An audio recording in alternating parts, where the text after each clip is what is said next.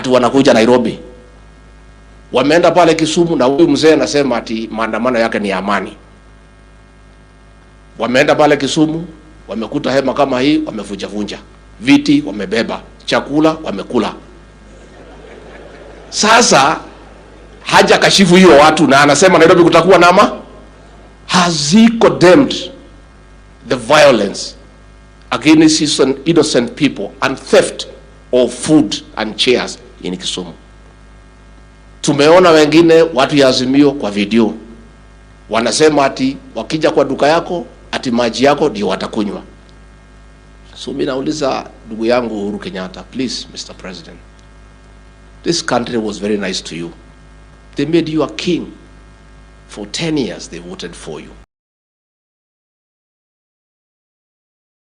Him, so that God can touch his heart to move away from the spirit of destruction and impunity. But we cannot. Hatuwezi sisi ati aruzie uoga. Ati wanasema ati mimi ndio nakataa. Mimi sikatai chochote. Ile mimi ninasema ati mtu aharibu mali ya watu ati ndio tuketi. Inawezekana? Ati aharibu mali ati ndio tumuite. Alifanya hivyo kwa Moi akaitwa. Akafanya hivyo kwa Kibaki akaitwa. Akafanya the same kwa Uhuru akaitwa. It will not happen again.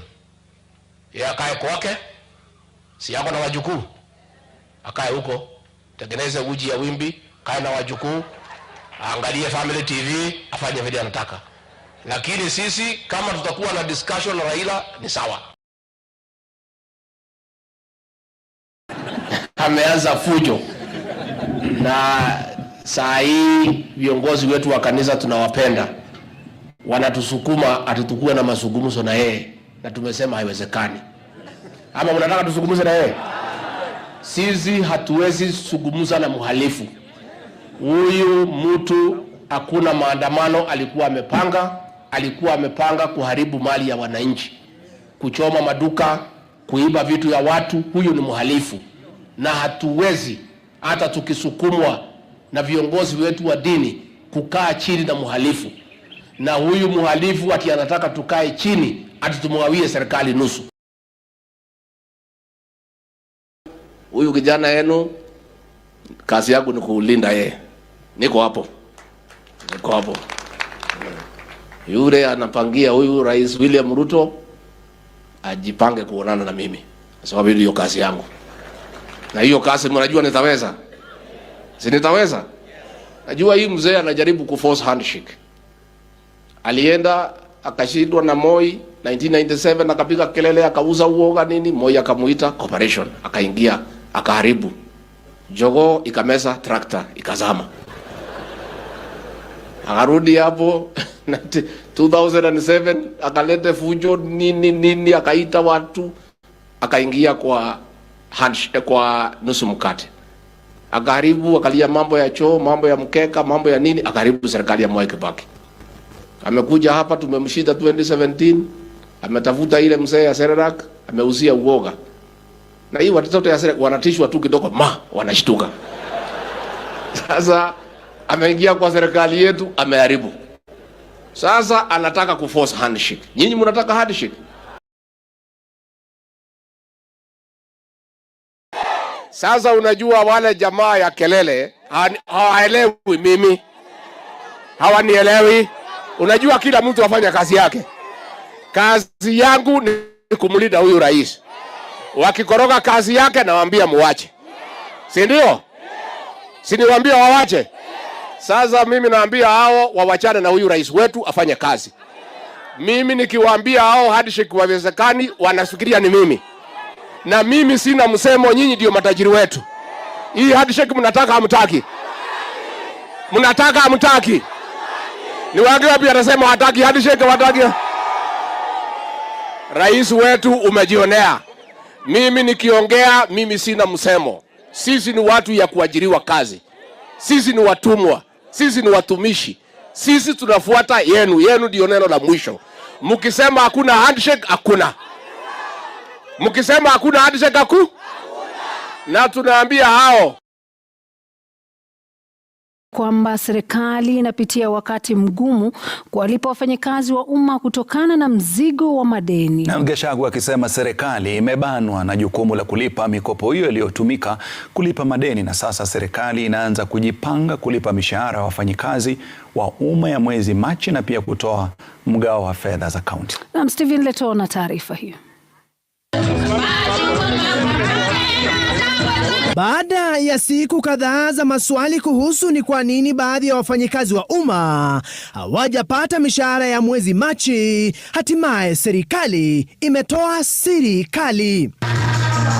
Naibu Rais Rigathi Gachagua ambaye alihudhuria ibada ya Jumapili kaunti ya Nyeri amefichua kuwa serikali haijawalipa wafanyikazi wake mishahara ya mwezi Machi, kwani serikali imekuwa ikitumia pesa kulipa mikopo iliyokoma. It is true we are having challenges in paying salaries. We are having challenges in giving money to governors because the handshake government ruined this economy. They borrowed money left, right, and center. And because we are a responsible government, we have to pay this money.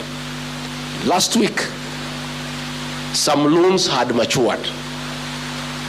And they have to be paid because we have obligations. Serikali inasema kuwa inazidi kukabiliana na madeni yanayochukua takriban 60% ya fedha kwenye kikapu cha umma. Whatever money we collect is what we spend. So what we had collected the last 2 weeks was sufficient to pay the loans we paid. What we are collecting to a handshake because it has happened before and it ruined this country. It is true we are having challenges in paying salaries. We are having challenges in giving money to governors because the handshake government ruined this economy. They borrowed money left, right, and center. And because we are responsible government, we have to pay this money. Last week, some loans had matured. And they have to be paid because we have obligations. Whatever money we collect is what we spend. So what we have collected the last 2 weeks was sufficient to pay the loans we paid. What we are collecting this week will pay the salaries and other requirements.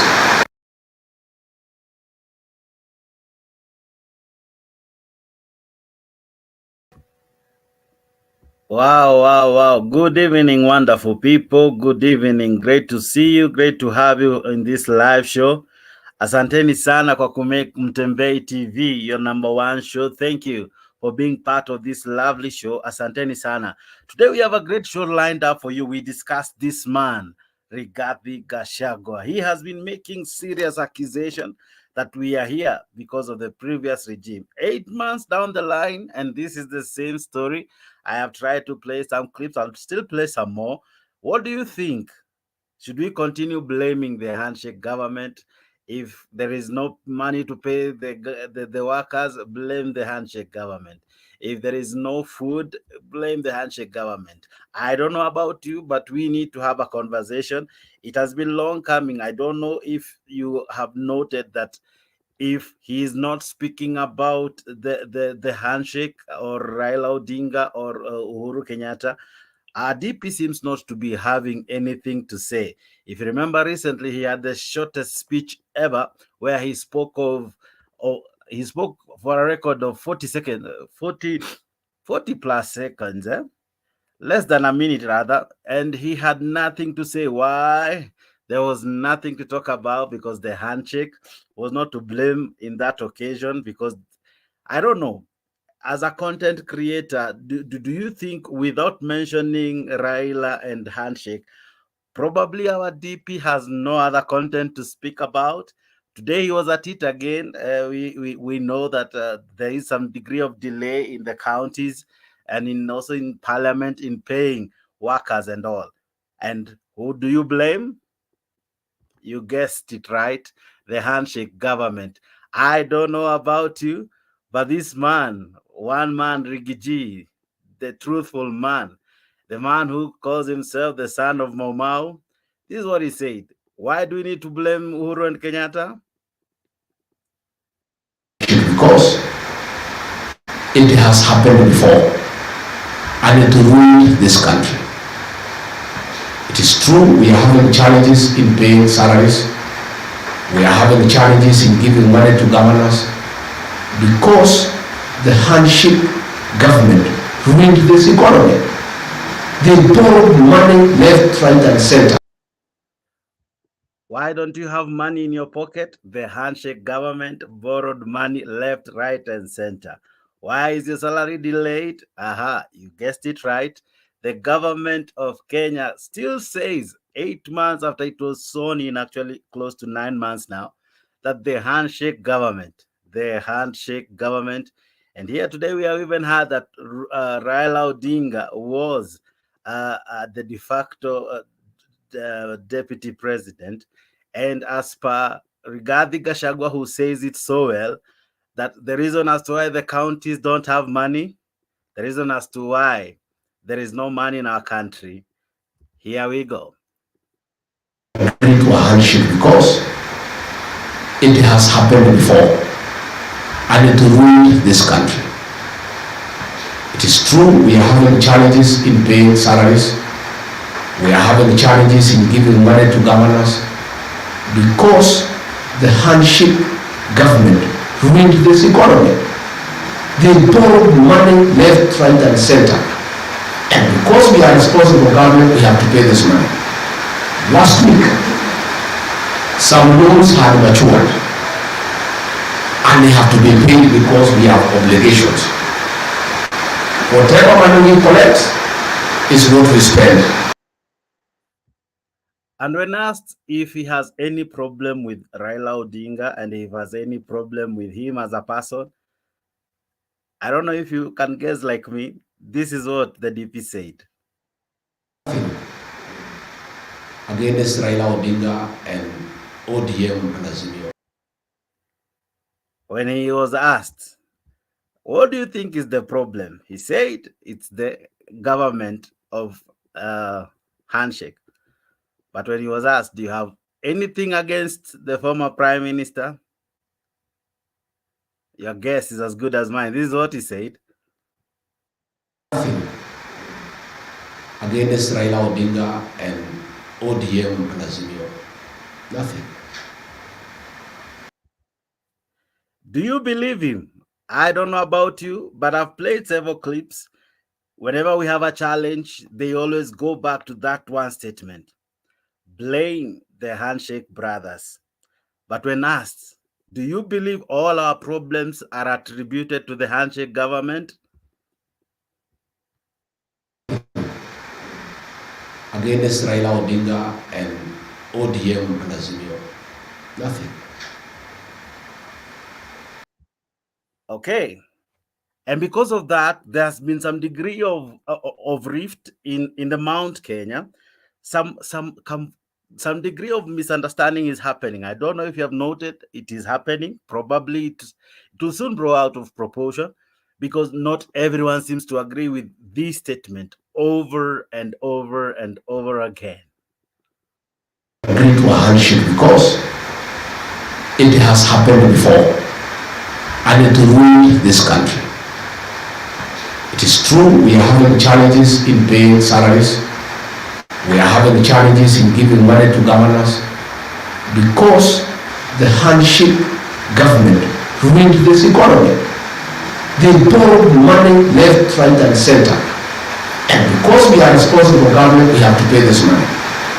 Last week, some loans had matured and they have to be paid because we have obligations. Whatever money we collect is what we spend. So what we have. And someone has asked me up in comment section, which mountain is on the Rambo? I want you to listen to this, even as I invite you to this great show. Gachagua ambaye kwa muda amekuwa akijiweka katika nafasi nzuri ya kumrithi rais mstaafu Uhuru Kenyatta kama mbabe wa Mlima Kenya, sasa huenda akapata upinzani kutoka kwa mbunge wa Kiharu Ndindi Nyoro. Nyoro ambaye mwaka jana alikuwa katika msururu wa uteuzi wa mgombea mwenza wa Rais William Ruto anapigiwa upato akitajwa kama chaguo bora. Je, Nyoro atampiku Gachagua na kuwa mbabe wa eneo la Mlima Kenya? Sine Chazima anadadisi. Karibu sana. Mwaka jana Nyoro alikuwepo katika kinyang'anyiro cha kuwa mgombea mwenza wa Rais William Ruto, ila Gachagua akampiku. Is one good gentleman, passionate leader of the present and the future. Samson Ndindi Nyoro. Utangulizi huu haukupata mashiko hadi hivi karibuni. Mara kwa mara, siasa si haba zinapigwa katika eneo la Mlima Kenya. Siasa hizi zinamlenga Ndindi na kumweka katika meza moja na naibu rais Rigathi Gachagua. Siku moja tuweze na sisi kumpata rais wa Jamhuri ya Kenya kutoka huku kwetu Murang'a. Na huyo jamaa yuko hapa pamoja nasi. Jina lake Ndindi Nyoro. Si wanamlima Kenya pekee wanaompigia debe Nyoro. Mimi akanikonfirm kwamba hiyo viatu kijana huyu ametoshea na ametoshea sawasawa. Na nyinyi msifikirie kuwa mnampenda peke yenu. Viongozi hawa wawili, Gachagua na Nyoro, hata hivyo wanajivunia kuwa na sikio la Rais Ruto. Mimi kazi yangu pale kwa ikulu ni hiyo. Ni kupanga hiyo laini. Nikiona wewe ulipanda na kutoa wewe nyuma napeleka wewe mbele. Nikiona wewe hukupanda na kutoa na kurudisha nyuma, ufanye nini? President akiitana anaanzia Dede Nyoro. Tukitafutanga network ya huko tunatafuta Dede Nyoro. Mnafikiria nani tunatafuta? Wachanganuzi wa siasa wanashikilia kuwa kuibuka kwa Ndindi Nyoro kunachangiwa na matamshi makali ya hapa na pale ya Gachagua. Wengine wananikashifu ati mimi nasema ati wale walipanda wavune kwanza. Iko makosa. Some of his remarks have been considered to be disruptive. Because of that, some people are looking at the possibility of seeing what other possibilities of future leadership does Mount Kenya have. Lakini kunao wanaomtaja Nyoro kama mchanga katika siasa. Nyinyi bado mko nyuma ya Rigathi Gachagua. Mnampenda kabisa. Mimi niseme hapa Mount Kenya kiongozi ni na tukimpea kiongozi wetu heshima, atapewa heshima hata national level. Mjadala huu wa ubabe wa Mlima Kenya unajiri wakati naibu rais Rigathi Gachagua anajikakamua kuwaleta pamoja viongozi wa Jubilee na UDA wa Mlima Kenya, pengine kutafuta uungwaji mkono kama mbabe wa eneo hili. We are also doing succession management and we are going to mentor our young leaders. And I want to encourage our young leaders to look ahead. And his hardliness. And people get irritated by who he is and how he speaks and the stuff he does. And I was analyzing him the other day and I tried to compare RG today and Ruto in the first term, 2013 to 2017. And as much as we have forgotten, you realize that the first term, William Ruto was also a very, very, very firm hardliner of Uhuru Kenyatta. So I've been just looking at Rigathi and why would somebody not really care with becoming a punching bag, a political punching bag for the media, for the opposition, to some extent, for most regions. I mean, when you listen to people, they're like kini Rigathi, kini Rigathi apana. And then I realized something. One, Rigathi understands his role. He's a deputy president. He's not the president. Neither is he a cabinet minister, neither is he a member of parliament. He's a deputy president. His role is to assist the president. What does that mean? It means he tends to do the hard, heavy lifting. So if there's something that needs to be said that president cannot say because of who he is and what role he occupies and the fact that he is supposed to be emblem of national unity, is supposed to be the essence of national unity, RG steps up and says it. If he thinks somebody is misbehaving, William Ruto might not be able to say it. RG steps up and says it.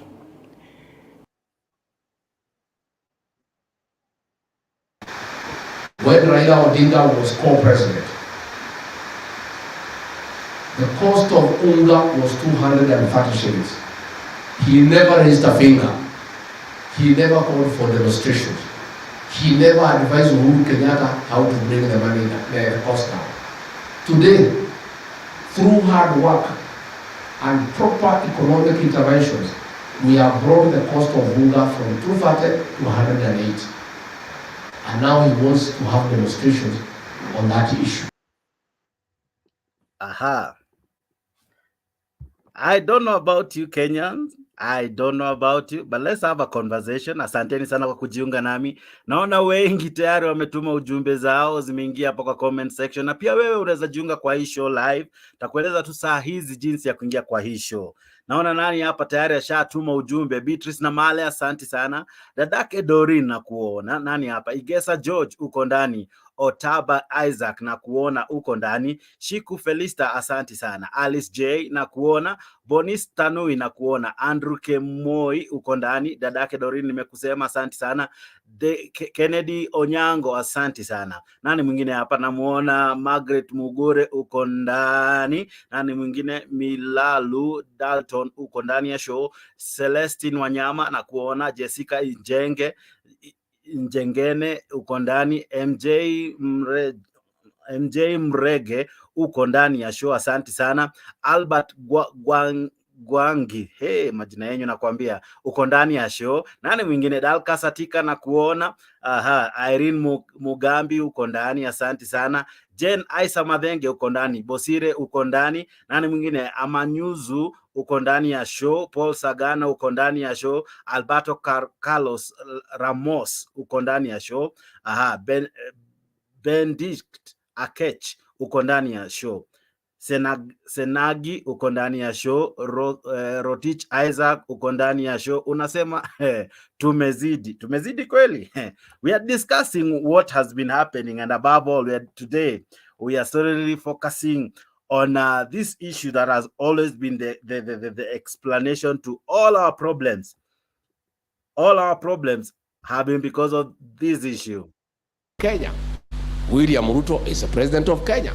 He cannot run away from those debts, although he did not incur them. And that is why these Mandamano people are very dishonest. During the Handshake arrangement, when Raila Odinga was co-president, the cost of unga was 230 shillings. He never raised a finger. He never called for demonstrations. He never advised Uhuru Kenyatta how to bring the money down, the cost down.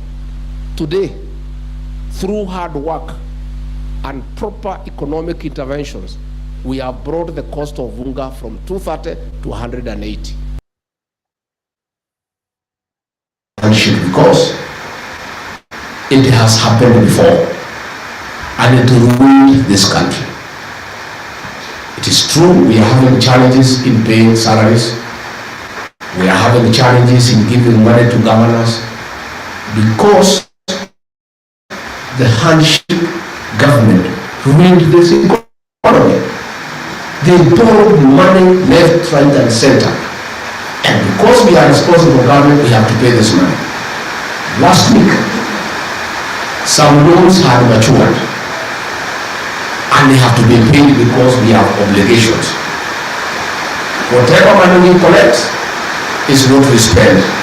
So what we have collected the last 2 weeks was sufficient to pay the loans we paid.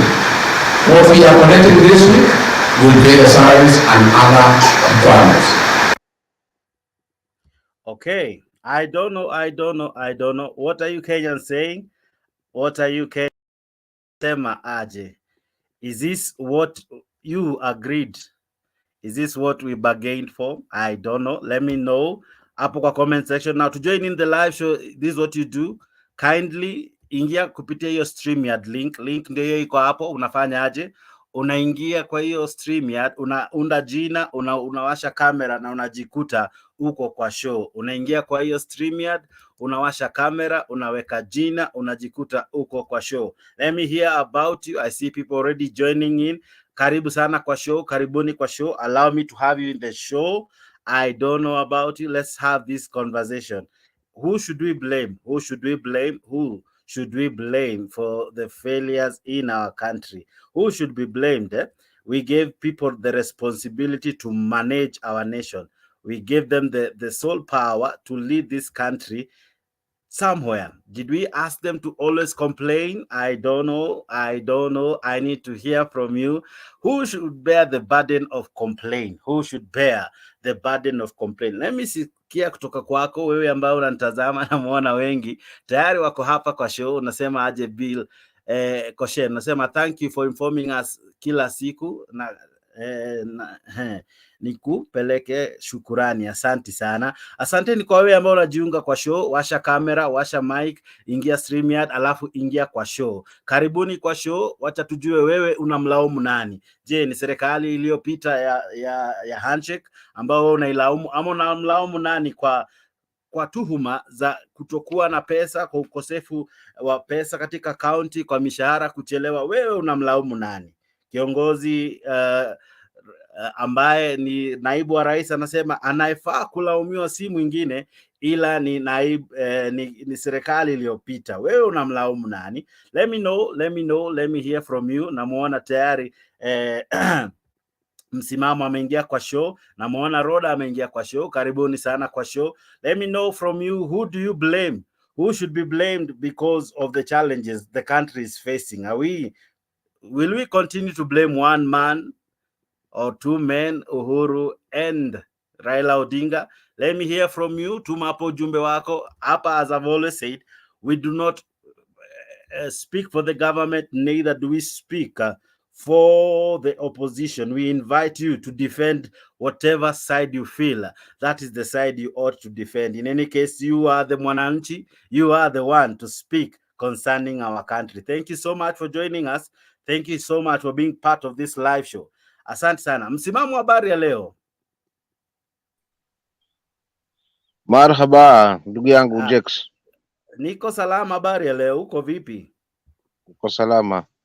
Aha, kaka, nasikia wanaopaswa kulaumiwa ni serikali iliyopita, manake walifuja pesa mingi, walikopa sana, hadi kwamba baada ya miezi 8 bado tu swala walilolifanya linachangia ukosefu wa pesa wa kulipa counties, ukosefu wa pesa wa kulipa mishahara. Maoni yako ni yapi?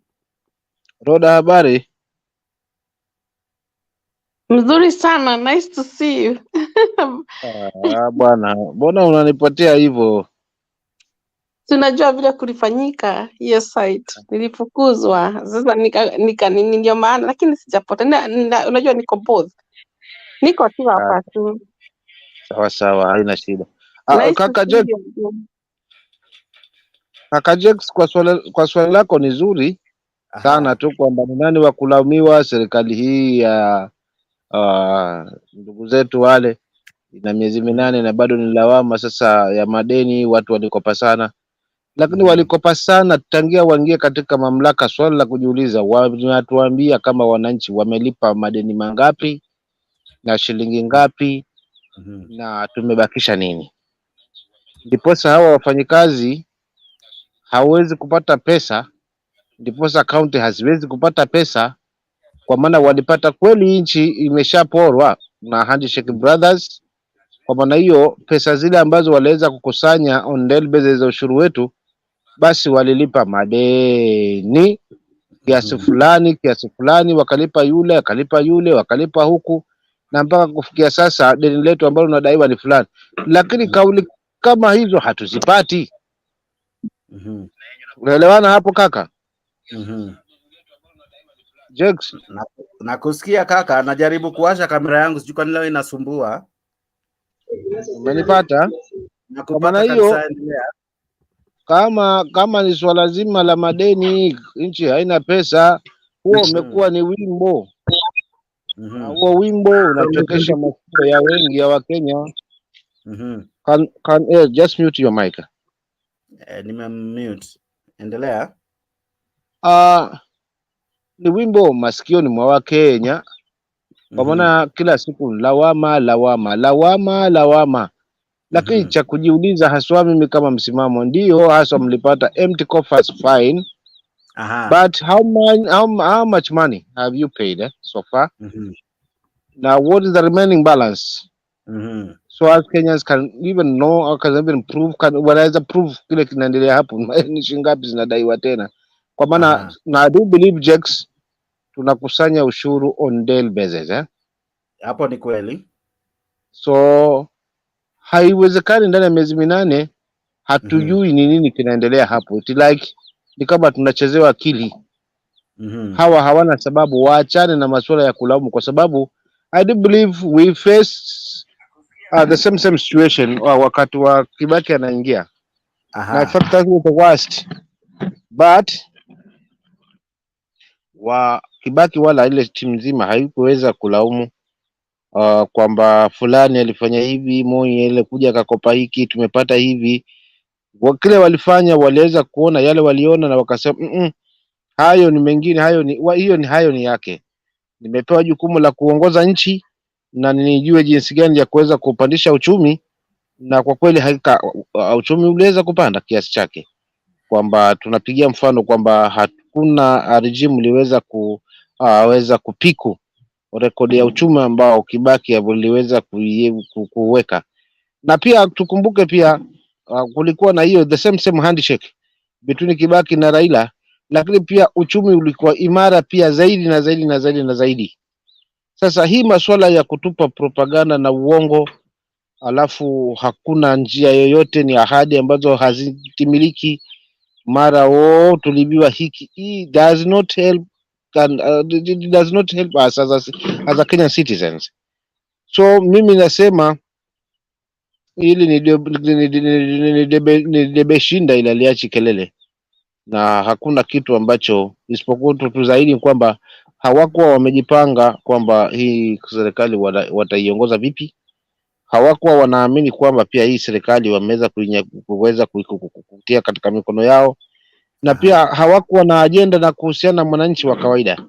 Mpaka sasa wameshikwa hofu gani na wamesahau kwamba nini kinamaliza pesa zao, kwamba haya matrip ya nje.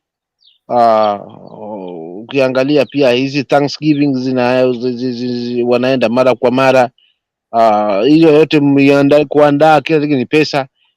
Masuala cabros kutiwa kwa setups kama unakumbuka, zote hizo ni pesa. Masuala na kugawana vyeo, kila mtu apate hakishi kwamba kila mtu ana kazi, hii yote ni pesa.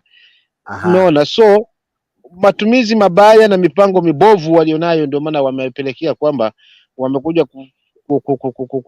kujipata walipo. Na pia isitoshe kawaida, unajua uwezi mtukana mamba kabla hujavuka mto, ndugu yangu Jex. Na hawa walitukana mamba wakiwa hawajavuka mto.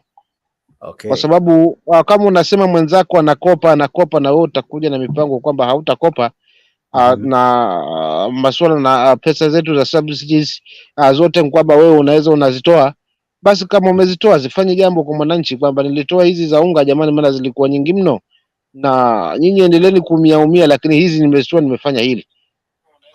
Kuna pesa hizi za kazi za vijana nazo niliziondoa, maana zilikuwa za hazina, ni za budget ambayo tumefanya hili.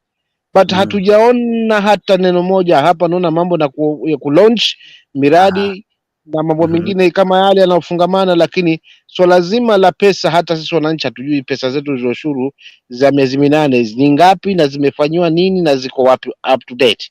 So ni mipango yao mibovu kaka, hakuna haja ya kulaumu mwingine. Wao ni ofisi ni yao, kazi ni yao, deputy ni yeye, na rais naye ni yeye na huyo mwingine. So wao wenyewe wanashindwa na kuliongoza taifa. Hakuna haja ya lawama hapa. Ni sawa. Naomba tu mniwe radhi, kamera yangu ina challenge na nang'ang'ana kutengeneza hapa tu nyuma ya studio. Lakini zaidi ya yote, wewe ambao unanitazama, karibu sana kwa show. Namuona Honorable Bundi Duncan uko ndani, Aden Duale uko ndani, na dadangu Roda uko ndani. Bundi, nani wa kulaumiwa? Na tafadhali kaka, kama unaweza... Wacha niongee first kwa sababu nimekuja mbele ya Bundi alafu nitaenda. One thing, unajua mimi siogopi Ruto. I will never fear Ruto. But one thing, Ruto he's a liar and he's a con man. Ruto amekuwa hiyo serikali hiyo imetoka na vile everything from a president was doing bills. He was there. Alikuwa na sign paper. Unaona? Sasa kwa nini, by the way, you know the way people in another country, Kenya people, you are very weak. How can you accept such kind of lies? How can you accept that kind of lies? Huyu jamaa alikuwa hiyo serikali, kila kitu akifanya alikuwa hapo. Alafu muna accept the lie. I don't believe that kind of lies for the Ruto. He tried to manipulate people and lies. Ukiwa hakuna pesa ni sawa, tufunge Kenya, iishe, sisi wote tukufe. Ama ni aje? Kuna siku unasema kukua kuna nini, kukuna wala nyuma. si watu wote wakufe, tufunge Kenya. Okay. Kwa sababu vile anafanya, it's not good the way he is doing. That is in kucheza nini, he wants people to be feared, and I know that's the work of the dictator people. Dictator people, they only try to fear. And I was asking God today, how comes people, they can accept such kind of regime? People like Mudavadi, they have been minister for a long time. People, Gachagua, he have been member of parliament. Why bad people they like bad? Why people they like evil people? It's better I die for the puberty. It's better I die for nothing. I better I go for grave for nothing. But to be such kind of the regime. Have you ever asked yourself why dictatorship people, they love them because they can pray for their own interests? Can you ask that question like Kenya? Why bad people they like? All those presidents, they have been all the mama president wote, kina Moi, kina Kibaki, hakuna mtu ameongea about economy, lakini Ruto all the time economy.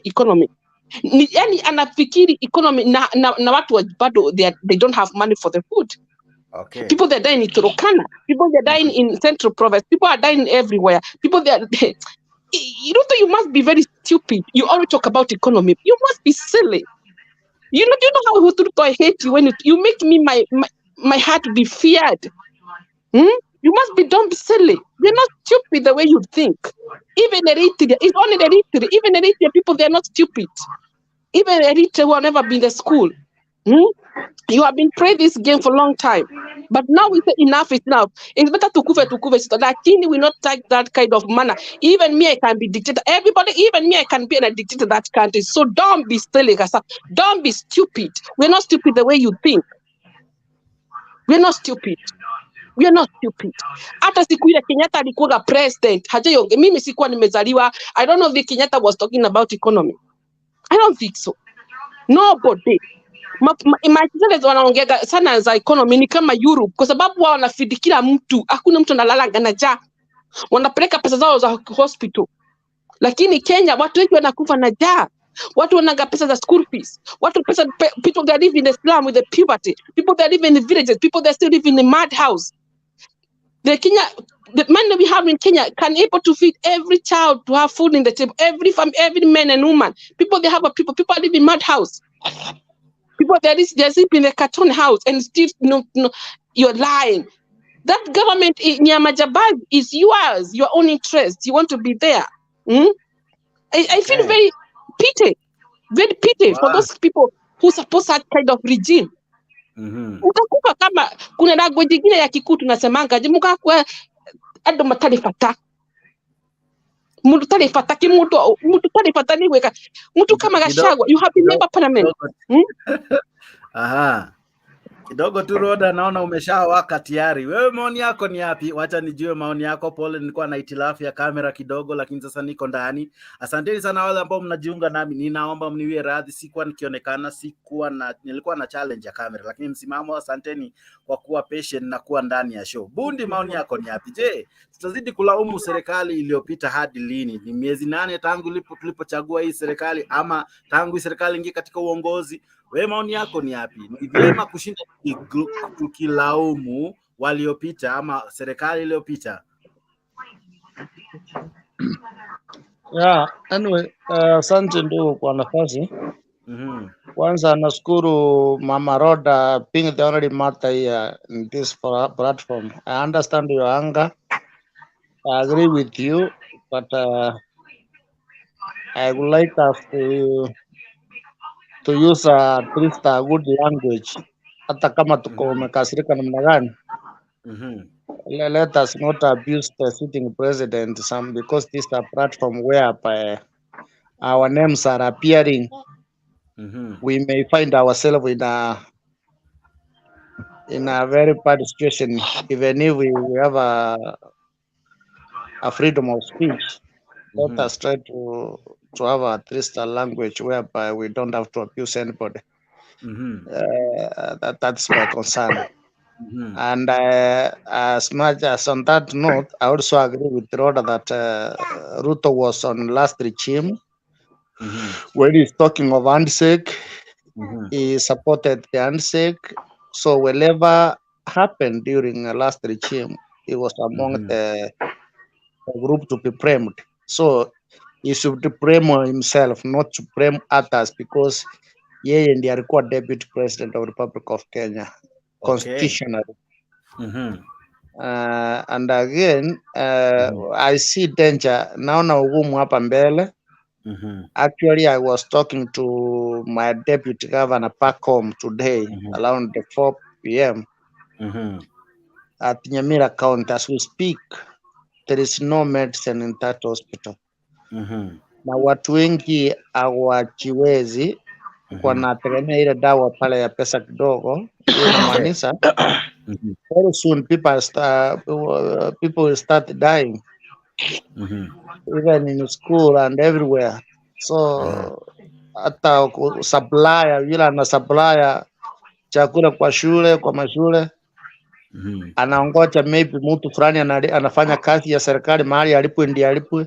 So things are going, vitu inaelekea kwa mbaya zaidi na zaidi. So kwa maoni yangu ya kipekee ni kwamba suluhisho itafutwe, na suluhisho kwangu inaanzia hapa. Ni nani anasimamia weka ushuru? Who is the chairman of Kenya Revenue? The chairman of Kenya Revenue is accused stealing over 140 something million by the name Mwaura. Vile serikali ya Ruto iliingia, walimtolea mashtaka na wakampatia hapo. You see now, hawakufika target even half of the amount which are supposed to be corrected. What about Central Bank? Central Bank Gasaredu was accused of 11 billion Kenya shillings. Aliondolewa mashtaka. Is the deputy governor of Central Bank and is likely to take over governor when Njuguna is retiring in mwezi wa sita. So you can tell where the country is going on. When you go to the Kenya Revenue, personally I have several friends who were hardly working. They were demoted. Others were stretched. Wengine wakaogopa wakaresign. So there is nothing happening in that house. Sasa hata usuru kufika ile kiwango inatakikana kufika, itakuwa ngumu. Kitu ngine ya mwisho, ukiangalia who were friends of Kenya Kwanza, the friends who wanted to make sure that Ruto has gotten the seat, ni wale watu ambao walikuwa na scandals na mambo ya usuru, e.g. likes of Keroche and others. So makesi yao wametolewa, and such cases is not going to go on. They are supporting the Kenya Kwanza, and now they are not going to pay taxes because they have been supporting the government. So that sympathy and so on and so forth, we expect even more worse, because what they are not paying, they are paying what they supported for.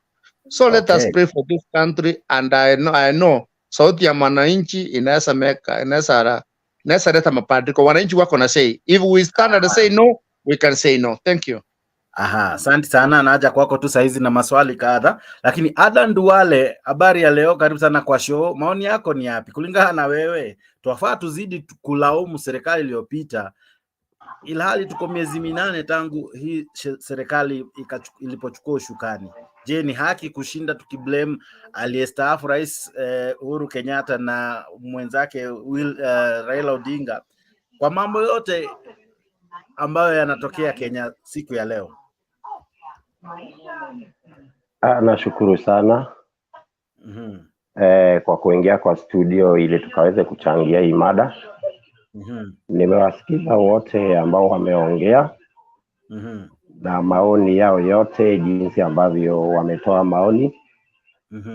Jambo la kwanza ya kwamba mtu akikosa kitu kwa ofisi ama ukiingia kazini na ukuta ya kwamba mambo imeharibika, ni lazima ujaribu kusettle the house, uiweke chini na ujue mkakati ya jinsi ambavyo utafanya ili faida ikaweze kupatikana. Okay. Hao watu ambao wananungunika ndiye manager, ndiye wanaongoza nchi, ndiye wanasema wako na usemi, na ndiye wanasema ya kwamba ndiye wale watu ambao ni shareholders. Okay. Na wakati ambapo mtu anasema yeye ni shareholder, anajua vizuri ya kwamba anafaa afanye nini ndiye kampuni ikaweze kusimama na iweze kuleta fedha. Okay. Bwana Ruto analalamika, Gachagua analalamika. Wote wanasema ya kwamba serikali iliyotoka waliweza kuiba pesa. Wote walikuwa kwa hiyo serikali. Maana Ruto was the deputy. Okay. Na Gachagua alikuwa ni MP kwa hiyo government moja tu yenye imetoka.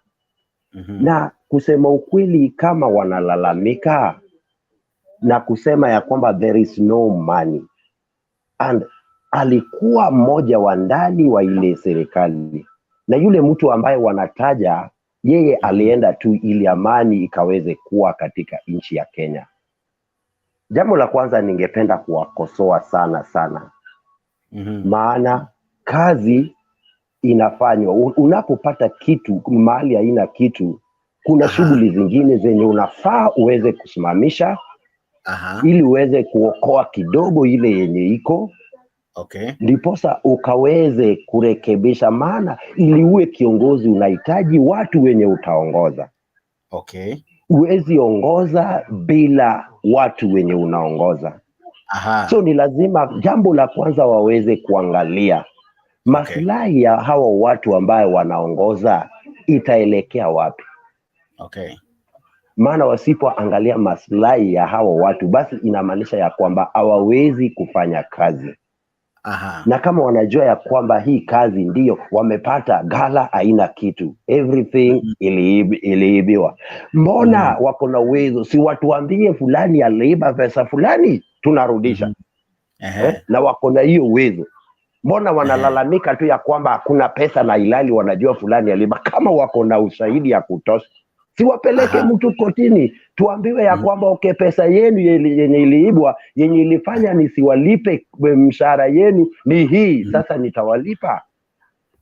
Unajua ni jambo ya kushangaza sana kusimama kwa podium na wewe ndiye unaongoza watu. Unafaa uambie ya kwamba okay, sasa nimeanza mkakati na mtulie, by next month pesa itakuwa imepatikana. By the way, ushuru inaokotwa daily.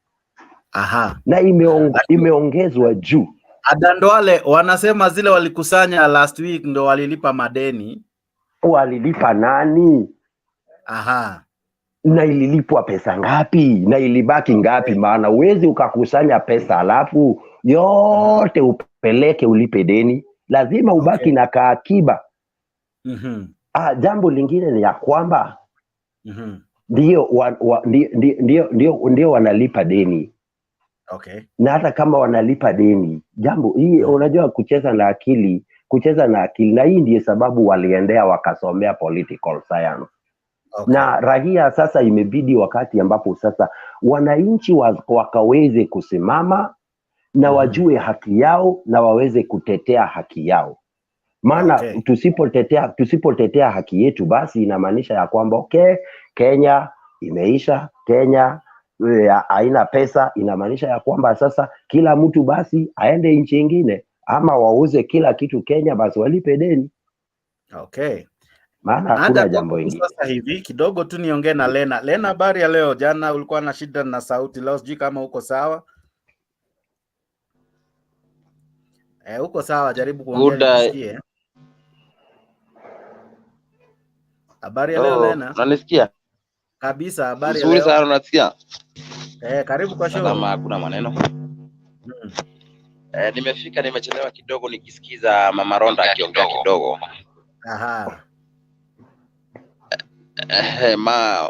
Manda ya leo ilikuwa ni Tunaongelea jinsi ambavyo tumemwona Rigathi Gachagua ambaye ni deputy president. Kila wakati kuna changamoto kama taifa, yeye husema serikali ambayo iliyopita ndio inafaa kulaumiwa. Tuliona juzi watu wakikosa mishahara ama mishahara ikichelewa na kaunti bado haijapata mgao wao, wakasema shida iko wapi? Tulaumu serikali ya Handshake. Wewe maoni yako ni yapi? Asante sana Bwana Jex. Leo nimeshangaa sana kusikia kila mwananchi hapo ana complain sana. Ile shinda umejiletea wewe mwenyewe na utatoa wewe mwenyewe. Kwanza kabisa, Madam Ronda, I just sympathize and be empathetic on you please. Sababu you don't expect a government ikuje wajengee manyumba. Kitu ya pili, tunajua Turkana Marsabit huko kuna njaa. We know their lifestyle, how they feel, but the government should take care of them. Mambo ya serikali, kusema kweli serikali haina pesa. Serikali haina pesa. And this money ilitumika wakati the current president and the former president were in power. They went ahead wakachukua a lot of loans. Na yote haikutumika kwa maendeleo, ile itatoa faida kwa Wakenya, alafu kurudisha pesa. Mambo ikaharibika wakati tuliundia hii uchaguzi ya 2017. That election costed us a lot of money, which was not even the revenue itself, but the amount of money tulikuwa tumechukua kama zile maloni za nje. Ikakuja 2018, they went on a handshake, whereby the person who is supposed to supervise the government ameingia kwa serikali. There is nothing the government itafanya, wakatai kufuatilia.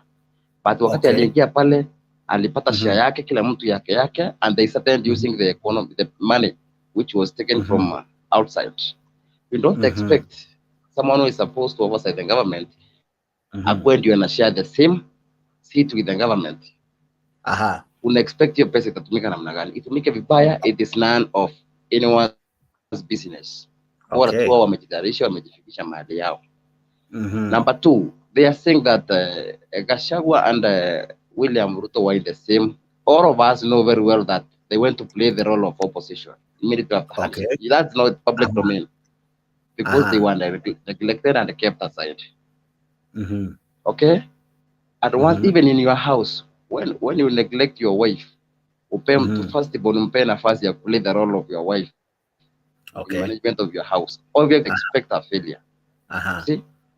Now, we don't need to kuongea sana kuhusu the economy. Yes, is bad, but they have to come a way of handling issues zile zitaleta faida na zilete pesa kila mtu apate. In parliament there is double speak. You don't know who is paid and who is not paid. The other day I understand the minority whip alisema he has not received his salary. The money the majority tweeted back. He said that he go and looks at his bank account. Maybe he has some loans that the regime was like that. Now, who are you going to believe if the parliament itself is playing its own self? Sisi wananchi tunaongea kuhusu nini? What are we going to say? He amesema hajalipo, could be their selective payment. Kunaweza kuwa selective payment. I think. Lakini Rigathi Gachagua leo alikubali akasema ni Rigathi Gachagua leo alikubali akasema ni kweli hawajalipa mishahara ama mishahara ilichelewa, na akapeana sababu ambazo zilisababisha ni ya kuwa serikali iliyopita ilikopa sana, hivyo basi walikuwa wanalipa madeni. Serikali iliyopita ilipora sana, hivyo basi hakukuwa na pesa kwa coffers. So those are the things ambazo probably kama wewe Mkenya unaona kama kwamba those are the things we should keep on listening to. No, Jack, those are things I'm saying they should find a way of bringing up the economy. Not all the time they're talking about the economy. Let them go and allocate themselves a way that they can handle, tupate pesa na maisha iteremke chini kidogo. Ukiishi kutuambia tu tutafanya nini, ukiishi kutuambia. That's the only problem with which is there. But as we talk, there is no money. Hakuna pesa yote iko. The money was misused to drive some political agenda which haikuwa na maana yoyote. Number 2, kuna kitu kingine, angalia during the inheritance of Kibaki. Kibaki inherited a country where there was no money. In 3 years, he was able to revive the economy of the country at a certain percentage. Why are these people complaining why that is this government not able to pick up even after 8 months in office? Jakes, you cannot start a business and within 1 year you start experiencing a bulk of profit. This is 6 months from elections. You see, now let them give, let them, as you criticize the government, give the way of coming with a solution. That how what let us give them at least 1 year so that we can be able to criticize them. Let us listen to their budget of like their first budget, how they will carry it. Lakini mwaka wao umebakisha miezi 4 tu ujae 1 year. So what magic do you think will happen in 4 months time? In 4 months time, maybe we are expecting something either good or bad. We cannot predict on what will happen. We are not inside the government. We are not even supporting that government, but realistic. Let us hope for the best instead of fighting one another. And we are, in any case, he is going to serve for his 5 years. Spend it. Okay. Yes, that's the way to go. The other thing. Let me finish kidogo. Why, as we talk about the economy and pricing, why are we not asking ourselves, where was the money? Where did the money went? Which was withdrawn at 26 minutes from the treasury? Where does that money ilienda wapi? 4 days to election. What was this used for? Kwa nini mpaka saa hii we are just fighting the government ambayo ilifichua maneno ikasema there is some money which was withdrawn without knowing its use, na ikaenda ikatumika mahali pengine ambayo haijulikani. Ukijaribu kuguza hivyo the same people are criticizing the government that money hakuna are the ones wanasema you are fighting someone who was there. I don't want to hear this double speak from people. That's why nasema sasa zingine let us listen together as a nation. Tuache kuwekeana lawama because hatuta sawa sawa. Okay. Ayumba sijui kama unakubaliana na Lena ya kuwa kwanza labda ni mapema sana kulaumu hii serikali, lakini leo kiongozi wa wa taifa ambaye ni deputy president amekuja kimasomaso akasema wakulaumiwa ni Raila Odinga na Uhuru Kenyatta sababu salamu zao zilifanya taifa likapoteza pesa mingi na wakakuta hakukuwa na chochote kwa coffers. Wewe maoni yako ni nani? Nani anafaa kulaumiwa kwa kuchelewesha kwa kulipa mishahara na mengine mengi? Unajua Mr. Chairman. Kwanza wacha niwasalimie katika jina la Yesu Kristo. Salama sana, habari leo? Mzuri sana. Unajua mimi saa zingine huwa nasikiza panelist vile wanaongea. You know, some people speak as if they have just arrived from heaven to today to come to Kenya. Because when you are telling us that we need to give these people time, who was there in that government? Ruto was a deputy president. Okay. Now, why are you telling us when Ruto was coming out to tell people that he will put 100 billion to Mama Mboga, 50 billion to Boda Boda? He was very sure that he was going to get money somewhere, or he was going to recover the economy. Okay. Right?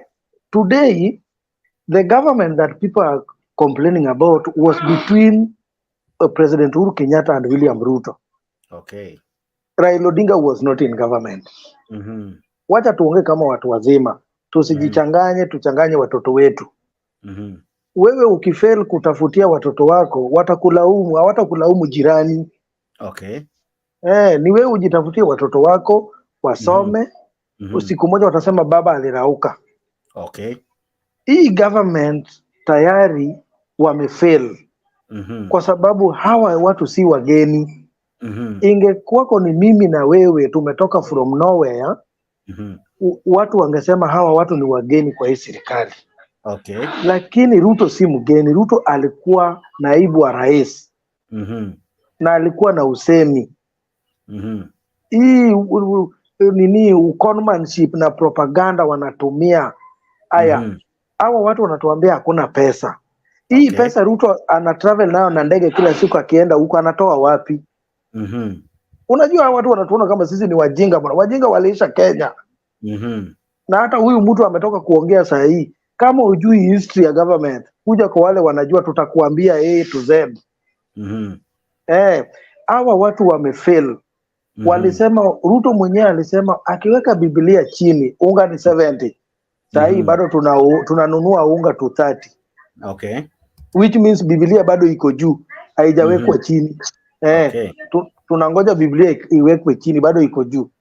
So maoni yangu mimi nasema hivi. Number one, Gachagua yeye hata kitoka chooni ni Raila. Akiwa kanisani ni Raila. Akiwa juu ya gari ni Raila.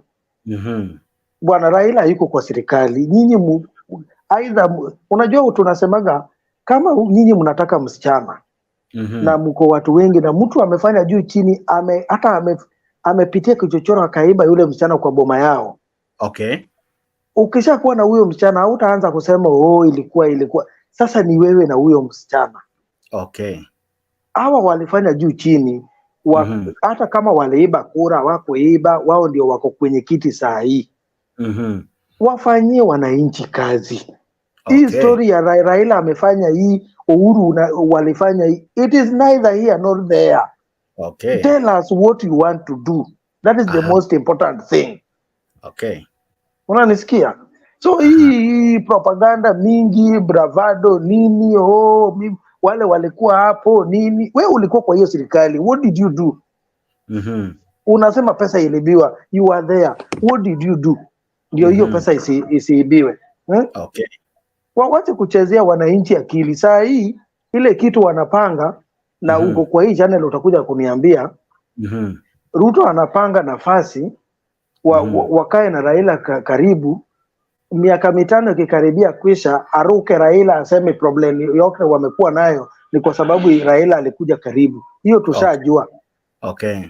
So watupatie break bwana. Kama wameshindwa na kazi, wananchi wajionee. Hatutaki mambo yanaenda rudi, ulaumu. Uhuru Kenyatta leo hata umeona yuko kanisani, amenona hata hizo vitu mkisema anawaangalia tu. Kwa sababu anajua hii ni propaganda. Wewe ulikuwa na mimi, ukanikimbia, ukaanza kunipiga vita, baadaye unarudi kusema pesa tuliiba. Wewe ulikuwa kwa hiyo serikali. Kama watu wanakuwa accountable, you will be accountable. Asante sana pia wewe ambaye unanitazama live, wewe ambaye unatuma ujumbe wako. Naona ujumbe zinaingia kwa wingi haraka. I'm unable to keep up, but thank you for being part of this show. Thank you for making Mtembei the big channel that it is right now here in Kenya, the #1 live show where we allow you to come in and speak it as it is. Karibu sana kwa show. Asante sana kwa kujiunga nasi. Moses Mukoya, sijui maoni yako ni yapi? Wengi wamenena, lakini wewe kama mwananchi, wakulaumiwa ni nani? Je, tulifika hapa vipi? Ni serikali iliyopita ama hii serikali bado haijajua jinsi ya kumanage nchi?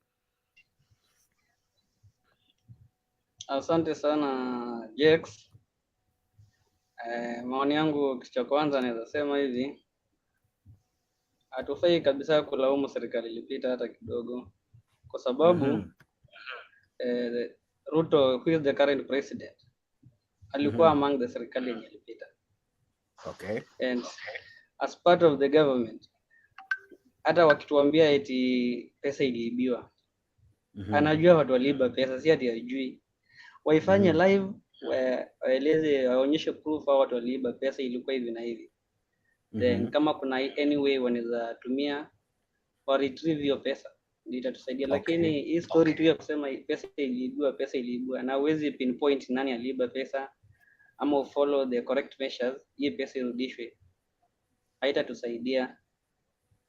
Then to add on the deputy president Gachagua, yeye kuna shida mahali. Unajua yeye anaropokwa, sijui ni kutumiwa ama ni atuelewa ku obsessed na power kidogo. Kwa sababu anaongea tu anything. Actually anafaa wamtafutie at least an advisor mwenye anaweza mguide, ajue ataongea nini. You actually as a country so shameful ukiangalia zile vitu anaongea. Okay. Thank you. Debbie, maoni yako ni yapi? Wakulaumiwa ni nani? Karibu sana kwa show. Siku nyingi sijakuona, lakini karibu leo, naona umejaja. Fasaka yako inakaa inapendeza, maana wewe ile furaha uko nayo sisemi mengi. Habari ya leo lakini? Habari ya leo ni poa. Aha. Unanisikiza leo? Leo nakusikia vizuri. Tutakuwaje convinced ati pesa iko kwa government kama 50 CS wanataka kukuwa sworn in, kama Mr. President mwenyewe anatembea na taxes za Wakenya all over, na kama siku hizi unasikia governors, their wives ni governors ama MPs or wherever wamefunguliwa maofisi. Okay. Hizo si ni pesa za Wakenya zinatakikana zifanye kazi. Kenya hatuko bankrupt, pesa iko, ni vile jamaa wana misuse pesa. The little that was there, hata kama Uhuru vyenye wana claim Uhuru na baba walikula pesa, but zile zilikuwa bado zilifanya tu kazi, lakini tunaona zinakuwa tu misused. Okay. Sababu ako tu na excuse moja, baba na Uhuru waliwacha coffers bila do, lakini do zilikuwa tu. Sasa sisi tunaona pesa government inakuwa tu misused. Tunaona tu na macho inakuwa misused. Okay. Yes. Asante sana. Naja tu kwako saa hizi na maswali, nataka kila mtu aweze kuwa na dakika kama moja hivi ya kuongea. Justro, vipi? Habari ya leo? Naona umeketi vigangari tayari kuchangia mada. Maoni yako ni yapi? Nani anafaa kulaumiwa? Ni serikali iliyopita ama ni serikali ambayo tayari na miezi kadhaa ya kuchukua ushuru ambayo imeshakusanya, lakini bado inasema pesa hizo hazitoshi? Maana yake pesa nyingi ni zile ambazo zilifujwa ama zikaporwa, na sasa hatuna chochote katika, wacha niseme, wallet ya serikali. Wewe unasema vipi? Asante sana kwa nafasi ambayo umenipa ndugu. Kitu ya kwanza nataka nikisema kwamba ukiwa umeoa mke wa kwanza na mke ameenda, umepata mke wa pili, uwezi kuanza kulaumu mke wa kwanza kwa sababu mko na huyu mke wa pili. Ila kile nataka kusema ni kwamba nakumbuka sana wakati tulikuwa wakati serikali ya Naki ilichukua uongozi mwaka wa 2002. Waliingia pale wakapata kukuweko na kitu hata kimoja. Lakini hakuna siku hata moja tuliweza kusikia Kibaki akisema kwamba hakuna kitu walichukua, ama debut wake mwenye alikuwa that time. Sasa tuko katika 2023 na serikali ambayo iliyoko sasa imechukua uongozi. Sioni kuna haja gani ambao ni kiongozi namba 2 katika nchi yetu ya Kenya kuingia makanisani kila wakati na kulaumu serikali iliyopita. Kama leo nimeona vizuri sana rais ambaye mstaafu, yeye alikuwa kanisani na unaona ako na afya yake na anafanya mambo yake. Kuna sababu gani ukiwa umechukua uongozi na ulikuwa unaambia Wakenya kwamba nikichukua uongozi na nikuweka Biblia chini, baada ya siku 100 unga itarudi chini? Sasa watakuwa tukiendelea hivi mpaka miaka 5 iishe, alafu tukifika miaka 5 ikifika wakati wa uchaguzi uchao, tuanze kusema kwamba sasa tulipata serikali ilikuwa imechukua pesa zote. Haya, rais ambaye yumo mamlakani sasa hivi ni rais alikuwa namba 2 kwa serikali iliyopita. Na tunakumbuka sana kama Wakenya, pesa ikichukuliwa ambao ni Eurobond. Hiyo pesa ilipochukuliwa tuliona hata serikali ambao ni opposition ikiuliza kuhusu hizo pesa vile zilitumika. Hakuna rekodi yoyote ambayo ishawahi peano kulingana na vile pesa zilitumika. Ndio hatustahili kulaumu sahihi. Lakini ili hadi ni kwamba baada ya kuweka Biblia chini na baada ya siku 100 sasa zimepita na bado tunaendelea kulaumu. Tutaraumu opposition ama tutaraumu handshake mpaka lini? Ukiingia kuongozi kama kiongozi, unachukua kazi, unaona marekebisho mahali penye inatakikana fanya marekebisho. Haya, kama mimi nimeiba unajua mimi kweli nilikuibia, uko na evidence ya kutosha kwamba uliipa, nichukue kotini ama niweze kurudisha pesa zenye nilifanya nini, niliipa ndio sifanya kazi. Mimi hayo tu ndio naweza sema kwamba namba 2, aache mambo ya kulaumu Raila kila wakati ama opposition leader kila wakati. Hamuna haja uendelee yeye, wakati waliingia kwanza walisema wafanye kazi yao ya oversight. Okay. Baada ya miezi 6 opposition imeanza kufanya kazi yao ya oversight. Kwa nini mwanze kulaumu kila wakati? Enda fanya kazi, wananchi wenyewe baada ya miaka 5 watajua ni kazi gani mmewafanyia. Hayo tu ndio nakana mimi. Okay. Sam Wanga, habari ya leo. Good to see you my brother. How are you? I'm fine, and happy Easter. First of all, happy Easter to all my fellow panelists, and happy Easter and blessings galore to the rest of the country. First things first. I believe strongly that we have 4 different kinds of animals.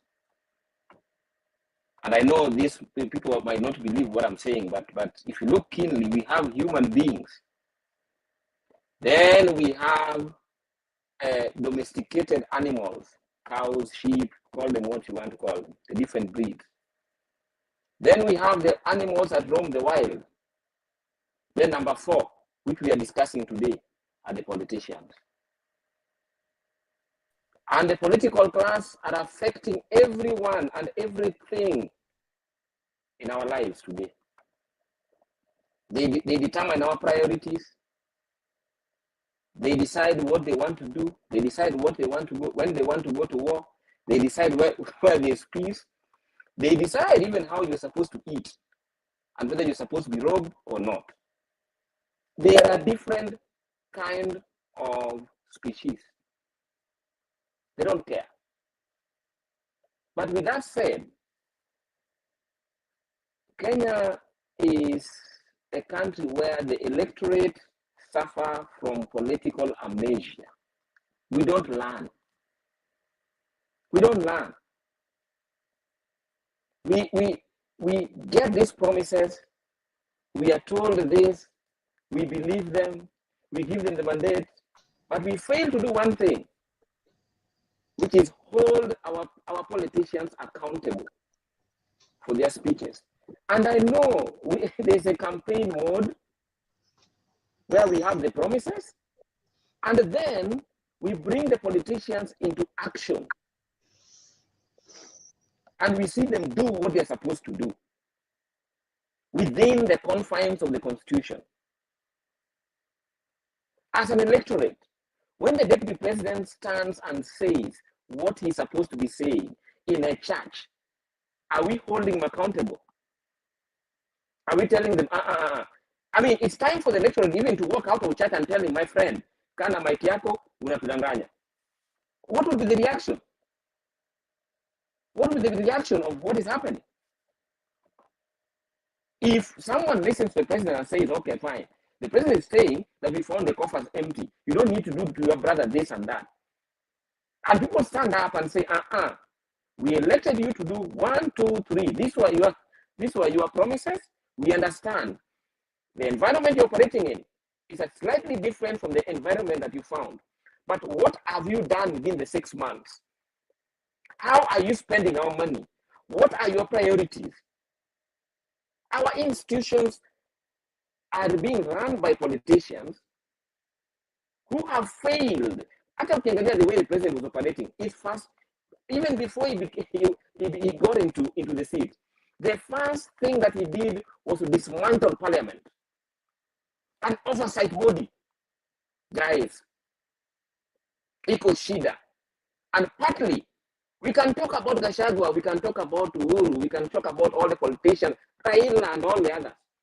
But we, as an electorate, have also failed ourselves. We have. We can't run away from them. The first thing, declared president-elect, the first thing he does is rush to parliament and buy people.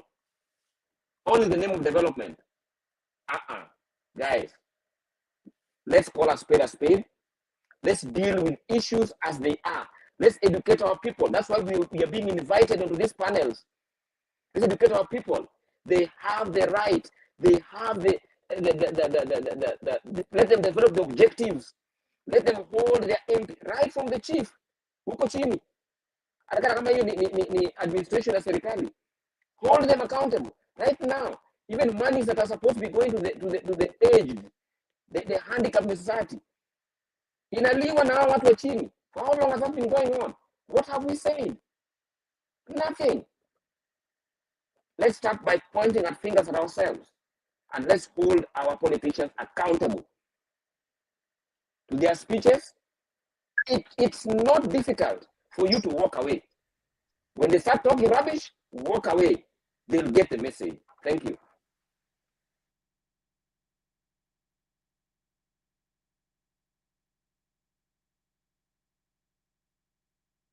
Oh my, sorry. Kenya Revolutionary, vipi habari ya leo? Umepotea kwa hii mtaa? Hope uko sawa? Mzuri iko sawa. Aha, maoni yako ni yapi? Gachagua leo amenena akasema wakulaumiwa ni serikali iliyopita. Wewe maoni yako ni vipi? Je, do we need to always blame the previous government even when it is we have a new government 8 months into power? What do you think, sir?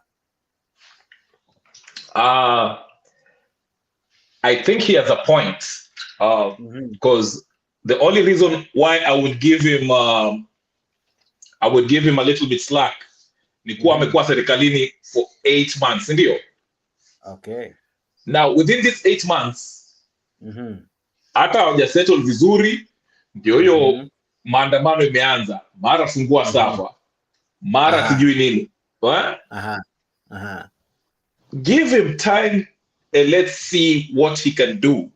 8 months, even a year, it's not enough to say, hey, we are, I mean, there's some things we can see, you know, we can tell if he's going to in a good direction or not. But to some point, the reason why I don't have a lot of hopes in Mr. Ruto's government is this. Like you say, we have to blame ourselves. But not only that, the bigger issue is these people have been getting away with this since the Kenyatta regime mpaka leo. Kenyatta 1, wacha Kenyatta huyu wa pili.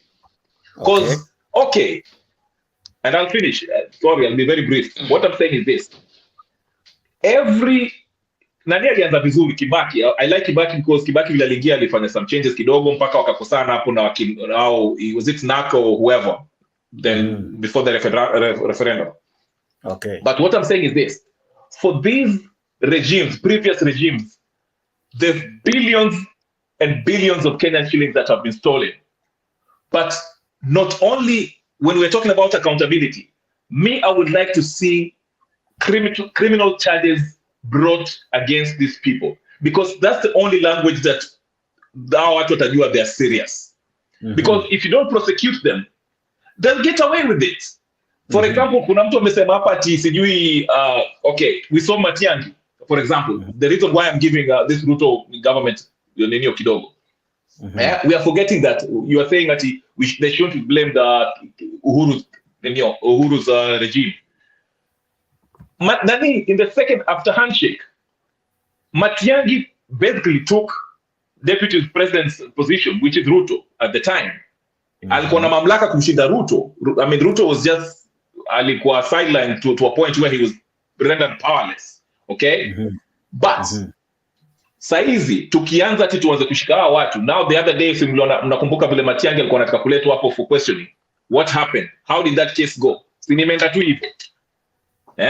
So how will we, the next regime ikiingia, hata kama ni Raila akiingia, do you honestly think ataleta hao watu wa the people who are in Ruto's government into account, meaning prosecuting them? Wale watu walikula pesa za nini za COVID kids, where are they? Why are they not being prosecuted?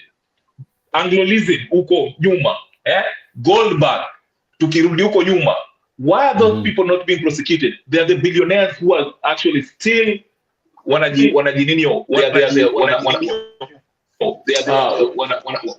evolving to be the present politicians today.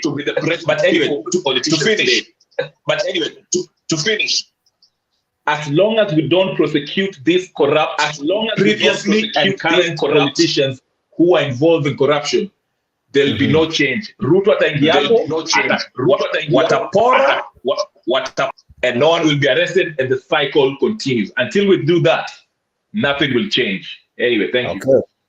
Okay, I'll be coming to you just now. Just don't go anywhere. I have a lot to ask you. Lakini namuona Ayumba uko na swali. Swali lako ni lipi kaka?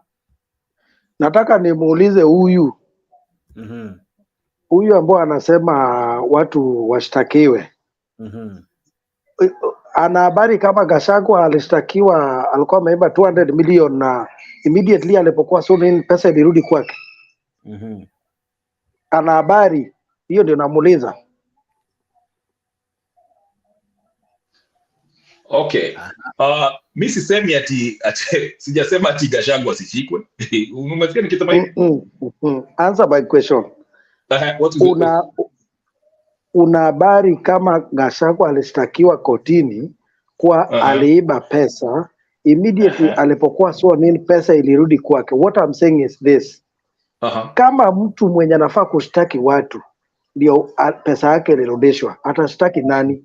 Atapeleka nani kotini? Swali mzuri hilo. Swali nzuri. So unaweza jibu hapo. Ndio maana nasema hivi, the institutions that are supposed to prosecute these people, for example, the judiciary, the prosecutor, maana ukishtakiwa, you have the right, unaweza kwenda kotini uangalie kama kuna evidence ambao unafaa kufungwa, unaona? Lakini shida ni kuwa, ndio nilikuwa nasema, if these institutions that are supposed to carry out this prosecution are compromised, then how are we going to bring these people to account? And umesema vizuri, kesi ililetwa, akakuwa vice president immediately, now he has power, hiyo kesi ikaisha hivyo.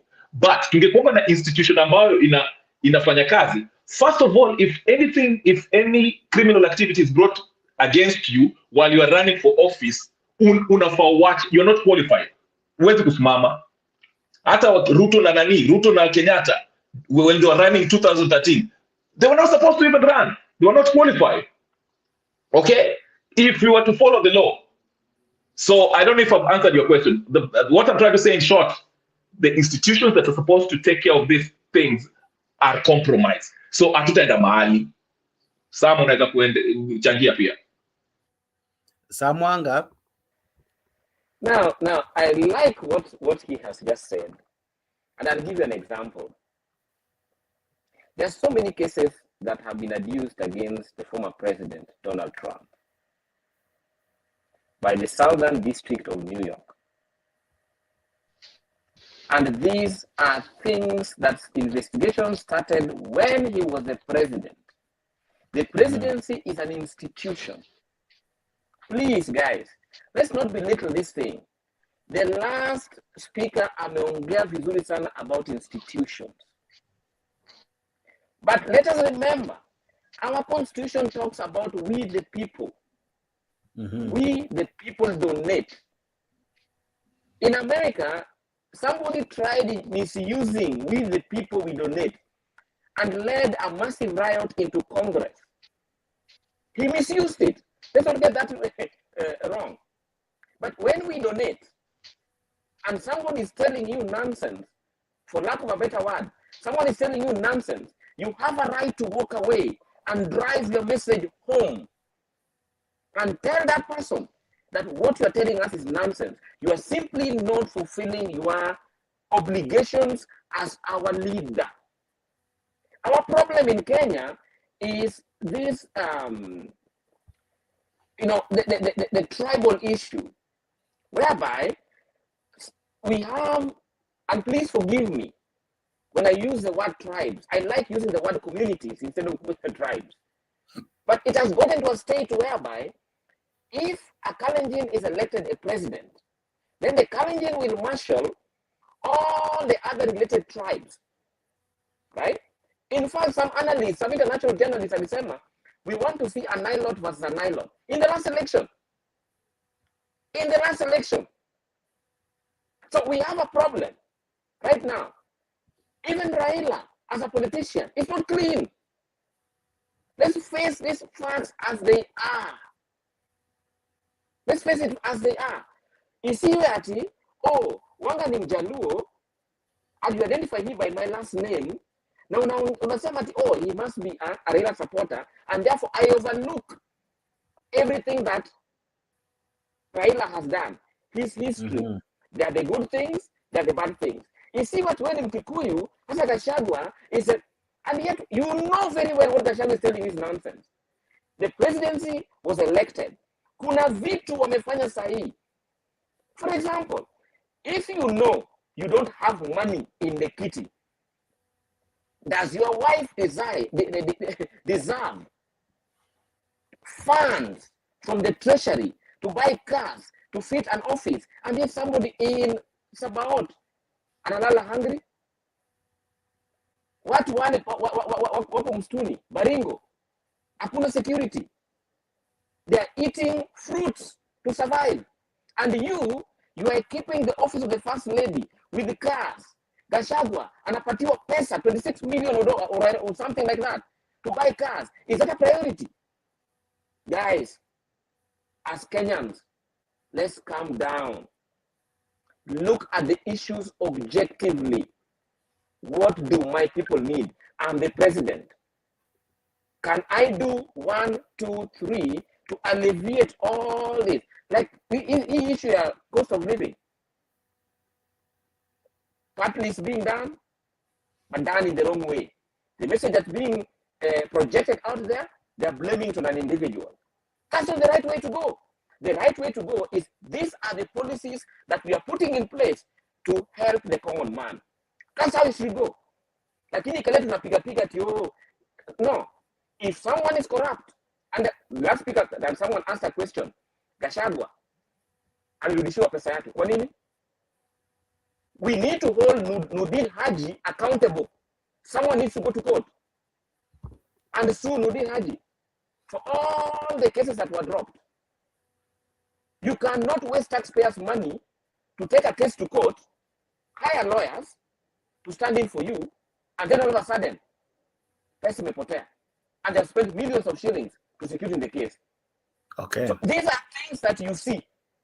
Tunaishi in Mars with Pluto. Ni wa Kenya.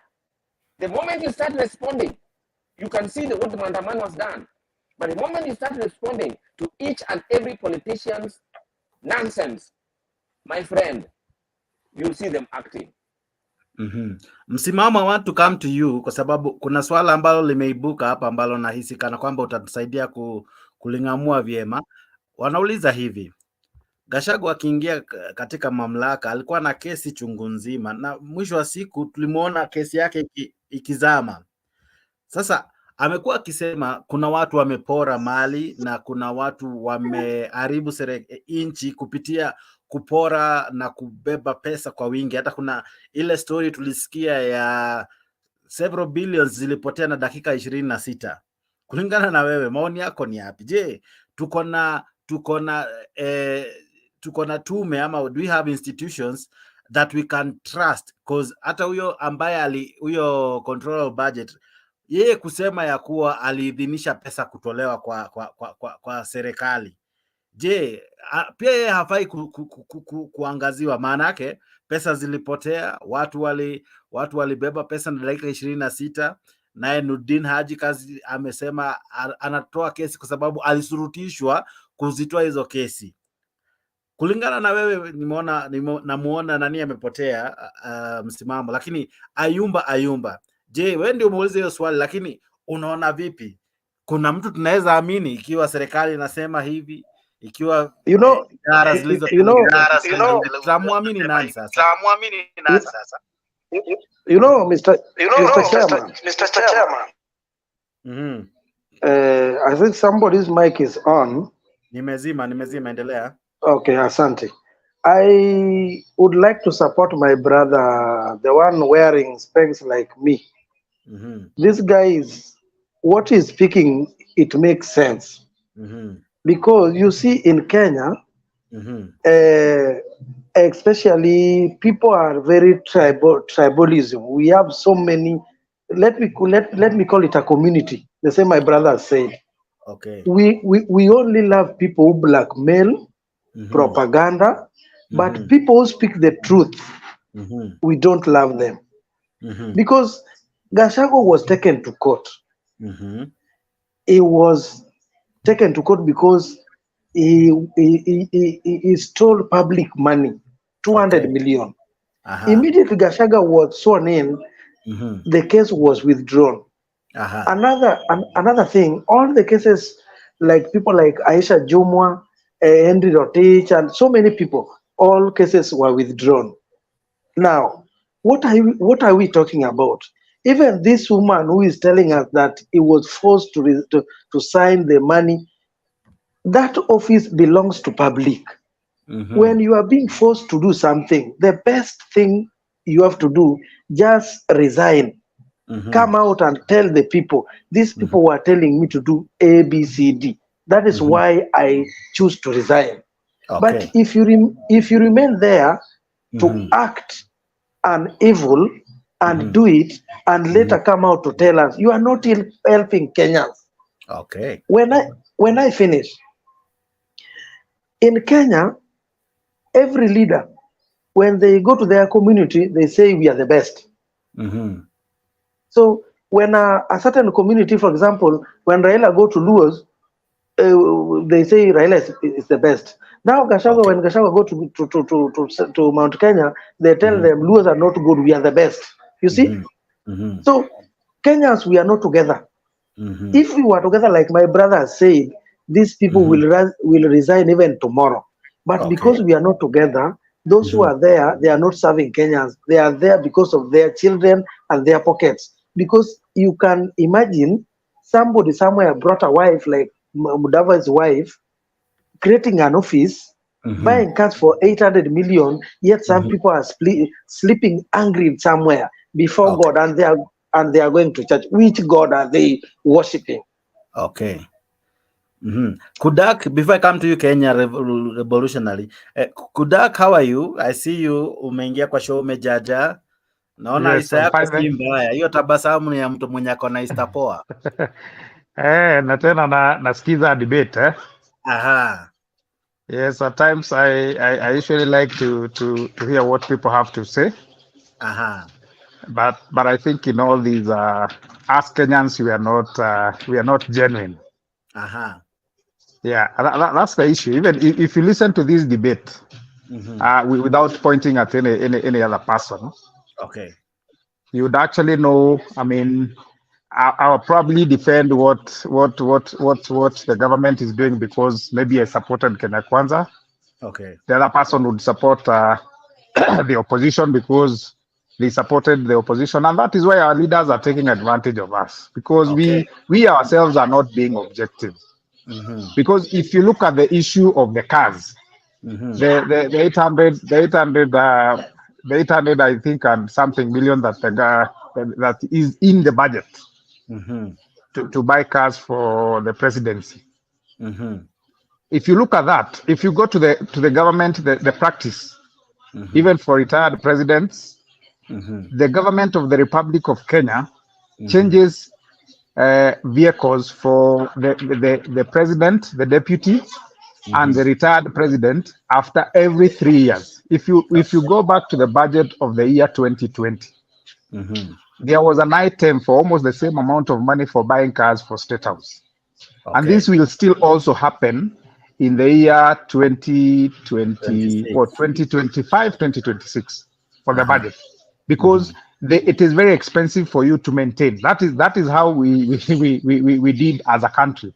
It is very hard for you to maintain a vehicle. That is what they say, a vehicle that is more than 3 years old. So what we need to do is to task you see, once we stop holding our in fact, most of these issues can be sorted out if we had a working parliament. Okay. We've never had a working parliament, I think, apart from the time Kibaki was president. We have not had a working parliament.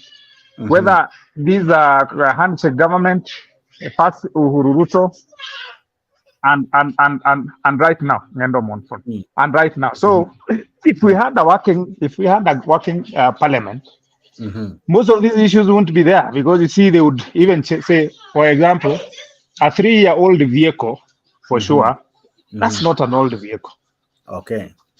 Yeah, you can even stretch our vehicles up to maybe about 6 years, and then we save the taxpayers money. But you see, why are people complaining about a practice that has been going on? If you go to Machakos, when Alfred Mutua had been taken to court, he had been taken to court because he had bought ambulances that were 5-6 years old. Okay. It is against the law. And if you look at the 850, those are about 34 vehicles. Because a vehicle is maybe the ones that they're buying are for 23, 24 million. If you look at the budget, if you look at the budget right now, the item for retired President Uhuru Muigai Kenyatta, it is 625 million. The one we have, the item we have.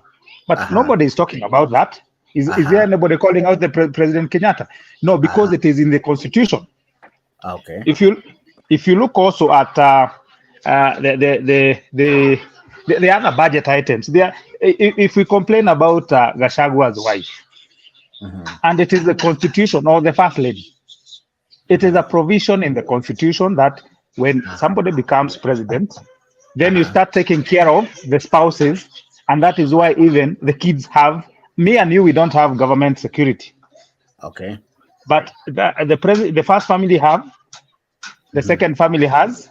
The only thing that I don't say it's now we can question is now creating like the office of the cabinet, prime cabinet secretary, or maybe say also we need also to go back to the constitution and talk about the spouses of the governors, because we have a lot of wastage, and I agree we have a lot of wastage, but we need to go back to the root cause and address the root cause.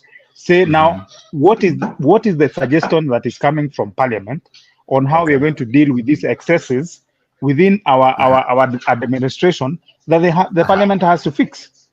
Okay. It is because you see, when the law says that you can only buy a new vehicle, you can only buy a new vehicle, even if that vehicle, and they actually specify, in fact, the CCs that you support, the vehicle capacity that you're supposed to buy for a retired president, for the current president, and for any other. So I think if some of these discussions we tackle them from the objective perspective, we be objective, because at the end of the day, this country is ours. You see, in fact, I thank you because you brought this Uhuru. 655. 655. These are actually 655 classrooms that we can do that for CBC. In fact, I tell people, and that is why I always say that Uhuru messed. This last time of Uhuru, he messed a lot of things, because you can imagine the amount of money that he used to do Uhuru Gardens and Uhuru Park. Okay. I'm told in some quarters it was close to about over 50 billion. We don't know where that money went to.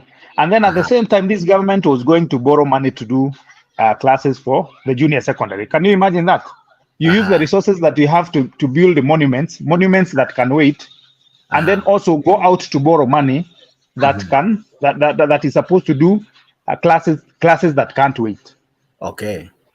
Yes. So I think if we have these discussions from an objective point and stop pointing fingers, then it is easier for us to go to what is wrong with the law, what is wrong with the regulations that we have, and then maybe now start addressing those issues, so that when somebody gets into power, I don't want to care who gets into power, whether it is this tribe or the other one.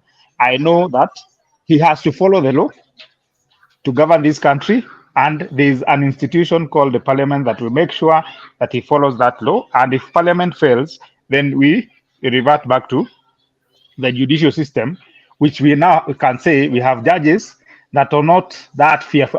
I mean, the last 2 or 3 years of the Uhuru administration, there was fear in the country. And that is why you would see even the control of budget. Because at times you get to a point, say, okay, I can't, this thing is too big, I can't fight it.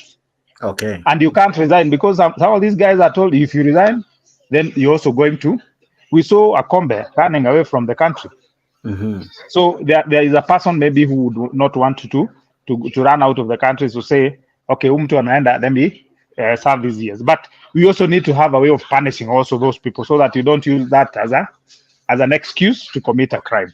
So I think let us be objective, and also let us start reading and going through the budgets so that you see it is not Gachagua who has requested 855 million. It is the parliament that has allocated, because even if the request came from the executive, they have the powers to cut that. And if he's required to be given new vehicles after every 3 years, whether 4 or 5 vehicles, then if it is 4 vehicles, you know that is 80 million that you're going to send to that office. Okay. I see people who have strong questions for you. I equally have one, but let me have them first ask you. I'll come to my question. Yeah, that's fine. I'm ready for the questions. Let me begin with who? I begin with and let us be objective. Let us be objective. Okay, we will, sir. Kenya Yes. Rebel. I will be very brief. I agree with most of what he's saying, and also what everyone mchangio kila mtu. But my thing is this: the dawa ya ukabila is in our institutions. The three. Okay, amepotea huyo Sami Wanga. But I think maybe if you give me a minute to respond to that. Okay. Do you know? I know for a fact, and most of you guys online can attest to that. There's actually no tribalism in Kenya. There's tribalism in politics. Right now, the friends that I'm a Kikuyu, yes. But if tomorrow I need some help, the first person that I call is a Luo. I have another friend who is a Kalenjin.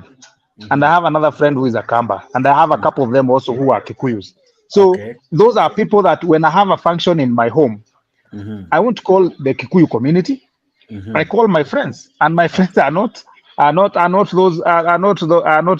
from the Kikuyu community. I have a Luo friend. I have a guy called Maxwell Oyugi. He's been my friend from 2001 when we are still in the university. So and he knows every function that I have, he attends. So I say there is no tribalism. Even you today, if you go to some of these places within the country, those guys, or if you today request for a Uber, do you check whether the guy coming, the guy who has accepted your request is a Luo or a guy from your tribe? No, you don't. You don't look at that. But that is a tool that politicians use to manage us.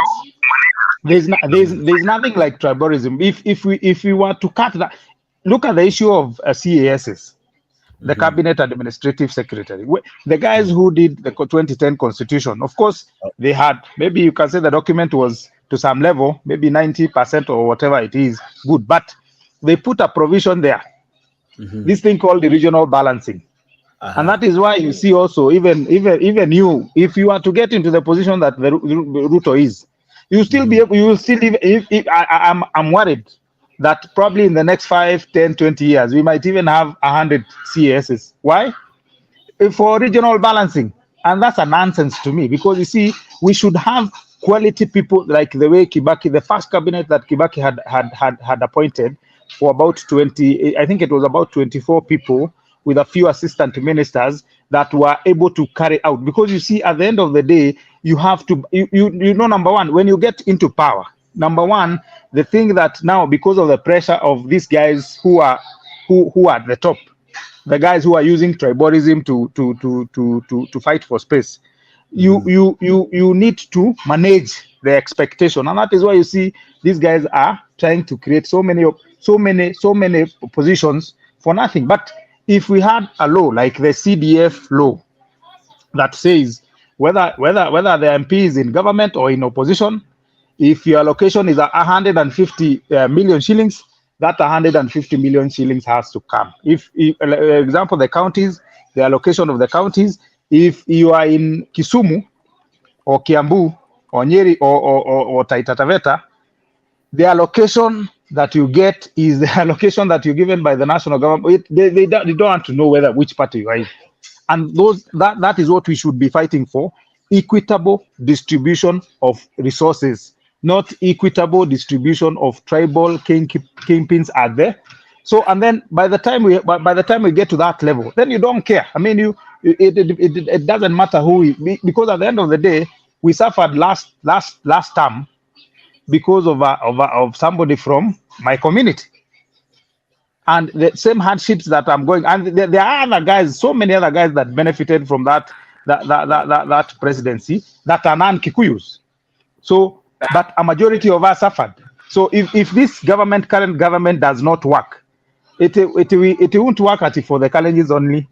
If it works, it will work for everybody. The same way it worked during Kibaki time, it worked for everybody within the country. And you could attest that during Kibaki's time, the roads were being done in central Kenya, roads were being done at the coast, roads were being done in Kisumu and all other parts of the country. But as long as we don't unite the guys at the lower level, and we know, because we are getting married. I mean, how many people are getting married to other tribes? Even 2007, I come from Nakuru. We still had Kikuyus, and 2008 Kikuyus marrying Kalenjins and vice versa, and there was a fight. So there is no tribalism in this country. The problem we have is tribalism in politics, and that's it. Yeah, you know, I like what the last speaker said. You started from a very good perspective, which is what I talked about. Policy, issues. Now tumewekewa hata picha ya 655 million. Very good. But now when the official leader in parliament, Kimani Chungwa, stands, remember you talked about policy, magari zilienda. When he stands on a political platform and says that they cutted away cars, there are no vehicles, is that not incitement? So well, and that is that. See, let me finish. When you were talking, I was very quiet. Now, yes. And I started off by saying, our problem is the fourth animal that I identified, the politician. The politician will switch everything, including policy, to suit the message at that particular time. Tribes are there. But when the politician, because whether you like it or not, the tribal factor is our identity. And we have coexisted. But when the politician decides to funnel, for example, Kikuyus against Kikuyus, and then you see what was happening in the Kenyatta's farm. That is the politician in action. That is what we as electorate should come out against. And that's why I started by blaming ourselves as electorate, as citizenry. What are our objectives? What should we do to counter these political moves? When you see people like Ichungwa doing what they are doing, and yet they know the policy. We know the policy, and we are still marshaled into those cocoons, and we carry machetes and are equipped with arms to go and do what they want us to do. Something is wrong with that picture. I don't disagree with you when you talk about policy. I don't disagree with you when you talk about institutions, but I disagree with you when you talk about politicians. Let us not allow politicians to run amok with our lives. When they promise and there's policy, it needs to be done. Kodaki, if you allow me, and I think there's a point that Wanga had. I think he had before I came online. I heard him talking about the policy and what. And I think the line I depart from him is when we start pointing fingers at people, because you see the issue of the invasion of the farm, the Kenyatta farm. It was not a Kikuyu versus Kikuyu. It is a farm owned by an individual who happened to be a former president, and some other individual Kenyans who had who committed criminal acts and taking advantage of the situation. Because you remember, Raila had said he was going to, they were going to invade State House. But that is why I'm talking about us, the people, being objective, because you see, politicians have captured the media. I can tell you, you cannot have a conversation like the one we are having right now if you are in this mainstream media, because they will cut you off. And that is what I'm saying. As long as we don't as a people unite and say, now I won't look at it. Ishongwa is one person in parliament. We have 290 elected single constituencies. We have 47 elected women reps. We have 12 nominated, and we have 47 elected senators, and we have another 20 nominated. That's one individual. But when we fall back to us versus them, and we forget, because you see, even this whole issue of the election and saying, oh, maneno za sawa na nini, that is a trick used by the political elite to cause confusion. So when they cause confusion, then they start now balancing. Because you see, Unga last year was 230.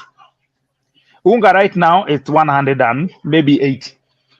There are people on the street saying Unga is too expensive. But the same people are not out in the street. If today the leader says, no, we are not going to the street, the Unga has not gone back to 100, but you are not protesting. You see, so the thing I'm saying is that we are being used. And then I want to tell Wanga, tribes are there, but we don't have tribalism at the lower level. I'm saying tribalism is at the top. And that is why you see people use that to justify. Oh, so mnaona mimi niliingia nikawaletea watu wenu, or something like that. But the way I'm suffering is the same way Wanga is suffering. Wanga, I don't know whether he's a Luo or a Luya, but I'm a Kikuyu. So, but if today we go to Quickmart with Wanga, and we pick a packet of unga, 5 liters of oil, and chumvi na nini, the same items. If we go to the cashier, if he's paying 2,000, I'm going to pay 2,000. And yeah, but the problem listen, Wanga, let me finish. The point. No, let me finish. And that is why we need to get to a point where we don't care who is in State House, because the time we stop caring that, we now start holding that person accountable. If you say that you're going to push, we are going to have subsidies for agricultural inputs, where are they? Is that fertilizer available? Yes or no? Higher. Is the seeds that we are getting, are they quality seeds or not? Yes or no? Do we have agricultural extension officers that are coming to even test the soil, see whether we need DAP, whether we need urea, or whether we need rime? Do we have them? No. Yes or no? So those people, we start now holding them accountable on an item by item by item, not about that, oh, this government is, everybody is represented. So if the Minister of Finance is a Kikuyu, how does it help me if that guy can't work? Oh, good question. Here's where the problem is.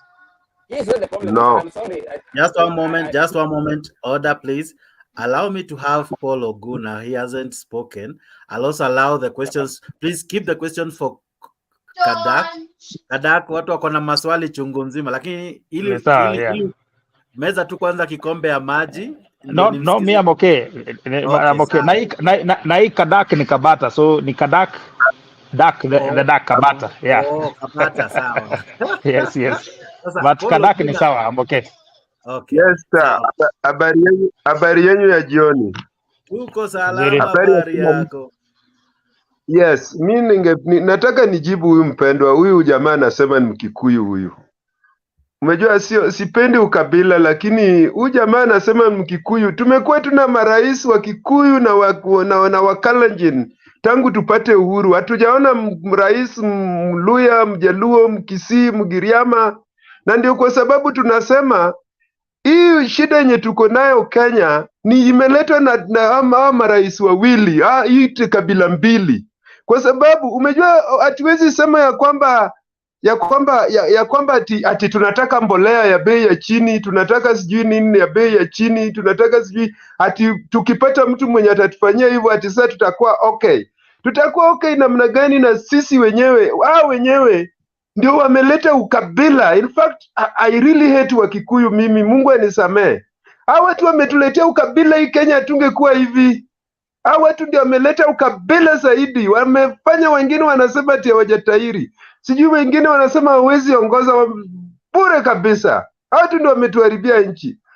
Hao kabila wengine tungekuwa in fact kama hao watu hawangekuwa rais, kama tungewahi kuwa na president Mkikuyu na president Mkalenjin, na tungekuwa na hizi shida tuko nazo Kenya. Lakini shida tuko nazo kwa sababu kabila mbili wanaona wao ndio Mungu aliwaumba, wengine hawakuumbwa. Wengine ni kama usijui walitoka sijui kwa shetani. Lakini sio mbaya kama tutamaliza ukabila Kenya.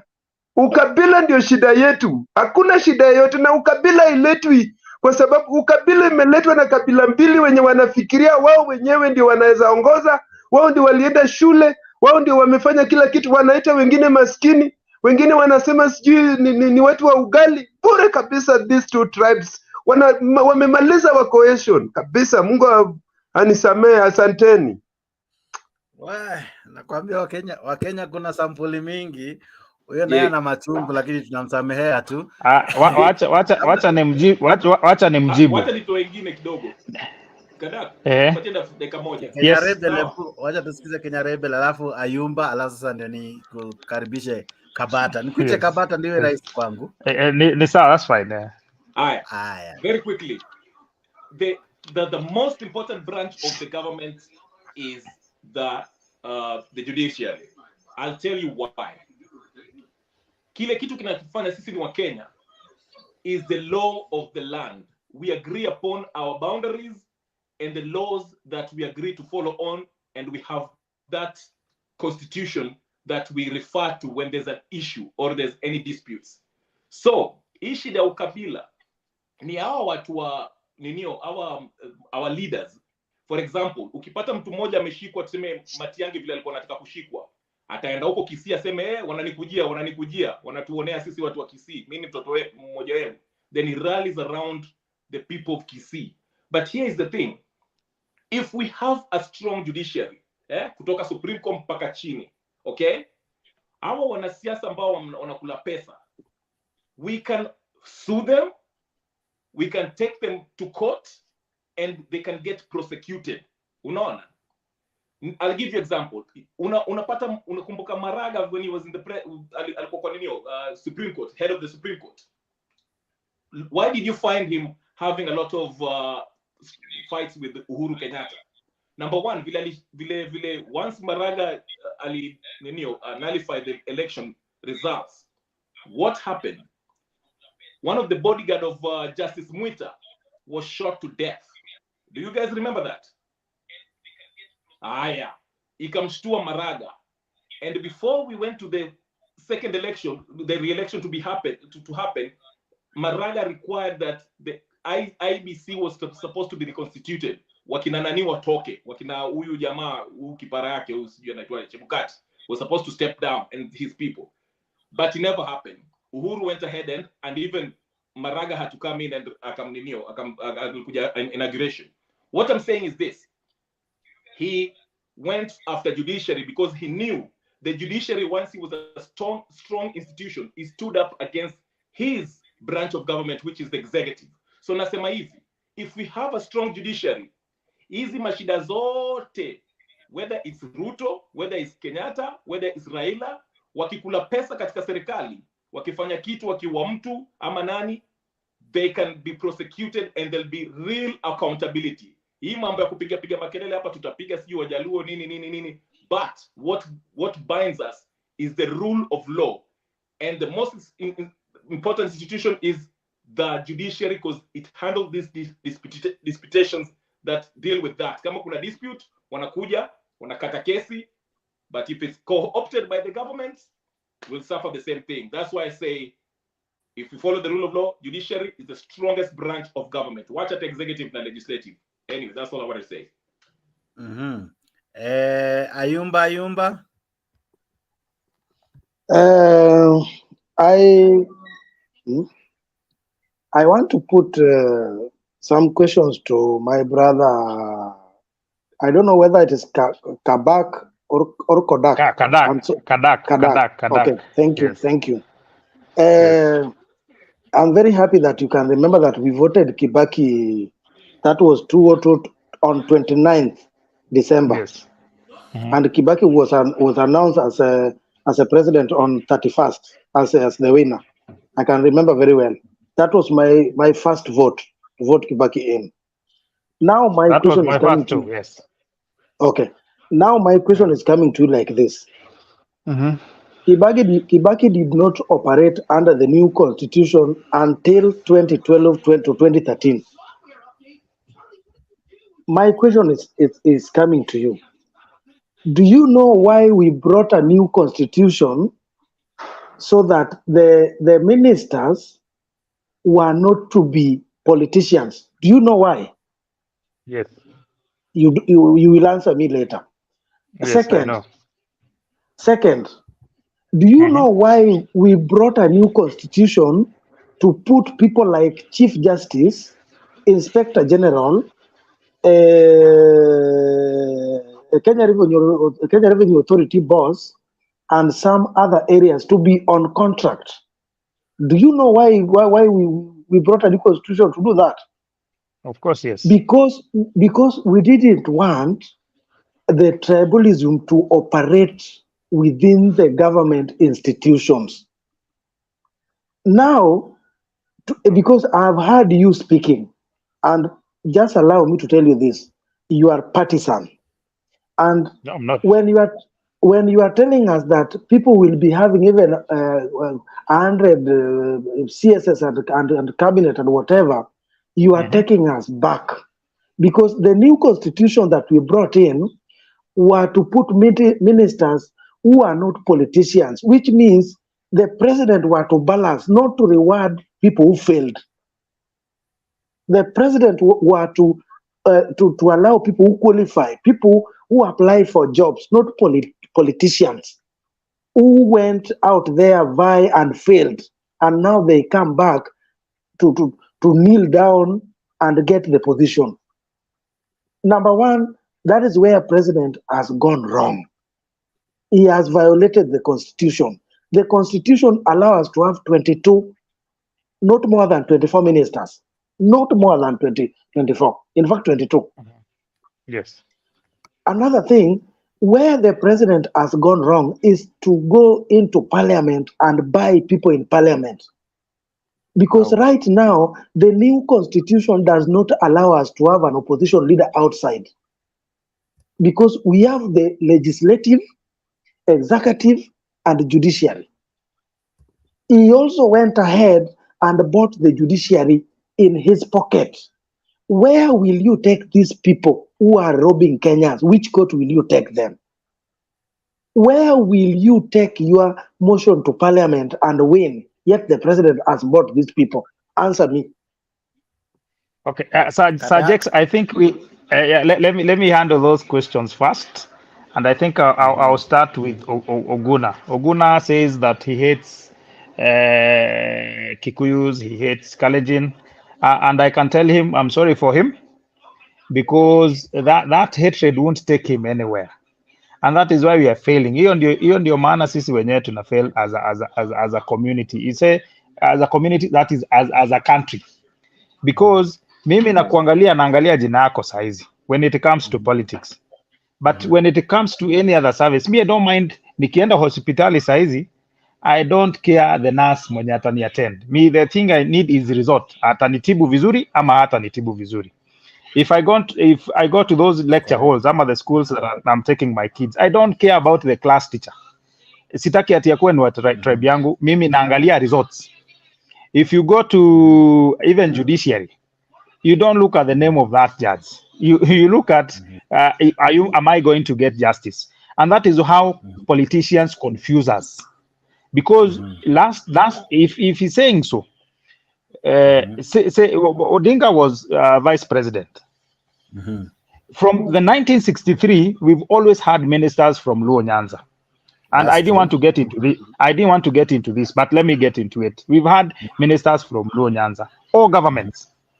In between 2008 and 2013 March, Odinga was prime minister. From 2018 to 2022, Odinga was also in government, unofficial, but he was in government. He was summoning ministers. He was doing that. But we still have, don't we have issues? We still have issues, and I don't want to dwell on that much. But let me say, if that hatred won't help him, he needs to wake up and see that Kikuyus are not the problem. Kalenjins are not the problem. He is well represented in parliament. Even if you're not represented, assuming your only representation is you're basing it on tribe. In parliament, we have everybody in parliament. Maybe the only person that we don't have is an Inchamus who can, but they are also represented in the county assembly of Baringo, and they're actually represented by the larger Masais. So let us put that. And then I would want to support also Kenya Rebel about institution. You see, if you look at the US, there are some states within the US that have never produced a president. Okay. But we had the Kennedys, we had the Bush, that were relatives that have been elected into White House, but those people don't care. They care about their system, and that is why you can see even a former president is taken to court, and no maandamano, because he is accountable and he believes he's going to get justice, even if he doesn't get justice at the circuit that he's been taken in. He can still go to the federal courts. After that, he can still go to their Supreme Court, because their systems work. Their system work, and that is what we need to do. And that is why I come now. I can marry that with the points of is it called Anyumba? Sorry, if I don't get your name right. And the issue he's talking about the new constitution, and where we had ministers outside parliament. We actually, our constitution is actually structured the same way the US constitution, the US structure of government is structured. We have a pure presidential system, and in a pure presidential system, then you have the executive, you have the judiciary, and then you have parliament, and we have two levels, two houses of parliament. So, and that is why you don't want a member of the judiciary being a minister. Because now that separation between the executive and the judiciary, then it is not there. And then you also don't want a minister from parliament, because if you have a minister from parliament, then you're going to lose that independence of the parliament, and that is why I'm saying we have an issue. We have an issue with parliament, and then now he can't say that people have been bought. People have not been bought. You need. Let me. This is very, very, very important. We need to know. I was involved in 2013, 2017, and 2022 elections as an analyst, and I can tell you for a fact, there are some people who got into parliament through ODM, but they funded William Ruto.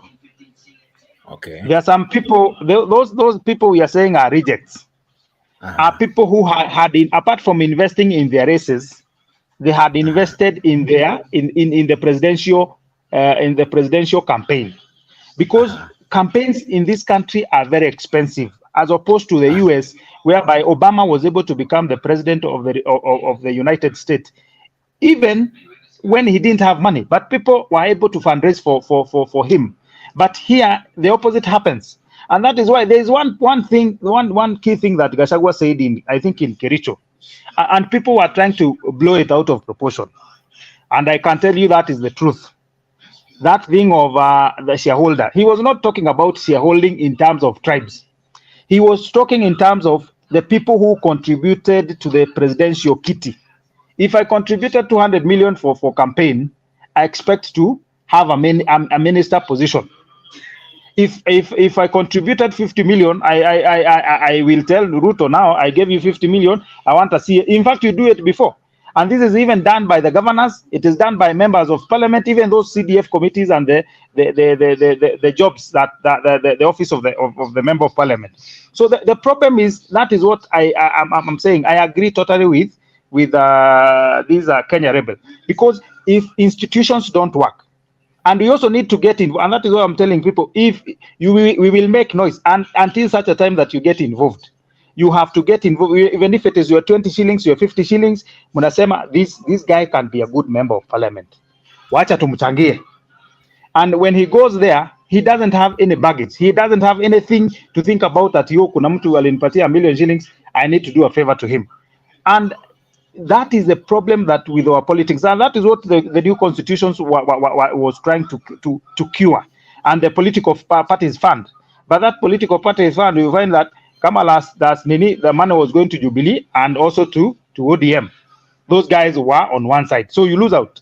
If we invest money and time and resources in making sure that we have sound political parties like the way we have in the US, then we are going to have people who are not held hostage by individuals, business people, or billionaires, because it is easy for me to steal money from the public. 2026 ikifika, naona they actually bet. You see, there's somebody who gave Raila money last time, and he also gave Ruto. So whoever gets in, he'll still have a stake. And that is what is happening in Nairobi. So watu waache kudanganyana maneno ya nini. And that is why Gachagua was saying, now we have shareholders, because you don't expect that mimi nili campaign, I used my resources, my candidate has gotten in, and then now we float at the list PSs. Now, how am I going to recover? I am investing so that nipate PS. I'm investing so that nipate CAS. I'm investing so that nipate CS. And that is why you see also in that constitution in 2010, these guys, the smart thing about, in quotes, the smart thing about politicians. Kaka, utanipa nafasi nimuulize swali kidogo huyo. Wait, a minute. Kabla network hajaenda. A minute. The thing we can say about our politicians is that they are smart, in quotes, because they know how to invest into the future. They know how to invest into the future. They invest in those positions, and that is how they are getting it. But if we can say that we have, at least now, the new constitution, we can't say that we are like the way Kibaki was. Kibaki was a gentleman. Yes, he failed in some instances. He failed to manage politics, but in terms of economy and distribution of wealth, we can all say that Kibaki worked. So we need to fine tune this constitution, and the fine tuning should actually be on accountability, so that if IBC, like the Cherera 4, if they have an issue, that the whole of that IBC should be taken through what went wrong, this and this and this and this. We should actually be more concerned about the guys who have left rather than the guys who are coming in, because the guys who are coming in will follow the guys who have left. But if they know that if nikimess hapa nitafungwa, there's nobody who is going to mess. We must invest in sound institution. Yes. Msimamo. Nataka naomba nimuulize tu maswali kama mawili matatu huyu kaka anazungumza hapa. Okay. Kwamba swali la kwanza, Gachagua yeye alikuwa rati kusema shareholders ni wale ambao waliweza kuinvest, na wengine wakatoa milioni, wengine mamilioni, wengine pesa kwa sababu ya wana invest. Wakisheza kupita basi waweze kuangaliwa na kazi, kuzawadiwa kazi, kama sijakosea nilivyomnukuu.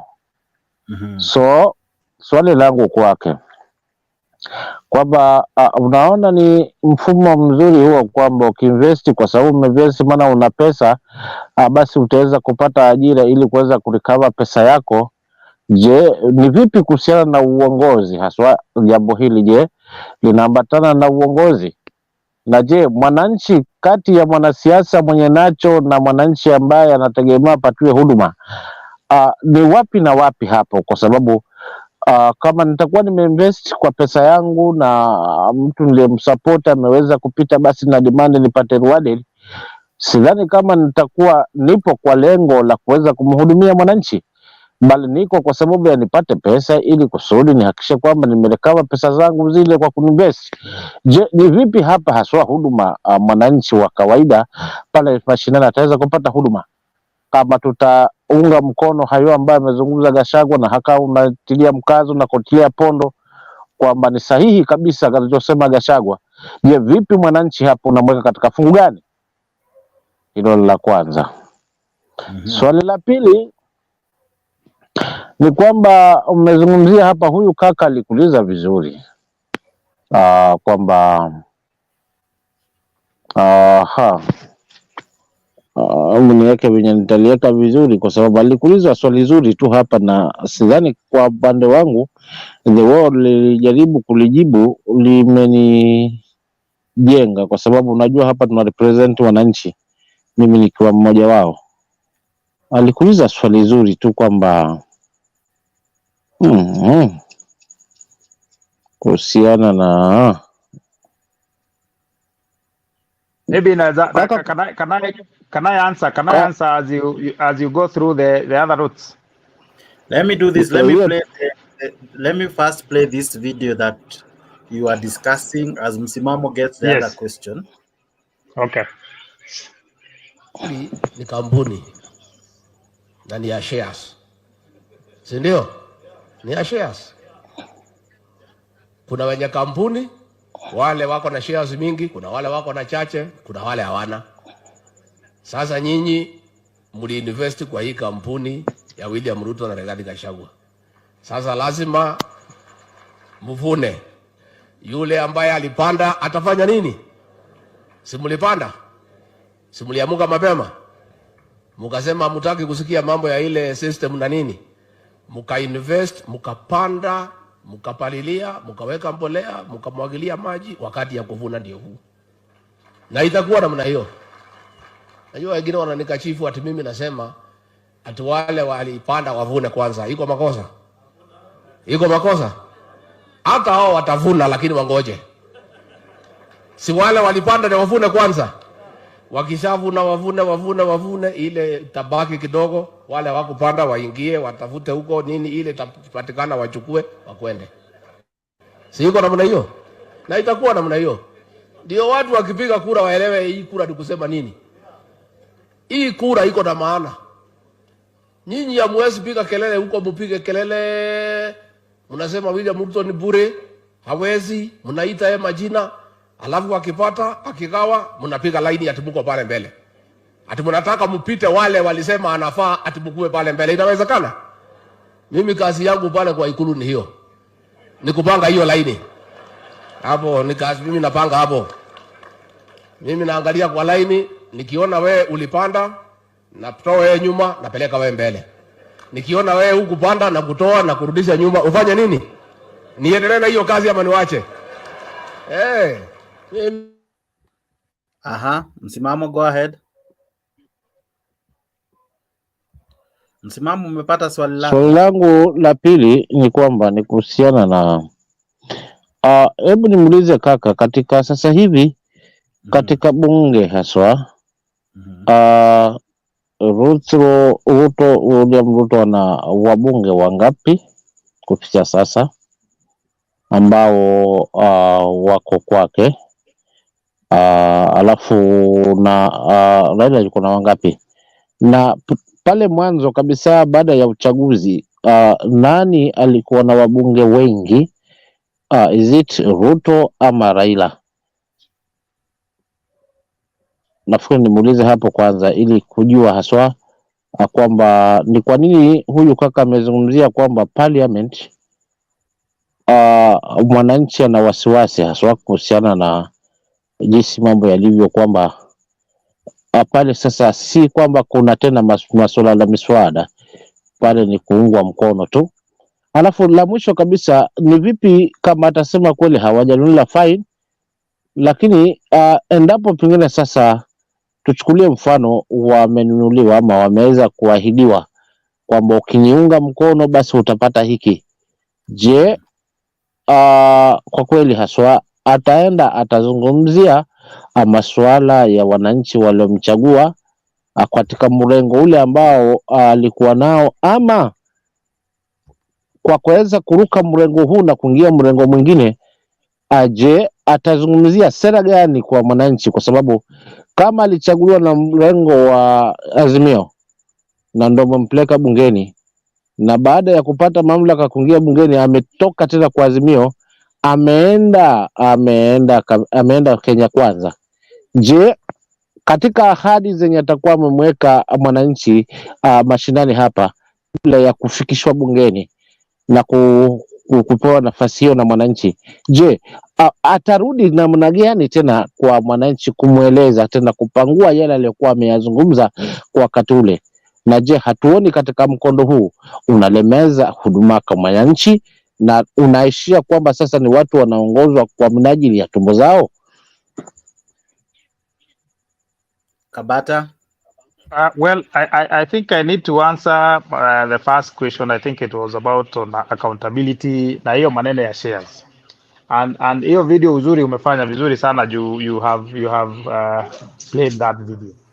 And I will repeat this to the people. Where if for any person who has been involved in politics knows, and that is what, in fact, if you look at that video, the timing was because of the CASs. Because before the CASs were appointed, there are so many other people who are demanding to be in that list. Mtu anataka akue kwa list, and that is why all this pronouncement munaona na politicians ni vitu ambazo wanapika huko nyuma, ni vitu ambazo inapikwa, so they will pronounce so that ikienda kwa public, so that musikie ni kama kitu mpya, but it is not something new. And that is what he was meaning, that there is no way I had invested my 50 million kwa campaign ya presidential. I went out, in fact some of these, in fact easy makesi zenye tumesema zimekuwa zikitolewa, most of those were political cases. Umewekewa kesi, biashara yako imedhulumiwa na nini, wewe umekwama hapa, and then your qualification ya mtu mwingine mwenye anataka yeye apewe kazi na yako ni the same, and then yeye apewe unyimwe. That can't work, and that is what I'm saying. Hiyo ni shida ambayo tuko nayo kama society, because hii 50 million William Ruto ama Raila Odinga hangekuwa na haja nayo kama ingekuwa sisi wenyewe. We bet, the industry are betting in trillion of shillings. We can still raise that money to support politicians ama to support political party. If I belong to ODM hapa, who is contributing to ODM? Na wewe ni wapati ya ODM. If you belong to UDA, are you contributing something to UDA as a party? If you belong to ANC, are you contributing something to ANC? And that is what I'm saying. Na hiyo ndio tunarudi penye nani Kenya Rebel alikuwa anasema, that we must invest in institutions, and political parties are institutions that help in governing our country. And if we don't sort that, hiyo itakuwa kesho hakuna venye mimi nitasapotiwa na mtu amenipatia 20 million, alafu ifike ni wakati wa kuwa tenda nipatie mtu mwingine. That can't happen. I mean, tuache kufichana. Tuache kufichana hii maneno. Ni venye us, and that is why nikianzilia nilisema that us as a people, we need to now come together. If we need a member of parliament. Ukiangalia kama kitambo 1963, there was a Luo MP in Kikuyu, in Nakuru. It was predominantly a Kikuyu, the majority were Kikuyus. Even in Nairobi, they never used to look at your tribe. Kibaki was being voted by Kikuyus, non-Kikuyus here hapa Donham. I think I can't remember Akina Ochenga. There is also another person who was a member of parliament from Nakuru who was a Luo, who was being voted by non-Kikuyus. If there are so many other people, even watu wengi pia. So if we don't go back to there, where patriotism takes precedence, and then also we also take charge, even if it is your 10 bob, your 20 shillings, your 30 bob, support your party. The other thing is that hii maneno ya parliament, ya members of parliament, ameuliza maneno ya members of parliament. Now we are not being honest, because the last parliament kuna watu wengi sana walivuka kutoka kwa mrengo huu wakaingia kwa mrengo hii nyingine. You can remember ODM ilichaguliwa ikiwa opposition party. After handshake wakapatiwa mpaka some committee Wanga alikuwa committee the chairperson of finance na some other committees walipewa waka join government. What we have in a pure presidential system, mukifika parliament, that unless there is a policy kaka, position. unasema 2017 walipewa nafasi za kazi kaka yangu. Hebu kidogo, I want to hear you. Don't want to hear just mahali unazungumzia kwamba hawa watu 2017 baada ya handshake walipewa nafasi katika nyadhifa za uongozi. Ni nyadhifa gani na gani ambazo waliweza kupewa ili kuonekana hawa watu wako kwenye serikali? Just to nipe, is it ni CS, is it PS, is it CAS? Ni gani walipewa haswa ambazo walikuwa involved kwa serikali kama unavyonukuu? Nafasi nazo zilikuwa nyingi, nikianzilia na bunge. Ukiangalia kama ile kamati ya finance, Gladys Wanga ndiye alikuanga chairperson wa hiyo finance committee. Finance committee ni a majority party in parliament. Na wako wanga majority party. If you look at the PSs wenye walikuwa wanachaguliwa from around 2019, look at the list of those CSs. If you look also at the ministers wenye walikuja wanakuwa reshuffled, look at that list of CSs. I would also invite you uangalie list ya ambassadors wenye walikuwa wanachaguliwa. I would also want to invite you kuangalia list ya parastatal heads. I would also want to invite you uangalie list ya chairperson wa those parastatals. So ndio nasema shida yenye tuko nao sisi kama Wakenya ni kuchukulia zile maneno zenye leaders wetu wanasema unaichukua on the face of it. Mtu akikwambia huyu tulibiwa hapa uchaguzi, wewe unaamini ulibiwa uchaguzi, wewe utaki kuinterrogate. Na ndio nasema discussion kama hii ni mzuri sana, because mimi sitaki kuangalia Wanga kama jina yake ya mwisho. Mimi najua ni Mkenya, na tukipatana na yeye mahali kama Dubai asikie naongea Kiswahili na niko na passport ya Kenya, nikiwa na shida Wanga atanisaidia. Ule mtu mwenye nikipatana na saizi na Rigathi Gachagua huko Dubai, pengine hata kuwa na nafasi ya kuniongelesha, because akona protocol, anapitia kwa protocol. So ndio nasema let us interrogate issues based on facts, because after handshake, that is the agreement that Uhuru and Raila got into. That is the agreement that they got into. He was given position in government, and he was given access to government businesses. Hivyo, that's the truth. Na that is why ikiangalia saizi nataka nitakukosoa na kwa sababu mimi huwa napenda if you can hold on. No, wacha nimalize. Wacha nimalize. Hapana, you are taking a lot of time na siku kuinterrupt. Kaka nakwambia ndio msimamo namwambia huyo msimamo aingie kwa Kera, aingie kura, aingie Kenha, aniambie zile kampuni zilifanya kazi ya mabarabara kutoka 2013 mpaka 2017 na 2018 mpaka 2023 na zenye saizi zinapatiwa kazi. Utuambie hizo kampuni zina nani wenyewe? Msimamo. Yes. Unajua mimi huwa sipendi propaganda ya uongo.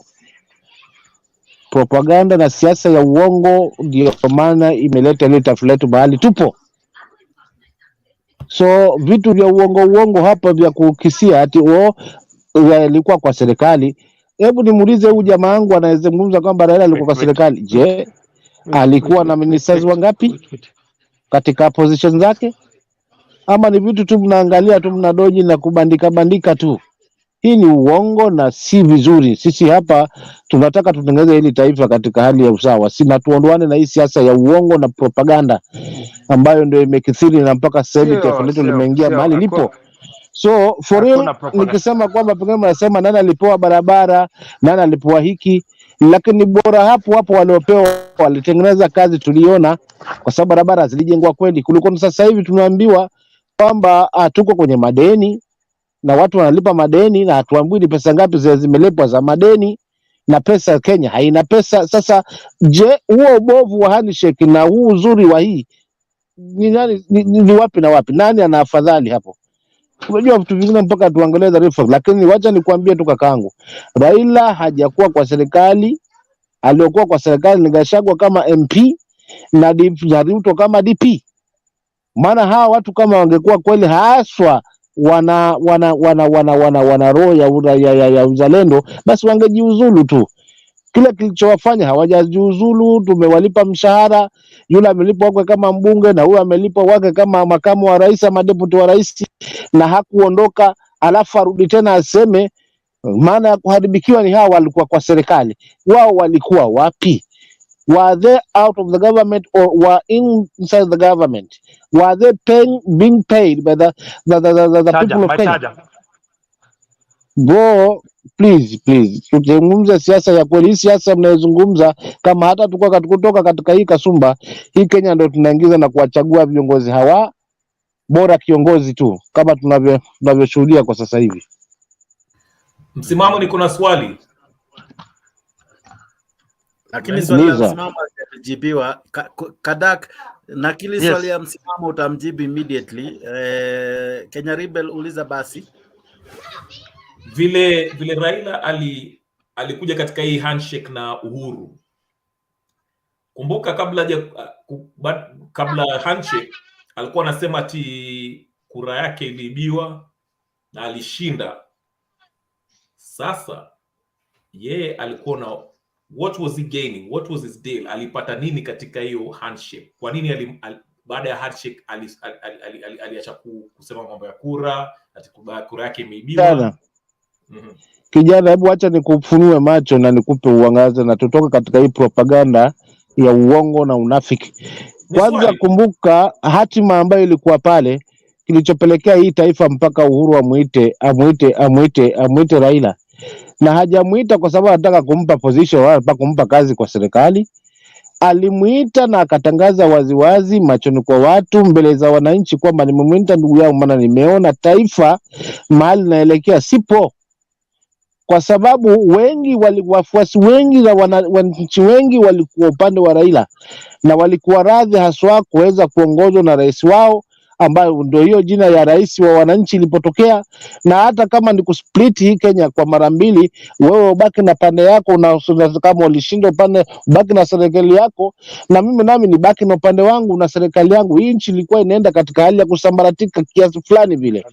So kwa akili ya Uhuru, kwa sababu ya kulinusuru hili taifa, ndio maana akafikiria wacha nimuite ndugu yangu, tukae meza moja tuzungumze, na kile ambacho tutakizungumza tunakiweka paruanja kwa wananchi. Huu na haya ndio makubaliano. Ushanielewa vizuri? Jambo la ambalo lilimkera huyu bwana Ruto, hajapendezwa haswa na swala zima la kuweza kuletwa huyu bwana katika meza ile. Vita vilianza pale vya Ruto na Uhuru baada ya kumleta huyu bwana pale, hakuna kingine. So kilichotokea pale sasa ni kwamba tunajaribu kumharibia jina, najaribu kutoa hii propaganda ya uongo, kumhakikisha mwananchi nampa uongo kwamba hao ndo walio na serikali, mimi simo. Hao ndo wenye serikali, mimi simo. Akiitwa njoo tufanye kazi namna hii, yeye yuko kwa gari, yuko kwa magari, akieneza injili yake kwa mpango huo alikuwa nao sasa, kwamba nataka kuwa rais, kwa baada hatawania urais. Na tukiangalia haya anayozungumza bado tunayashuhudia mpaka leo. Maana kama ni Uhuru alifanya yake, alienda, na kama ni Raila naye yupo, lakini katika mikutano yao kutoka waingie katika hatamu ya uongozi, still bado vikwazo ni Uhuru, ni Raila, Uhuru, Raila, Uhuru, Raila, handshake. Sasa hii inatusaidia nini? Kwa sababu mlichafua mkasema iliharibu uchumi, tengezeni uchumi. Sasa miezi 8 mpaka sasa hivi mnashindwa na kulipa na wafanyikazi, bado uko pale pale. Handshake ilileta amani ya nchi, mdogo wangu. Laiti kama tungeachwa katika mkondo ule, ingesambaratika mno hii nchi, kwa taarifa yako. Sasa wataka handshake tena, ashikane na Ruto kwa handshake. Jex, nipatie ruhusa ni mjibu safari hii kaka Jex. Na Kenya ni Kenya ni nani huo brother? Safari hii sisi wacha nikwambie kweli, kama wafuasi wa Azimio, we don't need any handshake. We don't need any handshake. Na we are so tired na maswala ya electoral injustice. Not just to make it, kuweza kukueleza kitu ambacho kipo sasa hivi. Kwanza we are not going for dialogue. kwa sababu huu ni upuzi. Hii dialogue iko hapo ni upuzi. Kile ambacho tunakiendea sasa hivi ni ukweli tu kwamba madamu mmekataa kufungua sava, letu wananchi waamue hatima ya nchi yao. Haya mambo tumeyaleta baka kwa wananchi, na wananchi wa kwanza ni mimi na wewe na mwingine, kuangalia hatima ya nchi yetu, kuangalia kuhusiana na hii regime iko hapo. So we don't need any type of handshake. Na sisi madamu tunaamini kwamba tumefaulu huu uchaguzi, na mmeshindwa na kuopen server na kufungua server kuwafanya auditing na kuangalia kile kimekuwa pale, kwa sababu mnasema mlishinda kesi mahakamani na jaji akawapa. Tunakuachia jaji wenu, tunaachia Chebukati wenu na nchi yenu, wacha wananchi waamue. Sasa kila kikwazo mnatupinga tusiandamane, kwa sababu mnatusingizia sisi ni waharibiaji wa vitu vya watu, wavunjaji wa maduka na nini. Hamtaki haswa sauti yetu tuweze kuifuatilishia kutokana na katiba. Hayo ndio matatizo mnayaleta nyie. Kwa hivyo mngeacha wananchi waandamane kwa roho safi, wazungumze kile ambacho wako nacho, na mwisho wa siku tuhakikishe kwamba Zakayo ameenda nyumbani na tumewachagua viongozi ambao watapigana na ukabila, viongozi ambao watapigana tribalism, viongozi ambao watahakikisha kwamba kila chaguzi zitakuwa za huru na haki, na kuhakikisha kwamba kura ya Mkenya inazungumza pale mbeleni. Si haya mambo alikuwa anazungumza huko kaka hapa kwamba ukiwa na 50 milioni wewe unaingia kwa serikali kwa sababu umeweza kusave na utaingizwa kwa serikali. Kwa hivyo kisha support, basi wewe lazima wakati wa kugawana keki utapawa, maana ulitoa milioni 5 ama bilioni 2 za kampeni. Huu ni unafiki na ni kuiharibu nchi, kuweka katika hali ya uporaji, na hakuna ufisadi kama huo. Maybe Jex nikaweza mjibu huyo kaka, nimwambie number 1, hakuna sababu ama kitu yenye itafanya president mwenye tuko naye leo a resign. The only thing that can happen saizi penye tuko ni mswada ipelekwe bungeni, kupatikane 2/3 akuwe impeached, iende Senate kupatikane 2/3 akuwe impeached. Hiyo ndio njia ambayo itamfanya iende nyumbani. Number 2, kuna hii swala ambayo na alikuwa ameulizwa vizuri. In 2013 ukiangalia kwa list ya PSs, you can see the PSs wenye walijoin after Handshake. Raila si ati yeye mwenye, Raila ni politician, si ati yeye mwenyewe anajali watu, masuala ya watu, na sisemi ati Ruto anajali masuala ya watu. Mtu akiwa pale, maybe yeye mwenyewe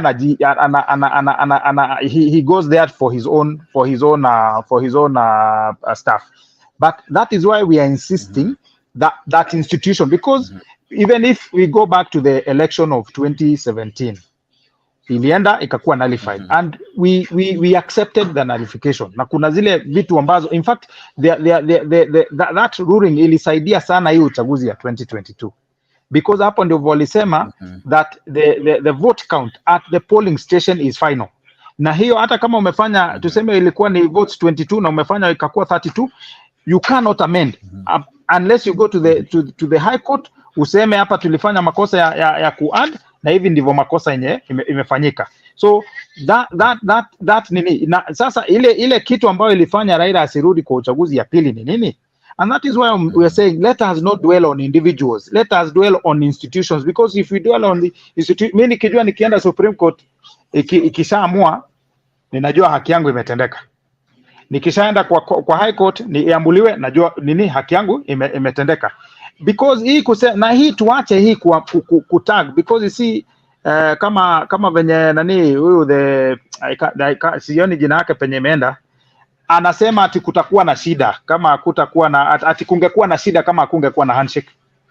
So that means we are saying that kama Raila angekuwa co-opted kwa government kungekuwa na fujo. You see, we also labeling him as a violent man, and which he is not. So wafuasi wake waacha ku label Raila kama a violent man, which he is not.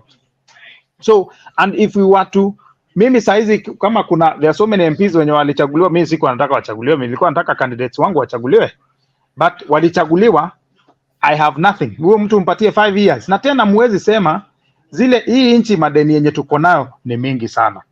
tulikuwa tumekopa up to a point yenye tunaanza kukopa kama venye mtu anafika unakopa kwa Shylock, because we had gone to those commercial loans, and that is what is eating our country, because we invested in projects that were vendor driven.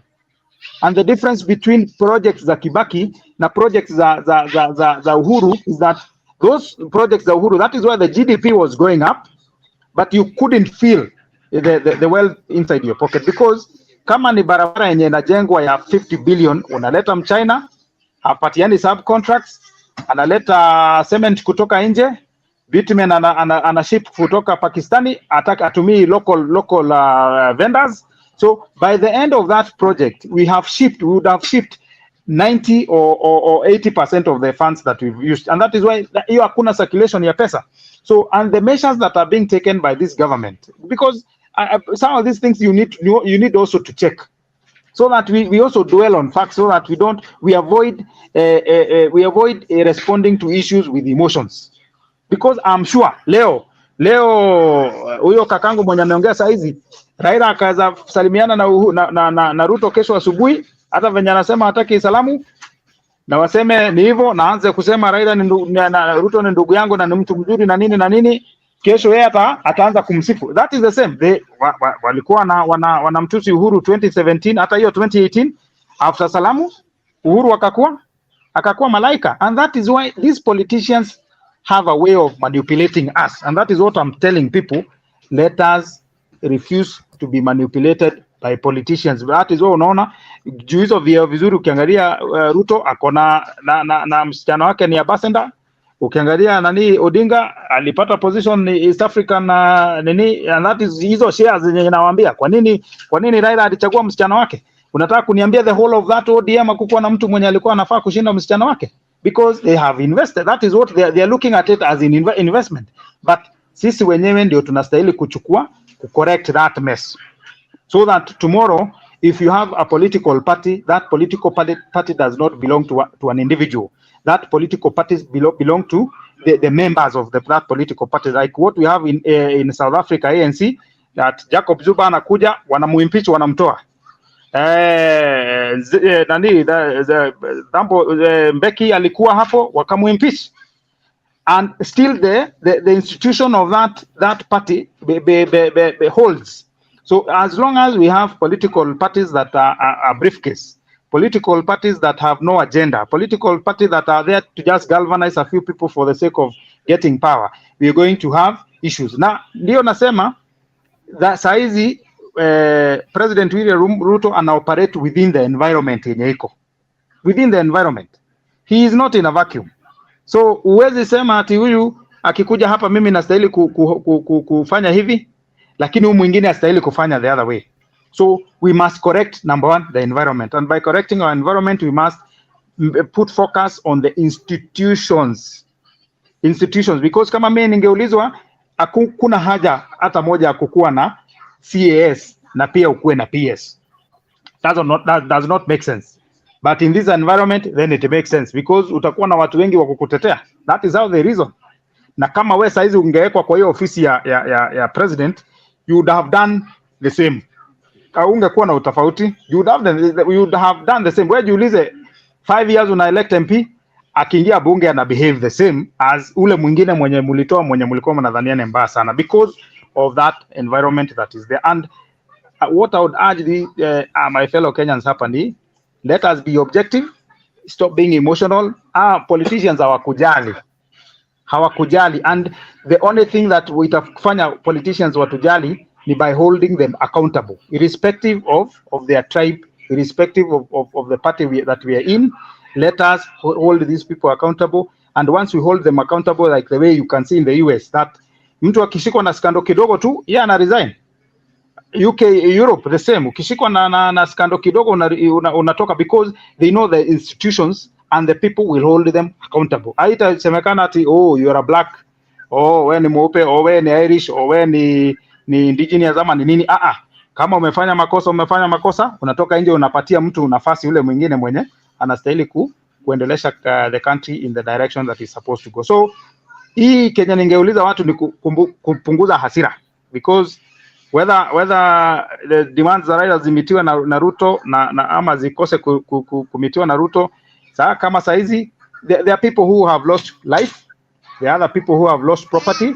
Those watu watalipwa na kesho inaweza kuwa ni wewe ama ikuwe ni mimi. So we need to have emphasis on those institutions and probably have a vibrant civil society. Na us as a people, even these that we have, kama uko Kwale, kama uko Nyanza, next time simama na tutakuchangia hata sisi. Tunachanga wewe, tukichanga hapa, if you have like 1,000 people here, tunachanga 1,000, unaenda unasimama huko, unaingia bunge, and then you represent our interest because sisi ndio tumekutuma huko. Okay. Ayumba, yes. Ayumba. I just want to add something about where my brother has touched about institutions. You know, I've said it and I can repeat it here. Whether Uhuru and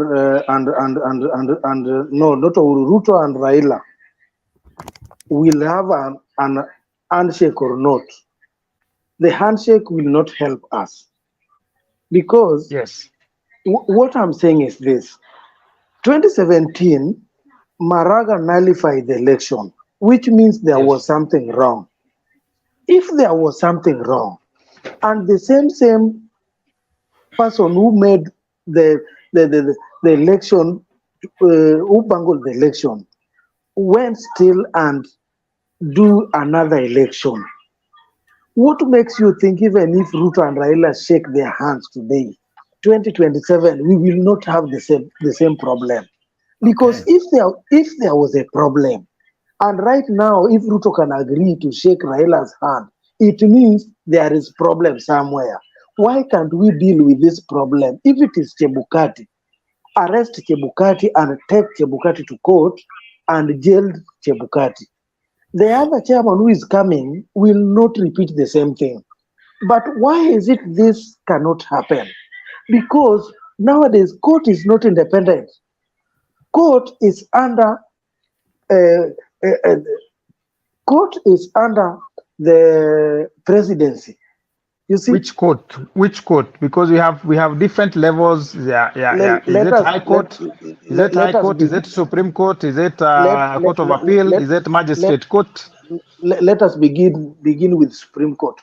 Why do you think that presidential petition, according to our constitution, is being had within 14 days? It is not a normal petition. Yes.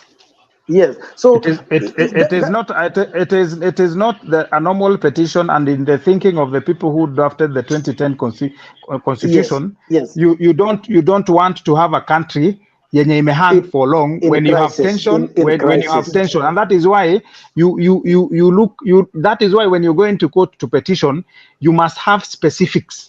Kama hiyo ya 2017, there are issues that were found by the court. Yeah, right? Now that is why Maraga in that judgment walisema Chebukati was not cited as a person, hakuwa na makosa. Chebukati had no issue. But the process the IEBC as a commission then. IEBC no particular give me a minute please. It was my time. You are supposed to answer later, but continue. If I can, so that I don't lose that line of thought. Tafadhali. Chebukati was not cited. Chebukati was not cited by the Supreme Court. But the judgment of that Supreme Court was used by Chebukati to hold the runoff. And that judgment in the ilisema that the votes announced at the polling station ikona voters 700. Those votes that are announced there, that paper, there are several copies depending with the number of presidential candidates. There is one, the IBC copy, the polling station copy yenye inawachwa kwa mlango, and then each and every presidential candidate is given a copy, and then now IBC, you take a picture, you send to Nairobi, and then the physical one inaenda kwa constituency, and then they are collected, all of them from the polling station within that constituency, wanapeleka Bomas. And those results at the polling stations are final. Hii ingine ni mahesabu ya kuongeza. So we can't now cite an individual Apart from sasa kama yes. Can I come back now? Yeah. Yes, Ayumba, I can hear you. I'll give you your time, Ayumba. Just a correction. Kadak Nani, Yes. what's his name? Chebukati also was found in fault because if you remember in recommendation that Maraga gave, he said that the IEBC was supposed the individuals, the personalities, the people who bundled the elections were supposed to. That was one of the conditions that were to taken place before they do the re-election. That Chebukati What, come again? Chebukati na? Yes, I can. Chebukati na watu wake, they were supposed watu to wagani? IBC, the whole composition of IBC that bundled you the see party. you see IBC has IBC number 1 has the secretariat, Yes. and number 2 we have the commissioners. Yes. And then after the commissioners, the secretariat sasa ndio they have the secretariat at the HQ, which also now employs those presiding officers and returning officers. Okay. And there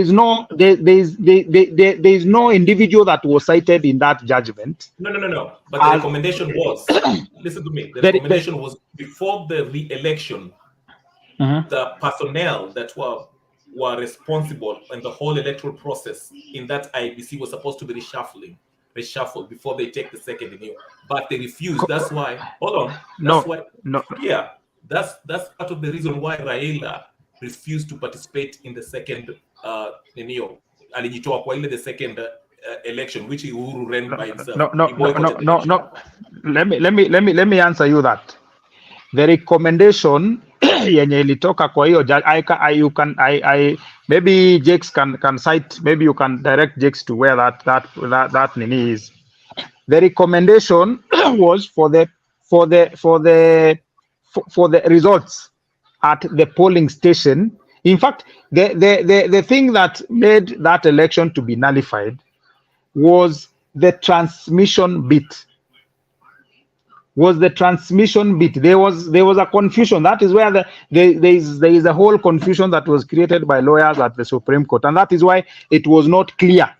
It is the transmission, and that is why, if you remember that runoff, now this election, based on the recommendations the Maraga court, they said once you that polling station of 700, say 235 people have voted, and you filled that the form 34A, you were supposed to take a picture of that form 34A, send it direct to a public portal, that is open to everybody, and then the physical one will be brought to Bomas, and that makes sure that because the electronic copy is already within a public portal.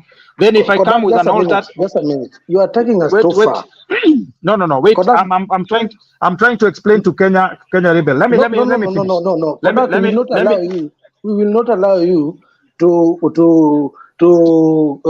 not to give a very good advice to Kenyans, because I'm giving. I'm quoting the judgment. Can I finish? No. The turn was mine. Okay, then go ahead. But I was responding to what I was saying is this: if Maraga found that the election was not done according with the constitution, it means even if Maraga even if Maraga did not mention anybody in this IBC, it means the whole IBC was to be sent home. Now, they were not being taken anywhere to be charged that there was a problem, because election cannot be nullified if there was no problem. It means there was a problem. Now, let me ask you a question. How can we deal with this problem? Let me ask you a question. Let me finish. Yes. You the same. Maybe I would have asked you a question. Yes, I would have asked you a question, and then you respond to that. Let me finish. Let me finish. What I'm saying is this: that's fine. You have already told us that if we were in America and something happened like that election is being nullified, nobody will be sitting on that high BC again. The same thing you have said in this panel, which means you are now taking it a double speak. You speak another Queen's language Now you come back and you're telling us. So what I'm saying is this: if there was a problem, why can't we deal with this problem once and forever? Because if we allow these people to continue, even in 2027, some people will come back and demonstrate, and we have another handshake. Another one will come 2032. Why can't we deal with the problem that we have on the table? If it is IBC, why can't we jail people who caused the election to be nullified first? The person who is coming will not behave the same. You see, that is my point. So, yes. And also this ties in with Kadak. Kadak, Chebukati is the one who announces the presidential winner, right? He is the returning officer for the presidential vote. Yeah, he's the one who announces who wins, right? He is the chairman. The chairman of the IBC Commission is the returning officer for the presidential vote. Yes, the chairman. Let us deal with positions so that we don't confuse. Yes. Okay, but let us agree. He is tasked with the job of announcing the presidential election winner. Yes, right or wrong? yes, he's the returning officer. Yes, exactly. So if he announces that Kenyatta won, then the court looks at the evidence, whether it's transmission, whether it's a hack, whatever the problem is, that means him as the commissioner, who you said is a returning officer, bundled the election, because before he announces who wins the election, he has to go through and verify that all the results are accurate before he goes there and announce it. So that case, that's why I said in Maraga's recommendation was the IEBC was to reshuffle everyone, including Chebukati. No, quote that. And that is what I'm saying, Jakes, because you're the moderator. Let us. I would like, because I'm sure this is a very good discussion, but I would like people. Let us quote if it is that judgment is online. Quote page Flani, section Flani. This is what the recommendation about Maraga. This is what they recommend. In fact, the recommendation for the Supreme Court, they never cited an individual. They cited the process. They cited because Maraga said the process is as good as the result, and that is why they gave out the process that is to be followed. And Maraga never said number one. There's the law that guides appointment of IBC commissioners. There's the law that guides election of IBC chairman. And then the chairman is the chairman is the returning officer for the presidential vote, but the commission verifies. The commission verifies those, and that is why you also have even political. And that is why you see even the judgment of that 2017, it was not based on numbers, because Maraga never disputed the numbers, but the dispute was on the process, and that is what he said. If the process is wrong, then the numbers don't matter, and that is why that is why he said that is why even in the second runoff, Maraga went to vote. Okay, Maraga went to vote. There is no way he would have gone to vote without him following his own. Yes. You are right that Maraga did not say. He never cited anybody. Yes, that's true, because it is not the responsibility of the Supreme Court to remove or appoint the head of IEBC. It's an independent board. They can recommend. They can do a recommendation which is binding, because you see that is a court of law. Yes. So he said in his recommendation, and I'll find the hard copy so I can back my facts. It is online, and I would like Jakes to repeat, to just bring a discussion for IBC, and then we dwell with this, we brainstorm. The greatness of a nation lies in its fidelity to its constitution, of course, and a strict adherence to the rule of law. Yes, and above all, the fear of God. Having said that, I would now like to read the determination of the court. The hearing of this petition was concluded on Tuesday, 29th August 2017, well after 9 p.m. The judges thereafter retreated to deliberate on the various issues for determination as crafted by the court.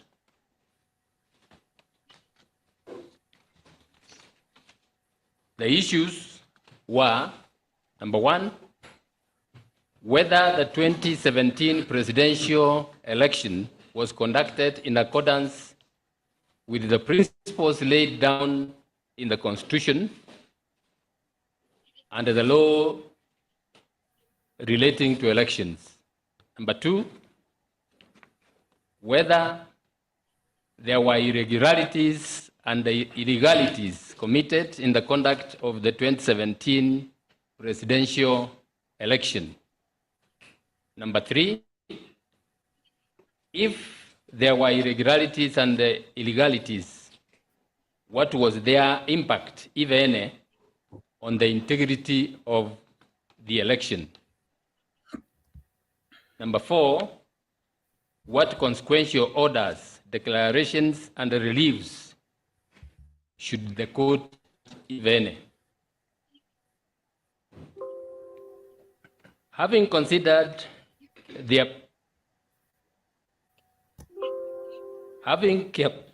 carefully considered the above issues, the following is the majority decision of the court with two judges, the Honorable Justice Ojwang and the Honorable Justice Ndungu dissenting. As to whether the 2017 presidential election was conducted in accordance with the principles laid down in the Constitution and the law relating to elections, upon considering inter alia Articles 10, 38, 81, and 86 of the Constitution, as well as Sections 39(1)(c), 44, and 44A and 83 of the Elections Act, the decision of the court is that the first respondent failed, neglected, or refused to conduct the presidential election in a manner consistent with the dictates of the Constitution and inter alia the Elections Act, Chapter 7 of the laws of Kenya. Number two, as to whether there were irregularities and illegalities committed in the conduct of the 2017 presidential elections, the court was satisfied that the first respondent committed irregularities and illegalities inter alia in the transmission of results, particulars, and the substance of which will be given in the detailed and reasoned judgment of the court. The court, however, found no evidence of misconduct on the part of the third respondent. Number three, as to whether the irregularities and the irregularities affected the integrity of the election, the court was satisfied that they did, and thereby impairing the integrity of the entire presidential election. Before I proceed, I would now like to allow my colleagues who are dissenting to read their views before we read the final orders of the court. And in this regard, I will request the Honorable Justice Njoki to read. Okay. Yes, that is what I've been saying. It was in fact the petition that won that the nullification of the presidential election of 2017 was for the one that was done by our court. And now, if that was the first judgment, if you go to the second judgment after the runoff, I would also want you to also go through the same, because the writer also petitioned the court after the runoff, and we Maraga certified the election. That's why I was saying, yes, between after the first judgment, remember yes, what happened. I brought this point earlier that Justice Mwita's bodyguard was shot to death. Okay. Mhm. Do you remember that? Then after that, Maraga started playing ball. My point is this: Maraga recommended. He already said the first respondent was the IEBC. He basically said, "You guys, there was a lot of irregularities." In other transmission. If you look at that, listen, if you look at that, just a moment, yes, gentlemen, just a moment, yes, just to put that matter to rest. The third, yes, we can. The third recommendation is clear that the third respondent was not found culpable, and in that case, the third respondent was himself, Chebukati. Was not what? Culpable. Chebukati was the third respondent. I can repeat that for you. Okay, are you reading it? Then I stand corrected.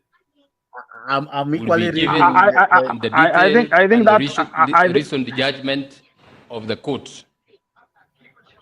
The court, however, found no evidence of misconduct on the part of the third respondent. The third respondent, you have heard that part. The third respondent was Chebukati as a person. And that is why the orders that were given, the commission were given an order to conduct another election within was it 90 days or 60 days? Yes. I'm not very sure about that. So that issue of IEBC was actually that nullification was actually purely on transmission, and that is why this time the transmission was key. Make sure that all those Form 34A, because that is the election, Form 34A. These are the Form 34B you can change, Form 34C you can change, but Form 34A you can't change, because that is the primary data from the polling station, and you cannot change. But I think that's the issue of IBC. We can, and then also it is very difficult right now to still vote. The only way that you can still the Kenyan vote is at the counting level. When you're counting, if you know, in those areas that you have like full control, or like probably your opponent doesn't have an observer. Maybe say if you go to say Mount Kenya, and a polling station deep in the village, there is no Raila does not have an agent, then you can say even if he had 10 votes, you can say he had 1 vote, because the only way that now again you can go to the no, wait, I'm giving an example. I'm just giving an example. Maybe if you can wait, I'm telling you the way you can still vote in Kenya today is only at the counting stage. You cannot still vote after Form 34A is done. You cannot steal any vote, because those polling stations, all of them are gazetted, and the only thing that you need to have is an agent at the National Tallying Center that makes sure that if it is 46,000, we have 46,000. Jake, who is the first respondent? Who is the first respondent? Let me say something. Yeah, let me say something. Well, that was Uhuru Kenyatta.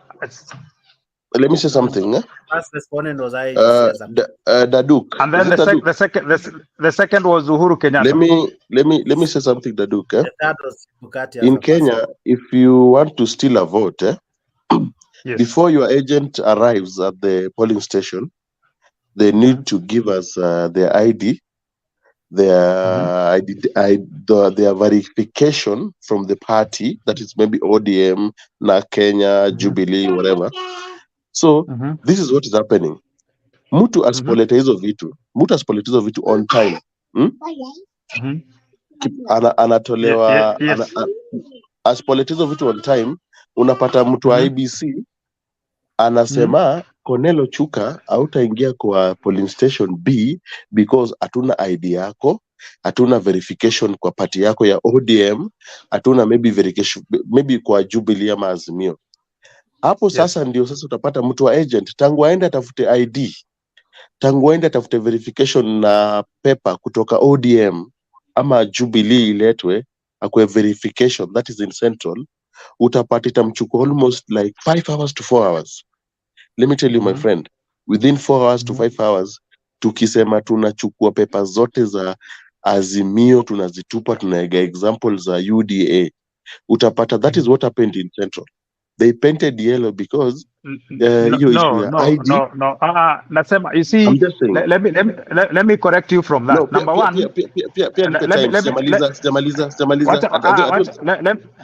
give me 1 minute to correct that. I don't think allow you him to agree. finish, then you will allow me to finish.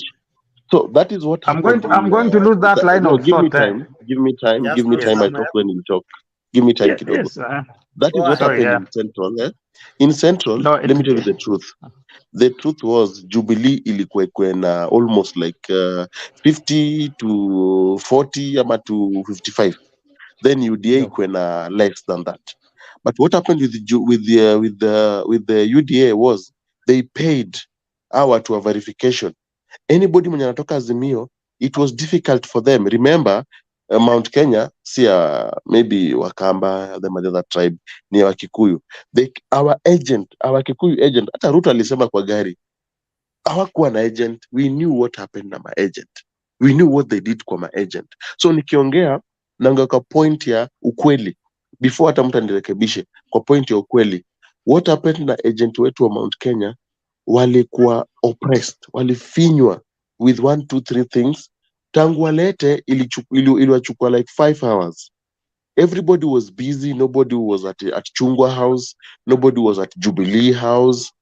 People are so busy. Tulishajipanga. Unaona?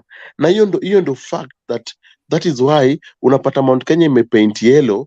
Right now wanalia wote. Ukweli semwe, wanalia wote. Wanalia because ni yellow wanapenda, yes.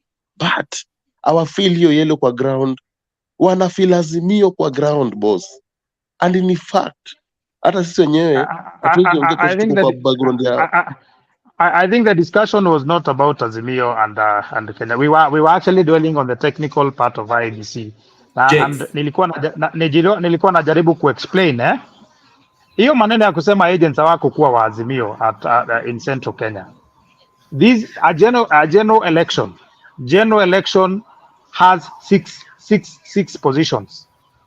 And kama there is no way unaweza pata ballot papers za umepatia watu maybe multiple ballot papers ama watu wenye ni waazimio wanaforsiwa kuvotia Kenya Kwanza, because you also have, kama if you go to Central Kenya, there were so many parties that were competing. So there is no way you would mess with the presidential vote and also mess with the governor vote and these other positions. So it is not possible. What I'm saying is possible. Now, that is now the responsibility of presidential candidate is after the voting is done. After the voting is done, say Raila amepata 10 votes, na Ruto amepata 8 votes.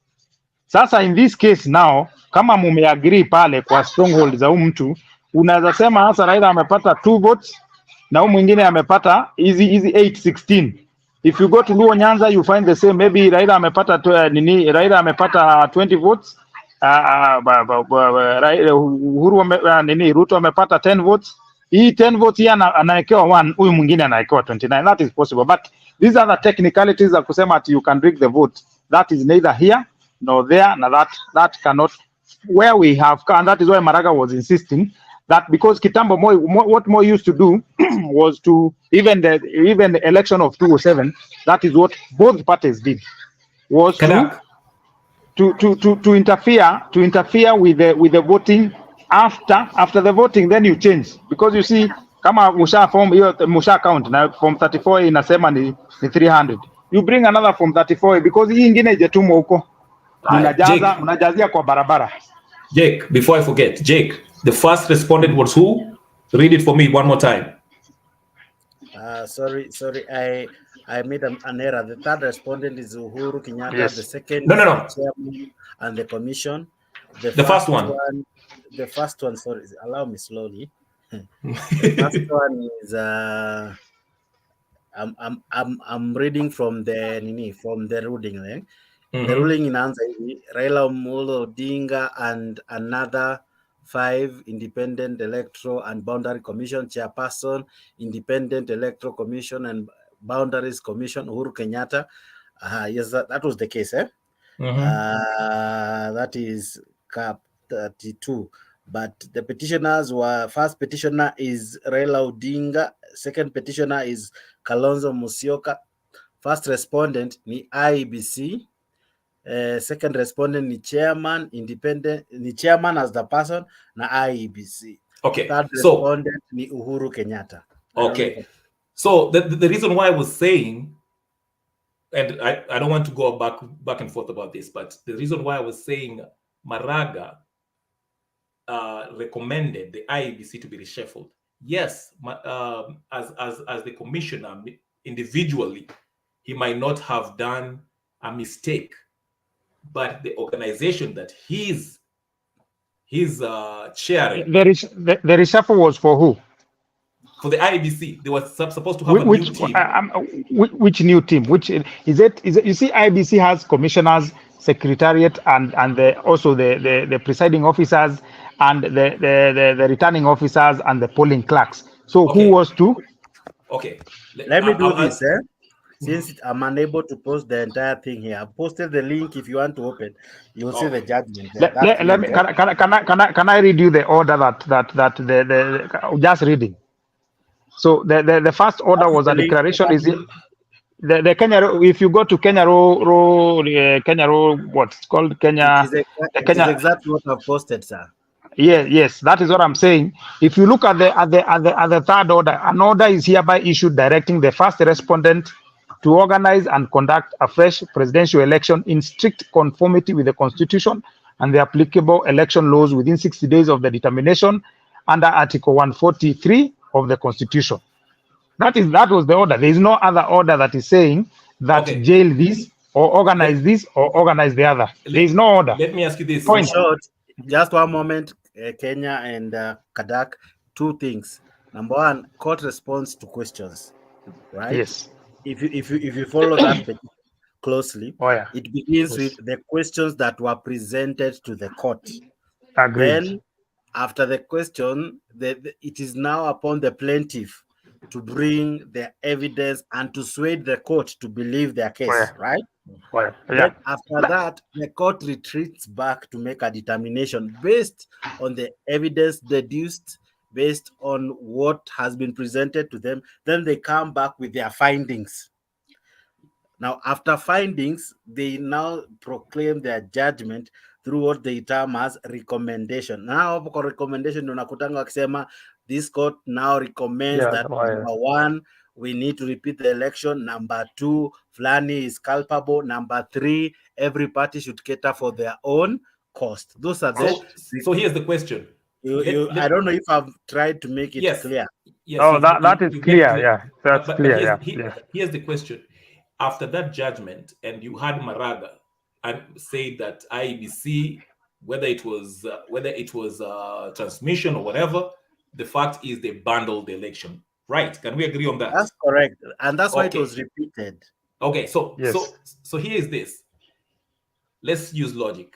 Does it make sense to have the same team chair the next election? Now, you see, now that part was not in court. I don't know if you understand. That's fine. Jex, let me ask him. Okay. One moment.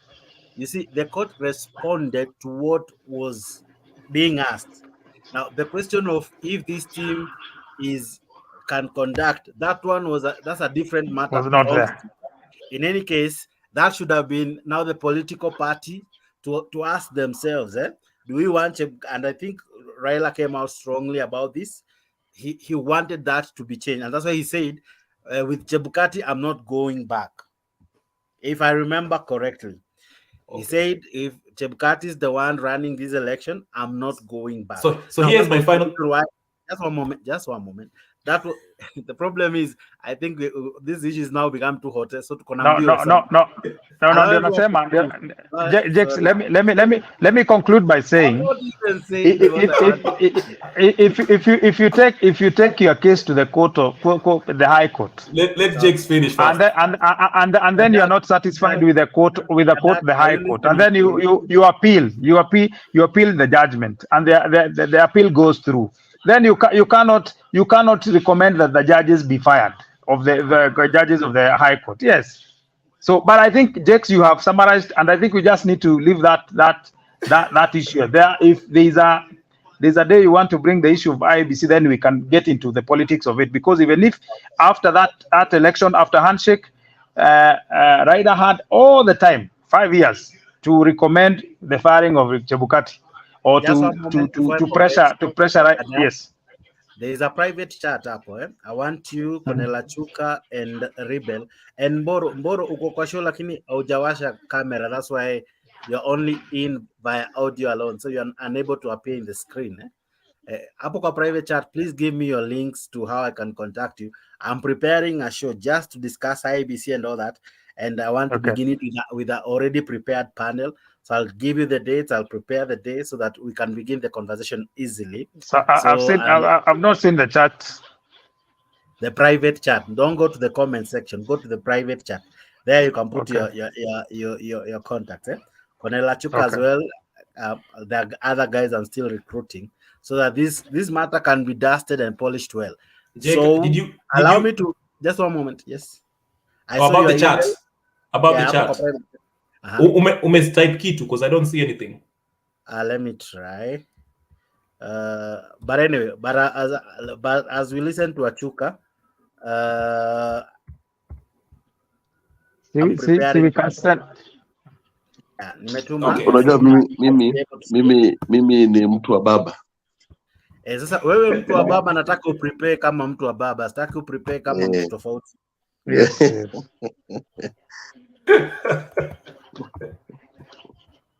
This is good now. This is good, yeah. You have seen the private chat? Yeah, I've seen it. Yeah. Yangu ndio hiyo email. Sawa. This is under Motembe TV, right? Yeah, you go to so you live, eh? Niko live. Nimeona ya Chuka. I'm waiting for yours.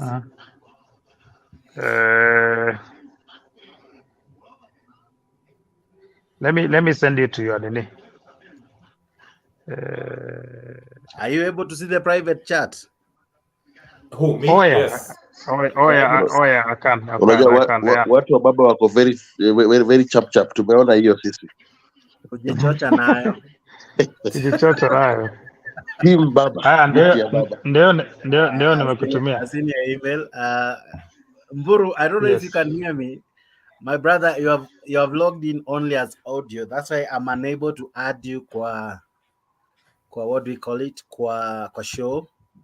Mburu is in, but I'm unable to add him because ako nyuma ya tent via audio peke yake. So Mr.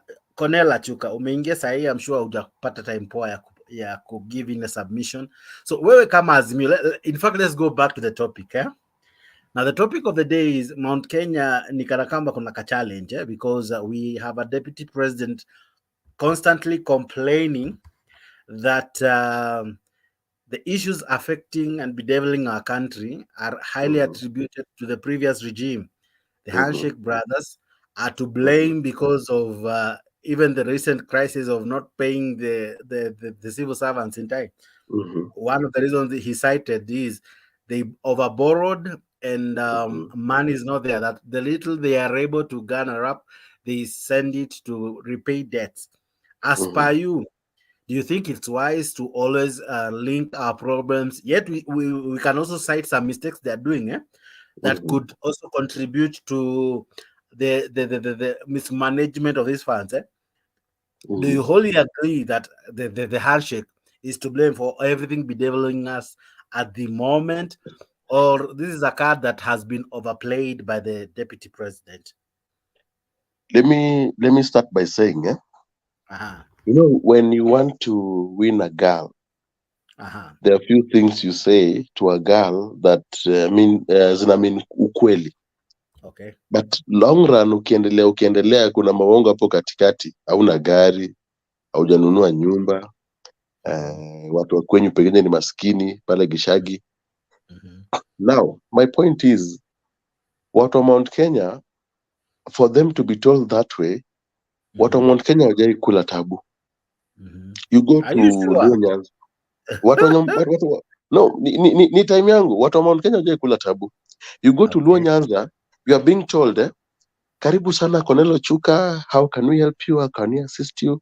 Unaumwa na wapi? Oh, daktari, naumwa na tumbo, naumwa na kichwa. You are being told, go buy gloves outside. Hizo ni gloves. Kwanza, ndo daktari akuhudumie.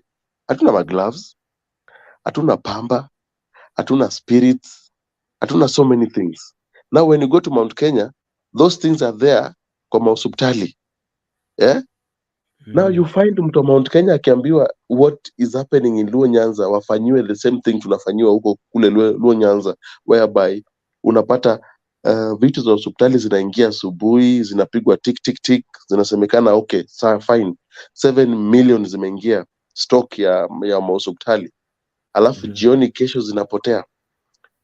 Unapata watu wa Mount Kenya wanalia, wanasema gai fafa neke. Sisi tumezoea tabu, sisi tumezoea kuona hiyo hardship. Sisi ni watu ambaye you buy a big car, you buy a Prado, Subaru, Fielder, you name it. Tunaenda nyumbani, ukitoka tu kwa main road ni rough road. Na hatuteti, na hatujai teta. Tunajua that is life. I'm going back home. Now you find mtu wa Mount Kenya akona lami mpaka kwa nyumba, ina branch hivi kwa gate yake, shwa. So asipowekea wanateta. So this issue of Mount Kenya crying at the regime that was there, that was Uhuru Muigai Kenyatta, our beloved president, hajafanya maneno, aliovaboro. Remember Uhuru saizi hajai kosa kulipa watu salary zao on time. I think I'm right, sindio? Because Uhuru used to maintain people wanalipa on time, things are happening on time in Kenya, so that hata watu wa private sector, watu wa government wakileta pesa, ikiingia private sector, unapata kuko sawa. Now, for example, mtu Masai, mtu Mjaluo, mtu Mkikuyu, other tribes.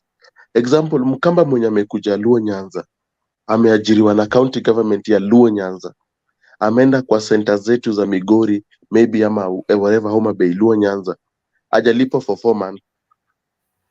Uwe mtu Mkamba ama Mkikuyu mwenye ako Luo Nyanza, ni daktari, ni nurse, ni ofisa, hajalipwa for 4 months.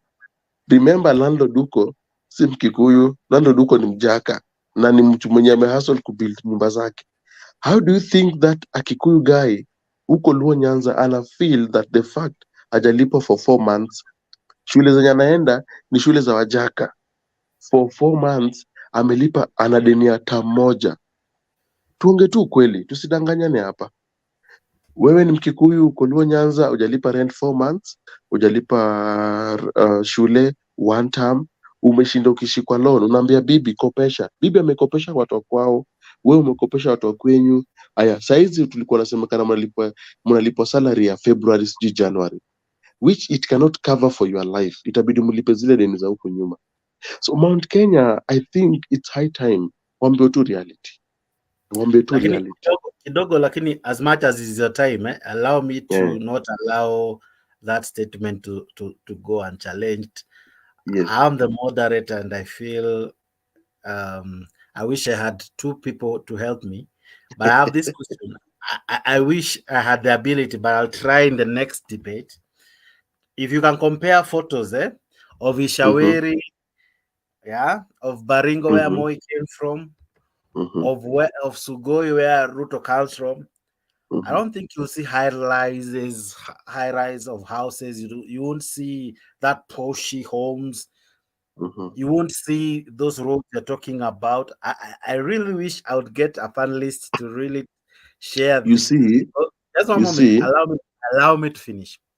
Okay. And I'm not attacking you as a panelist. I'm just saying, let's also try to be factual. By the end of the day, as one of the panelists earlier said, the price of unga, how you go to the supermarket and buy, is the same way. If I enter the supermarket, I'll find that price. It doesn't change now that a Kikuyu walks into the supermarket or a Kalenjin walks into a That's why nimesema, not supermarket. Nimesema hospital. If you go to these hospitals, just a moment. Okay. Just listen and then I'll give you time. If you go to these hospitals, the same way, you see, central counties have not been given money and then to the expense of other counties. No.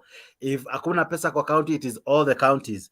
Number two, some of the counties have good hospitals and those counties have never been in government. For instance, we have very good hospitals in where?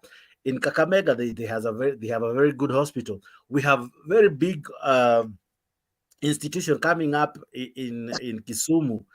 In Mbale, we have very good hospitals. But in Central, you still find counties, for instance, like Nyeri, they are still struggling. So by the end of the day, that you have someone hapo juu kama president, just like Kadak was trying to say, him being able to speak in Kikuyu does not translate to Kikuyus enjoying the benefit. In any case, it is the leadership in a person. It is the ability of a leader to manage the resources, to offer leadership, to give policies that eventually will trickle down to that small mwananchi hapo kwa ground. That is how probably they will benefit. But as an individual, Uhuru does not benefit Kikuyus. Ruto does not benefit Kalenjins. Raila does not benefit Luos. In any case, even the salary they enjoy, it goes to their personal account, not community account. I don't know if we have a, the benefit first is the individual before it trickles down to the community, to the group, to the tribe, So for me as a moderator, I feel it's alarming if we say, and it goes on this show and challenge that Kikuyus benefit better because they had 2 presidents or 3 presidents. No, they haven't. I even wish you were here yesterday. A man from Uasin was saying, in fact, he feels so bitter with the president because him, even from where he comes from, he feels the president hasn't delivered. So it's not about the person or the tribe, it's the leader. And that's what I think, as Kudak was saying, that is a thing probably we lack. We don't have leaders. All we have are kingpins who, when they say akipata ni jamii imepata. No. Jamii has never benefited. In any case, you'll be maybe shocked. The most poorest places are those places headed by these people we are terming as presidents, deputy presidents, cabinet secretaries, PSs, CSs. You'll find a good home, a very posh home, na maybe ni yake tu. The others are thatched houses, muddy houses. You see? So to me, I think it's wrong to say that Kikuyus have benefited largely simply because their man is in power. In any case, when you want to pay hizo kazi, the CSs, the few, those are the ones probably who enjoy, but not the large mass. I don't know if Kodak agrees, but nikirekebisha what umesema ni point poa sana, ni point ambaye pia sikuangalia hivyo, but what I meant was this. Kikuyus, I think kama wanaweza kuwa tu chini kidogo, wafikirie like yenyewe tumekuwa na marais hapo wameenda, now tumeachiwa our deputy president which is Gachagua. Let me tell you the truth, if Raila Amolo Odinga was in a place of Gachagua, we people from Nyanza tungekuwa tuna complain because one, there is something I'm just saying point yangu atunge complain because one, we knew yeye ni national leader, si leader wa kiongozi wa Nyanza. Are you getting me?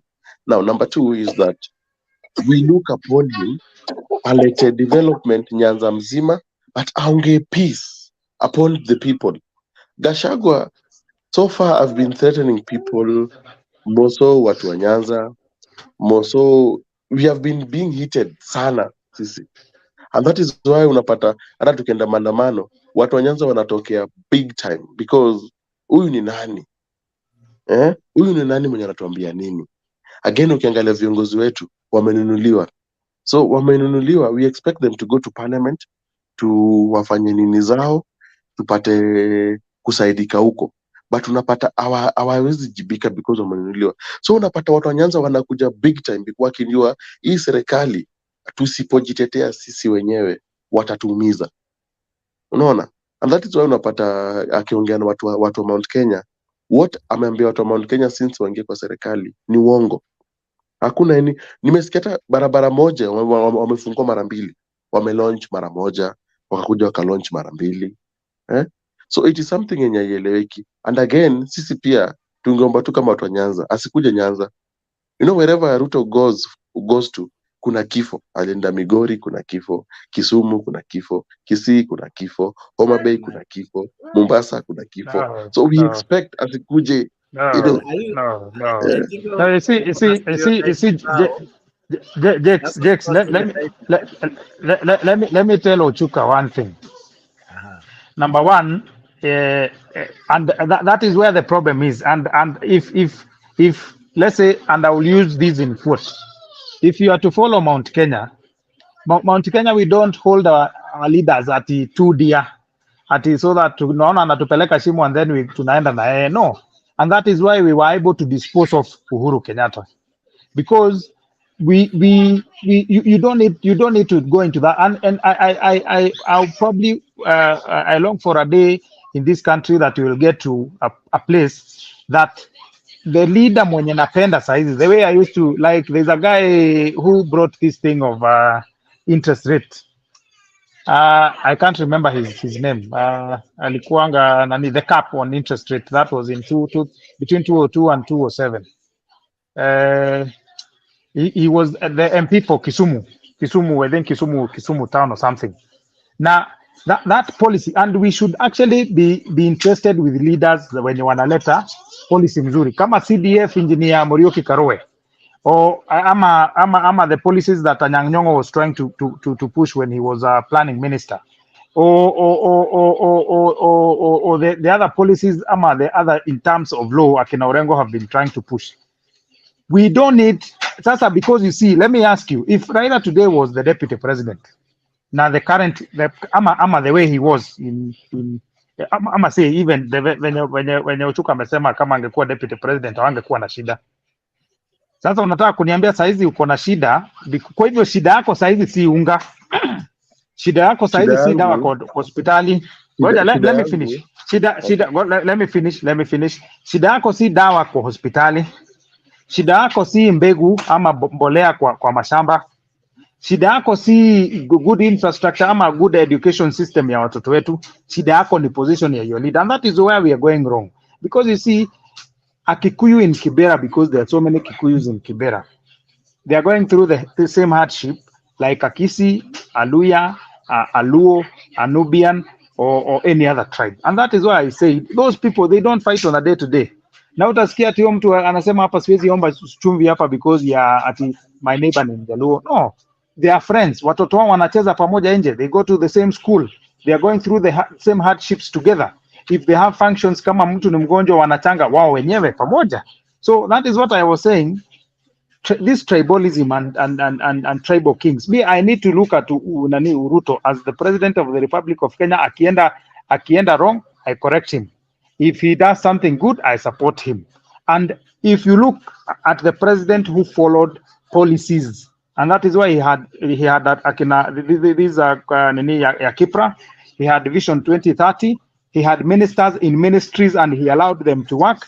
And talk to those people who worked for Kibaki. They will tell you he used to work from 8 to 5. Hakona 1 hour ya lunch. After 5, ataki hiyo mabiashara ya msheneza watu kukuja kusema nini. And that is why he allowed his ministers to work. he made sure that whatever loans we were getting long-term loans, not syndicate loans. And that is why the economy peaked. And then you can attest, because I voted, my first voting was in 2002, bado niko university. Now, all of us, the people who cleared university and colleges between 2004 and 2012, all of them, most of those guys are the ones who are working in the banking industry. They were walichukuliwa na these communication companies, and there was work everywhere. Even business people were doing very well because those projects, the policy ya Kibaki ilikuwa, if I have a project for 60 billion, then I have to split that project into lots of 5 million, 10 million, 20 million, 100 million, so that everybody gets a share. And that is why my fight with Uhuru Kenyatta is not because he got into handshake with Raila Odinga. It's because of his policies. I'm a Kikuyu like him, but I had to correct him because of the policy, because his policies was killing the small man and creating a small clique of billionaires at the top. And that is why you would have guys for 5 years, mtu amekuwa anafanya mabarabara, and then he has a chopper. But these are the people who are doing those jobs, kidogo kidogo za barabara, who, because if today I'm given a project worth 20 million, I won't fly to Dubai for holiday. I won't go to Mombasa for holiday. I will start thinking about paying my school fees, probably making sure that I have a rental income somewhere. Kuna nimesaidia mzazi na kitu. So you spend that money here. But if you give somebody a project worth 4, 5, 10 billion, anafanya peke yake, and then anaship hiyo pesa kwenda nini, those safe havens they call those islands penye ziko. That money, yes, you will see the project. We have a monument at Uhuru Garden, we have a monument at Uhuru Park, but is that monument helping anybody? And that is where you say Kibaki used to run a balanced budget, and this is what Akinandi are trying to do, to run balanced budget. Right now, this country, na kuambia saizi, because at least I've dug that information, and I have people in those positions of power, within government and outside government in the opposition, that we are going to have a very tough 2 years to correct the ills of Uhuru Kenyatta. Because Uhuru Kenyatta messed this country. We have loans, syndicate. Kibaki alikuwa anachukua loans za 20 years term. So you take a loan today, you're going to repay it after 15 years. That is when you start repaying that loan. Because those were from, and that is why he used to call those countries the development partners. Development partners, because they were partners. And then you say, this project, haiwezi leta pesa before 15 years. So you have a loan that you will start repaying after 15 years. And I can give you an example of this Aurora and Kimwarwe. Tuliambiwa pesa imeibiwa na kina Ruto wakaanza kuleta hizo when they were trying to make him dirty. But that project was a government to government project. Money was paid, the 7 billion shillings that was being paid, like a security. The Italian government was, in fact, we want to lose more money if that project, if the size Ruto venye negotiate. We were going to lose a lot of money because of those, because this is a company that you got into an agreement with it, a valid agreement, and it is enforced because we live in a community of nations. It is enforced. Nyinyi mnaweza fanya politics huku, but you're going to repay, and that is what they've been doing projects. You get into an agreement with a contractor, muna cancel, anaenda those arbitration outside the country, anapewa nini, munamulipa. The same way we paid Anglo Leasing.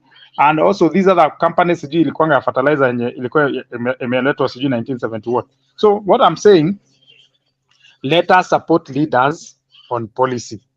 Let us oppose leaders on policy.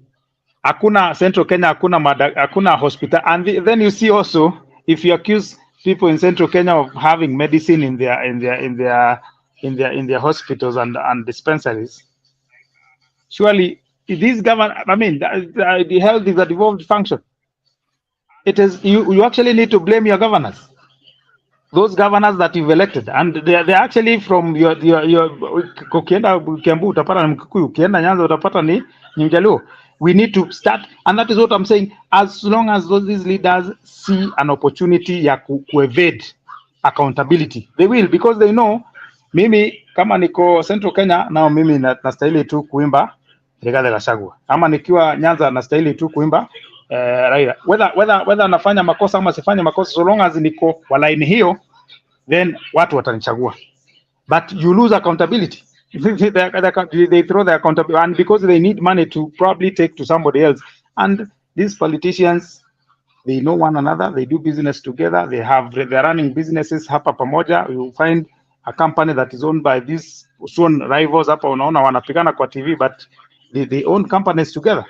So let us hold leaders accountable based on their policies, and let us support them when they are doing right, and let us kick them out when they are not doing anything right for the country. So what I was saying is, just one moment, Achuka, even as we near to wrap up this show, thank you everyone who is joining us live. Asanteni sana, you guys are the ones who make this show possible. Thank you, Kadak and Cornell, for being the last men standing. And of course, also, kuna wengi hapa ambao bado wako kwa comment section. Asanteni sana, Apep, asanti, namuona Swale Salim, uko ndani ya show. Thank you very much for being part of this show and commenting as well. There are so many people commenting. Namuona nani hapa? Namuona Gladys Kemunto, Fredo Got, Muasia, Irene. Namuona nani hapa? Namuona sorry for that. Namuona nani hapa? Ja wengi wametuma zaidi ya mara moja, inakuwa ngumu kupata. Okay, nimewapata sasa vizuri. Mumbi Kamau, asante sana, na wengine wengi ambao bado mnatuma ujumbe wenyu. Thank you for making this show great. You are the many who help us grow as we have grown. Thank you so much. Now, I want to give you guys closing remarks, or rather closing rebuttals, so that we can wrap up the show. But we will prepare a show very soon. I've promised the audience that we are preparing a show. We need to bring this issue of IEBC to a close. Now, also, we will discuss the server and many other issues as pertaining our elections. We'll go back in time and we'll ask ourselves, where really do we get it wrong, and why is it always that there are issues of rigging, and each and every election there is someone saying, I don't agree with the elections. Okay.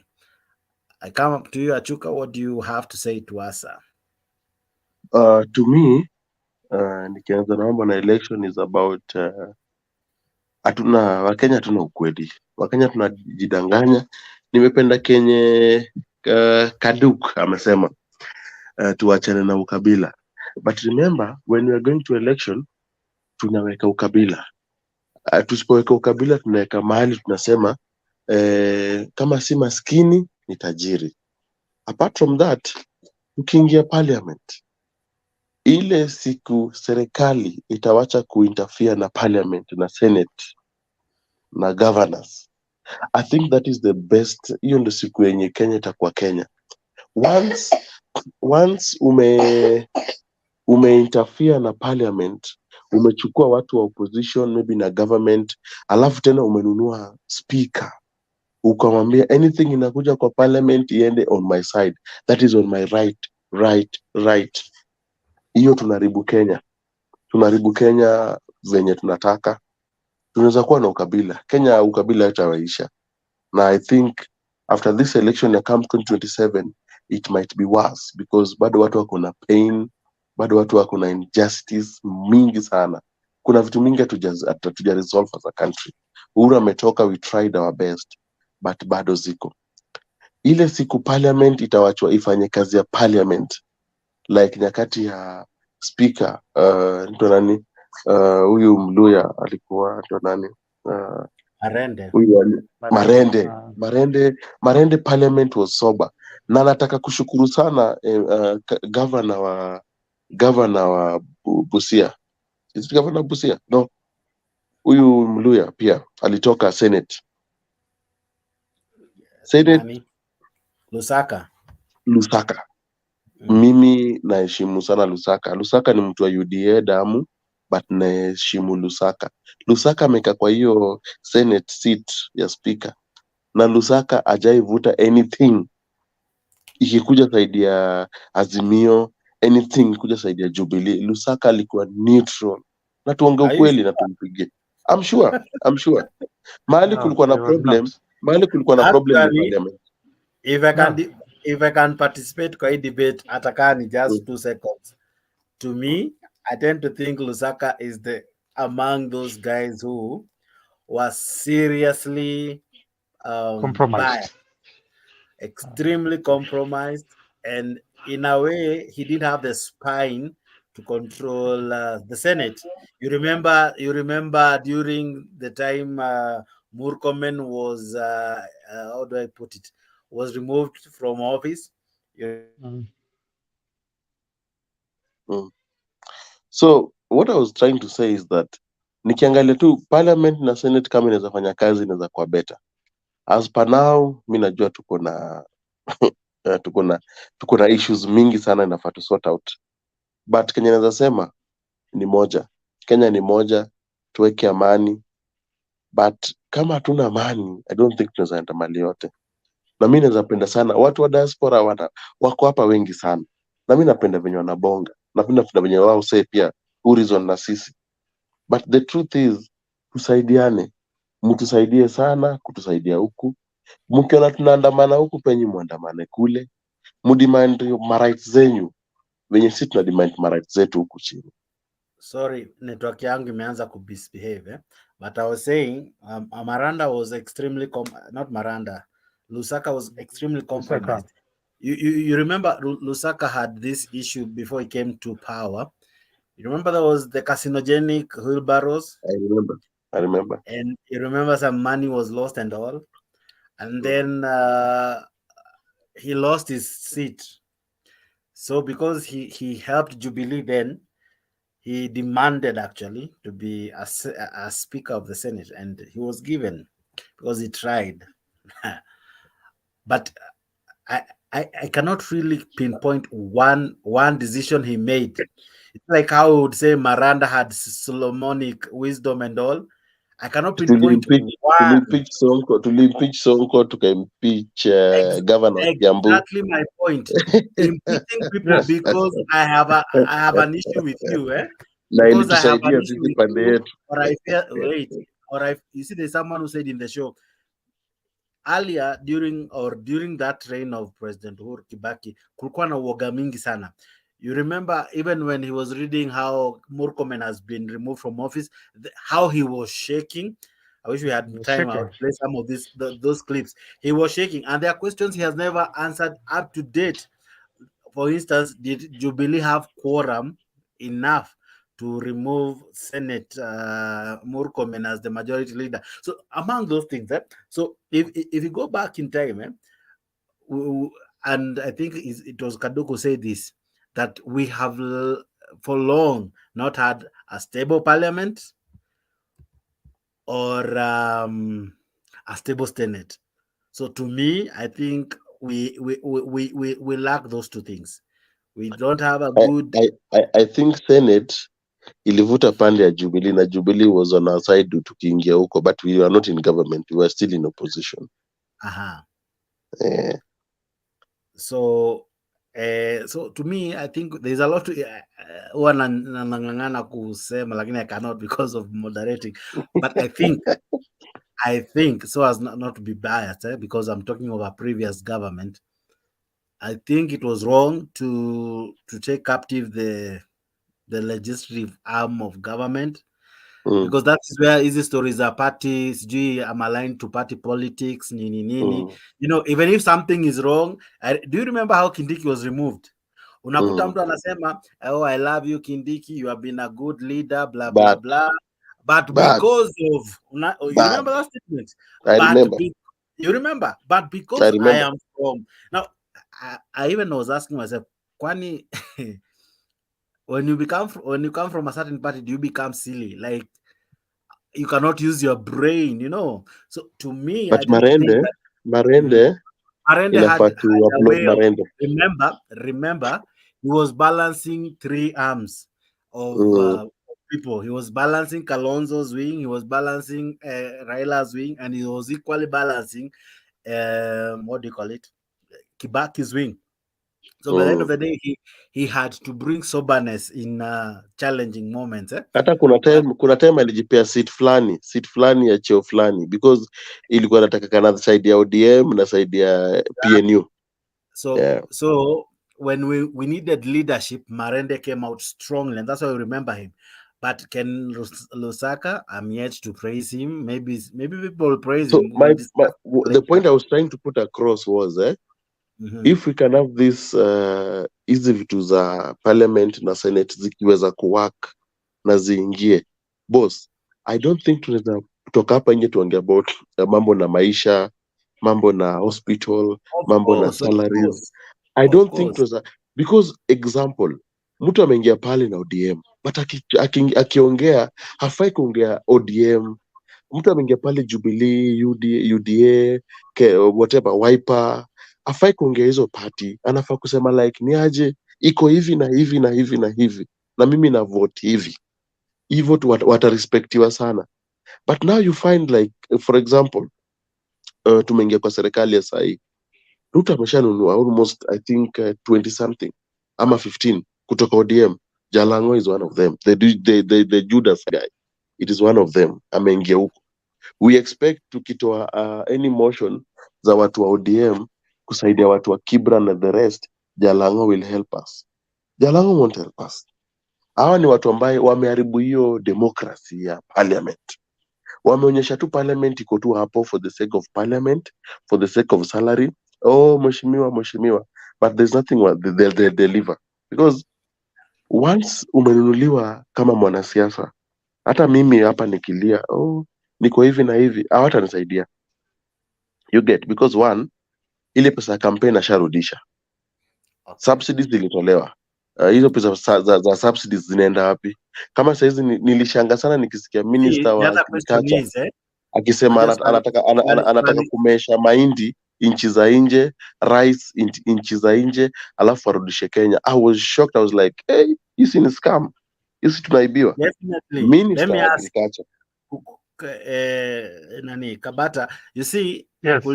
kulikuwa na Gulalu, which was to help in yes. Giving food. But the other day ilifanywa hiyo ndio itakuwa inapanda vyakula vya wanyama, and then I have that clip but it's not yet prepared well. I'll play it maybe next time, of the CS agriculture akisema now Kenyans can go and farm in Zambia and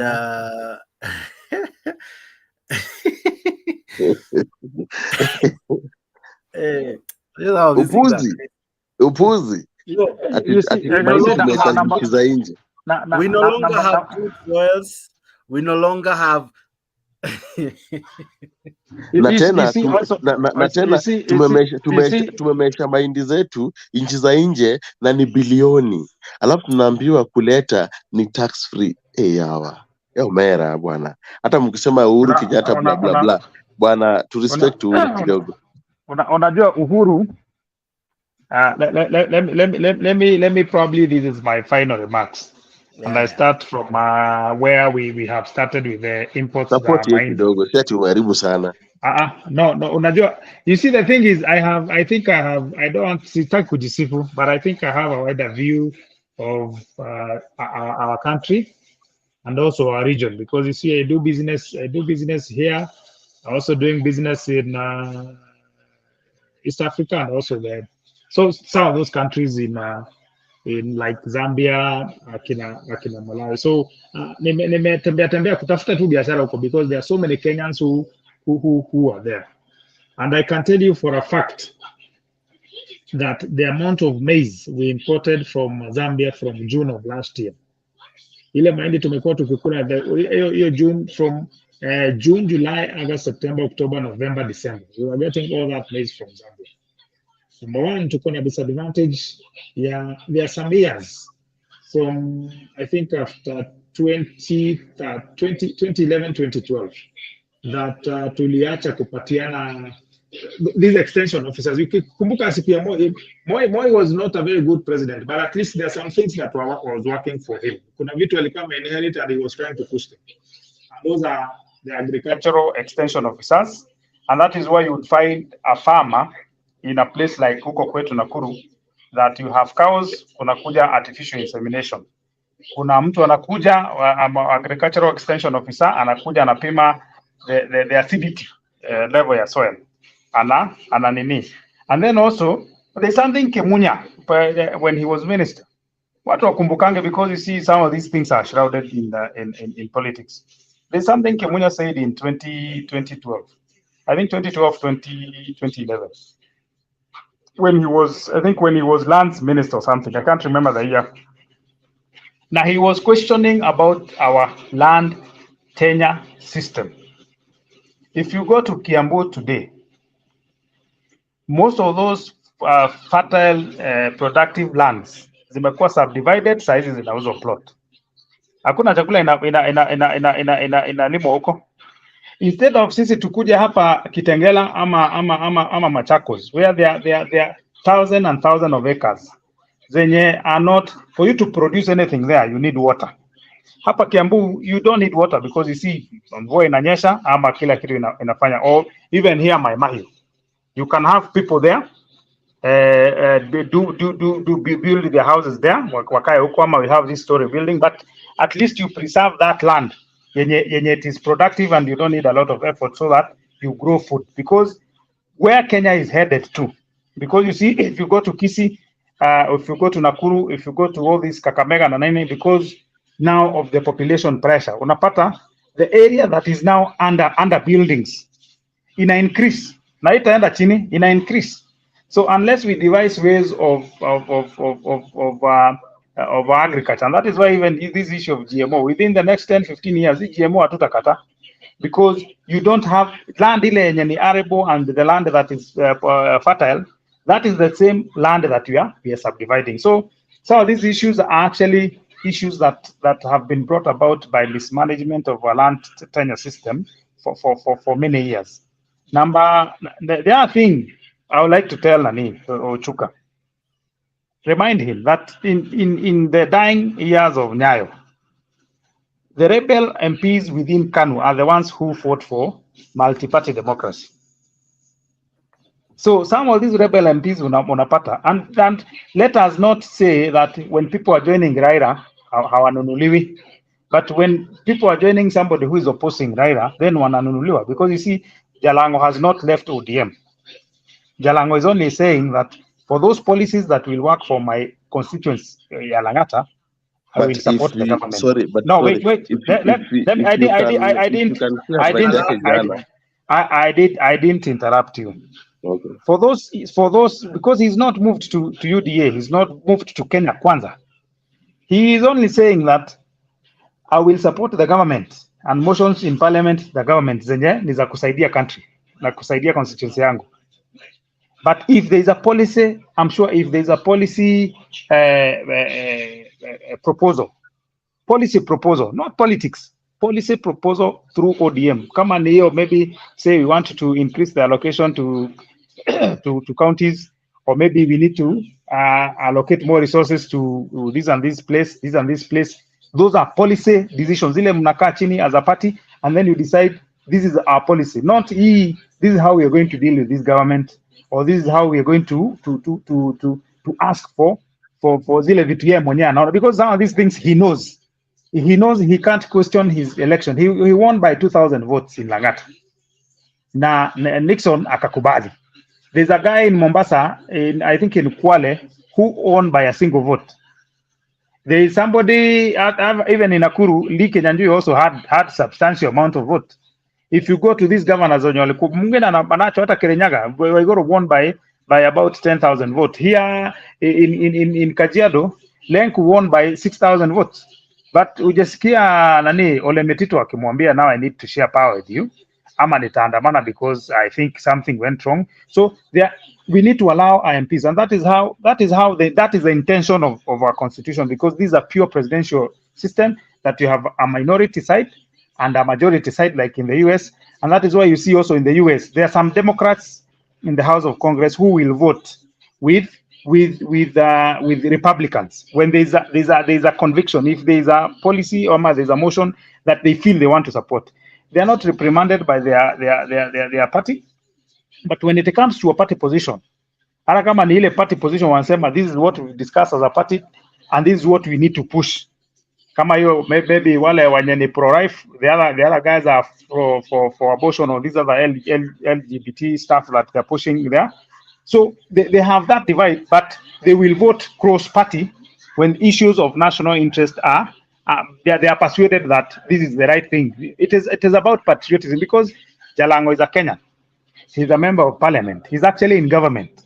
All those MPs in opposition are actually members of government under registrature.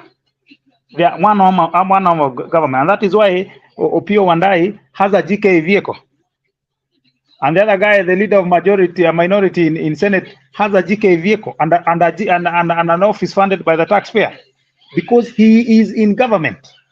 The same way with us, governor who is in Wanga, Gladys Wanga, he's a government official. He's in government. He's in government of Kenya. She's serving under the government of Kenya.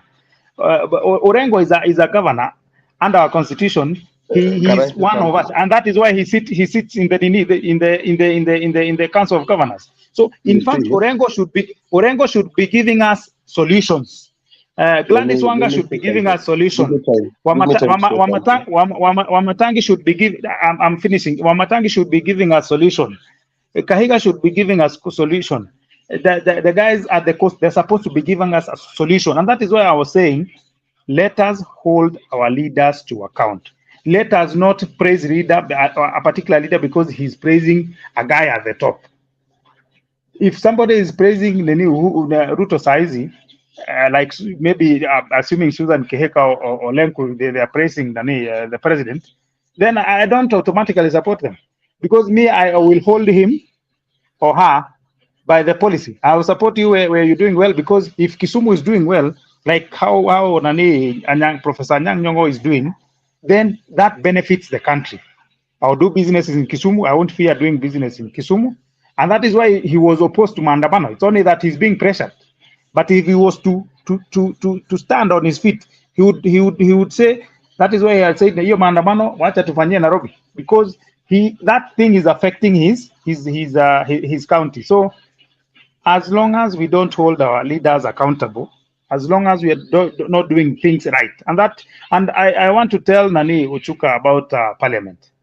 Parliament is not about the speaker. It is not about the external force from the executive. Parliament is the way we constitute our parliament. It's the way those people are elected, because if you go to the US, watu wanachangiwa for campaign. People are given money. You don't spend your own money. You're given money. Here, you spend about 30 million or 50 million. Now, you get to parliament, kuna mtu alikupatia 5 million, kuna mwingine alikupatia 1 million. Now you go there, anakuambia, okay, nilikupatia 5 million. So you're trying to oppose my candidate, our president. Why? So unanyongwa, unaona? So the basics, if we don't get the basics right, we are not going to get it right in parliament. Because you see also, like in the way the issue of Kindiki, the way he was voted out as the speaker, those guys were praising him. You've assisted the Senate, you've done this, but because of their own selfish political interest. Even Orengo, because of his own selfish political interest. Now, if I don't vote out Kindiki, I'm not going to win CI as a governor. Even BBI. Yes.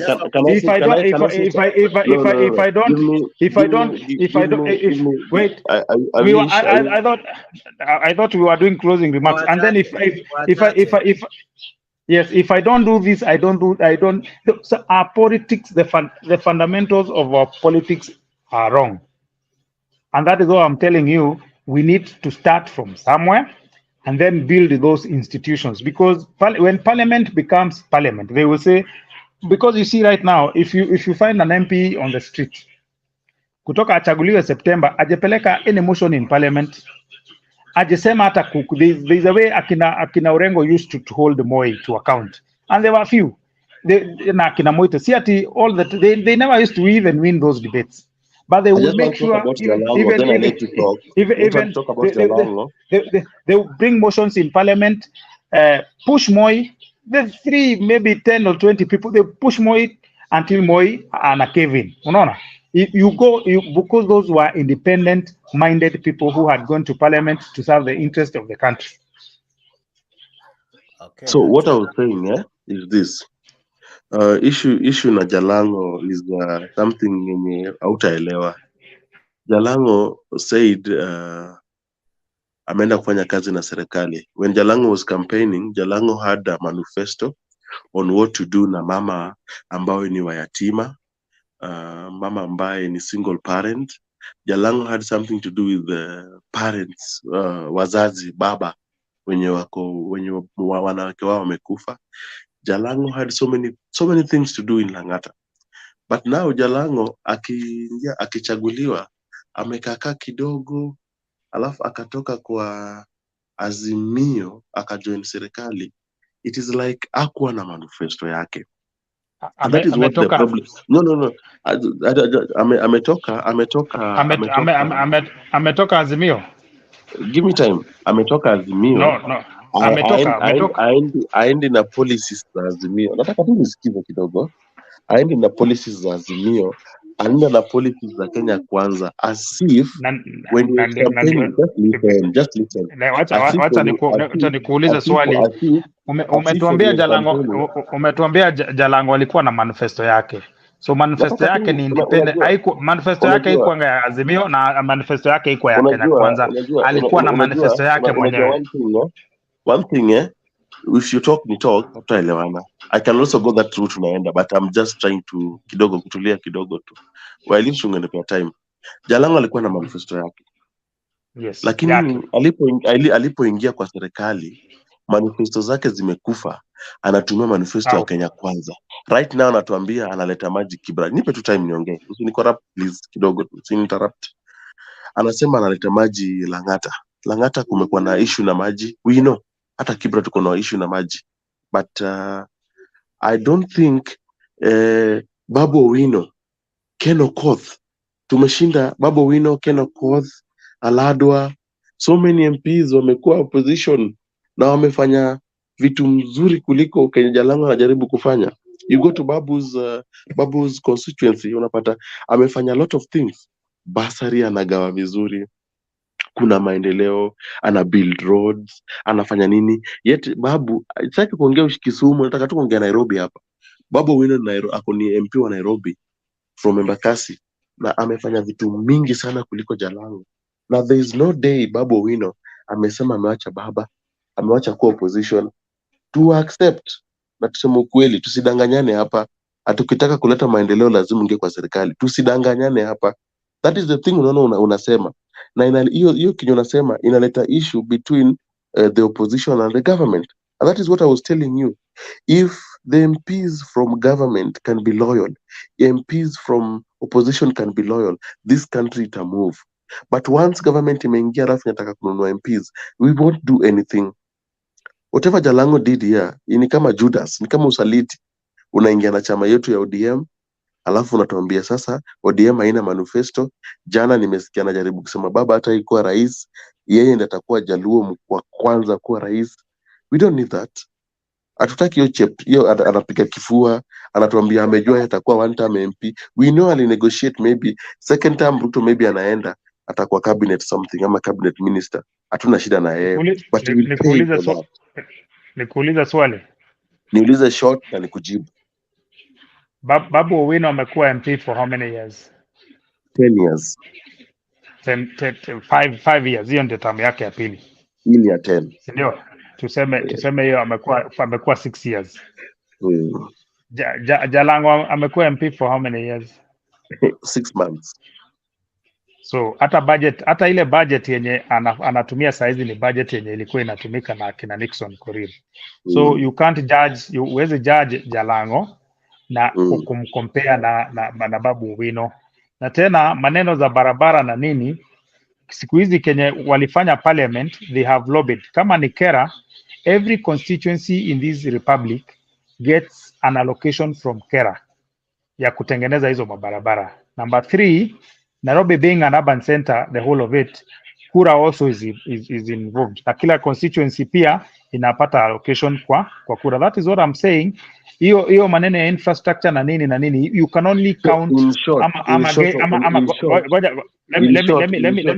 me finish. One thing with you is that you talk too much. You don't give me time to talk.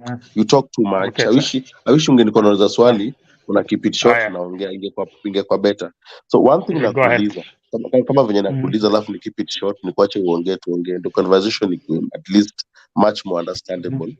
Yes. Unajaribu kuniambia barabara ambazo zinafanywa na kera inamaanisha zile tumekuwa nazo na hao ma-MP wengine imechange. Naelewa imechange. But there's one thing unafaa kujua. No, nasema from the day I think around 2020, was it around 2011? Pesa ambayo the budget ya kera they divided. In fact kuna what we call 22%. Kuna barabara za county. Ngoja, kuna barabara za county na national government. Wait, I think wacha ni kuexplainia maneno ya barabara, maybe hapo ndio tushikana vizuri. Kuna institutions tatu za barabara. Kuna institution moja inaitwa Kenha yenye ina deal na highways. Kuna institution nyingine yenye inaitwa Kura that deals with urban roads. Then kuna institution nyingine inaitwa Kera that deals with rural roads. Even within these urban constituencies that are within the urban centers, kuna some roads zenye ziko still under Kera. Na the budget ya Kera tuseme wako na 10 billion. 22% ya hiyo 10 billion inatolewangwa alafu inakuwa divided into 290 constituencies. Hizo pesa zinatumwa kwa offices za Kera zenye ziko kwa sub counties na those funds are actually under direct influence ya MP. Number two, the other 78% ya funds zenye zinabaki, then Kera now ina prioritize mabarabara zake.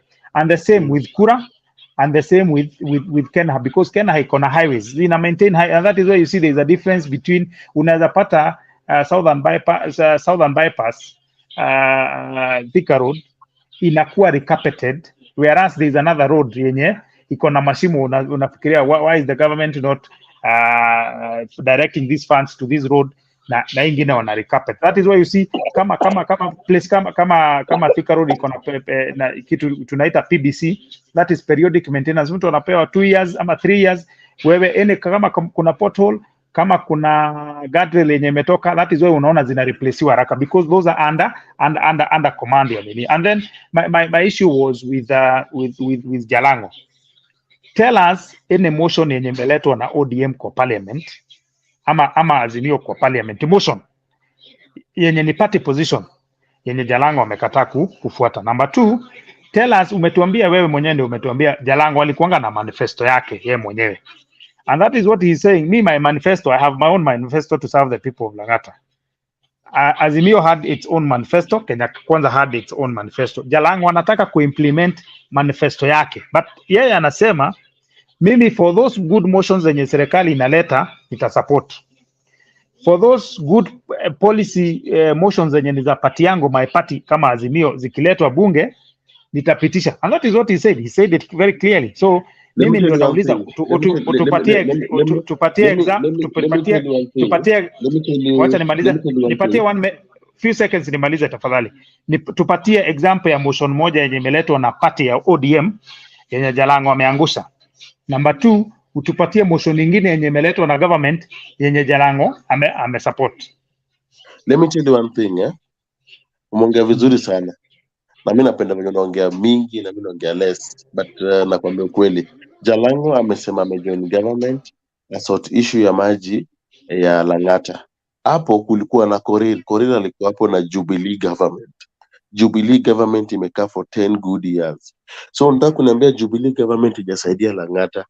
Unataka kuniambia Jubilee government for these 10 years zenye wamechagua Korir for hiyo term ya kwanza, unataka kuniambia Jalango sasa ndataleta change kubwa sana Lang'ata yenye watu wengine hawajaleta? So unataka kuniambia in short Lang'ata itakuwa na development, Kibra ni jirani yake kuna Rongai kuna the other side, hawatakuwa na development, but they will government ya Ruto itatuonyesha that Lang'ata iko na kitu mzuri kuliko makaunti zingine za Nairobi.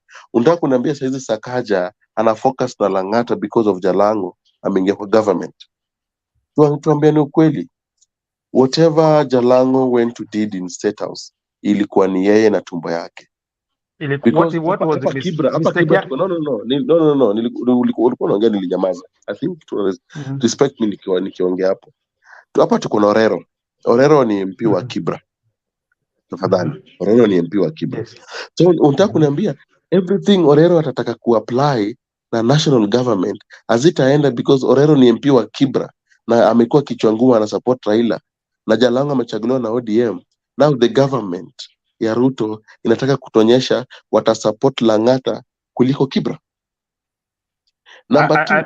Number two. Unataka kuniambia Jalango ni holy the fact that amechaguliwa na ODM na anaweza fanya kazi na serikali.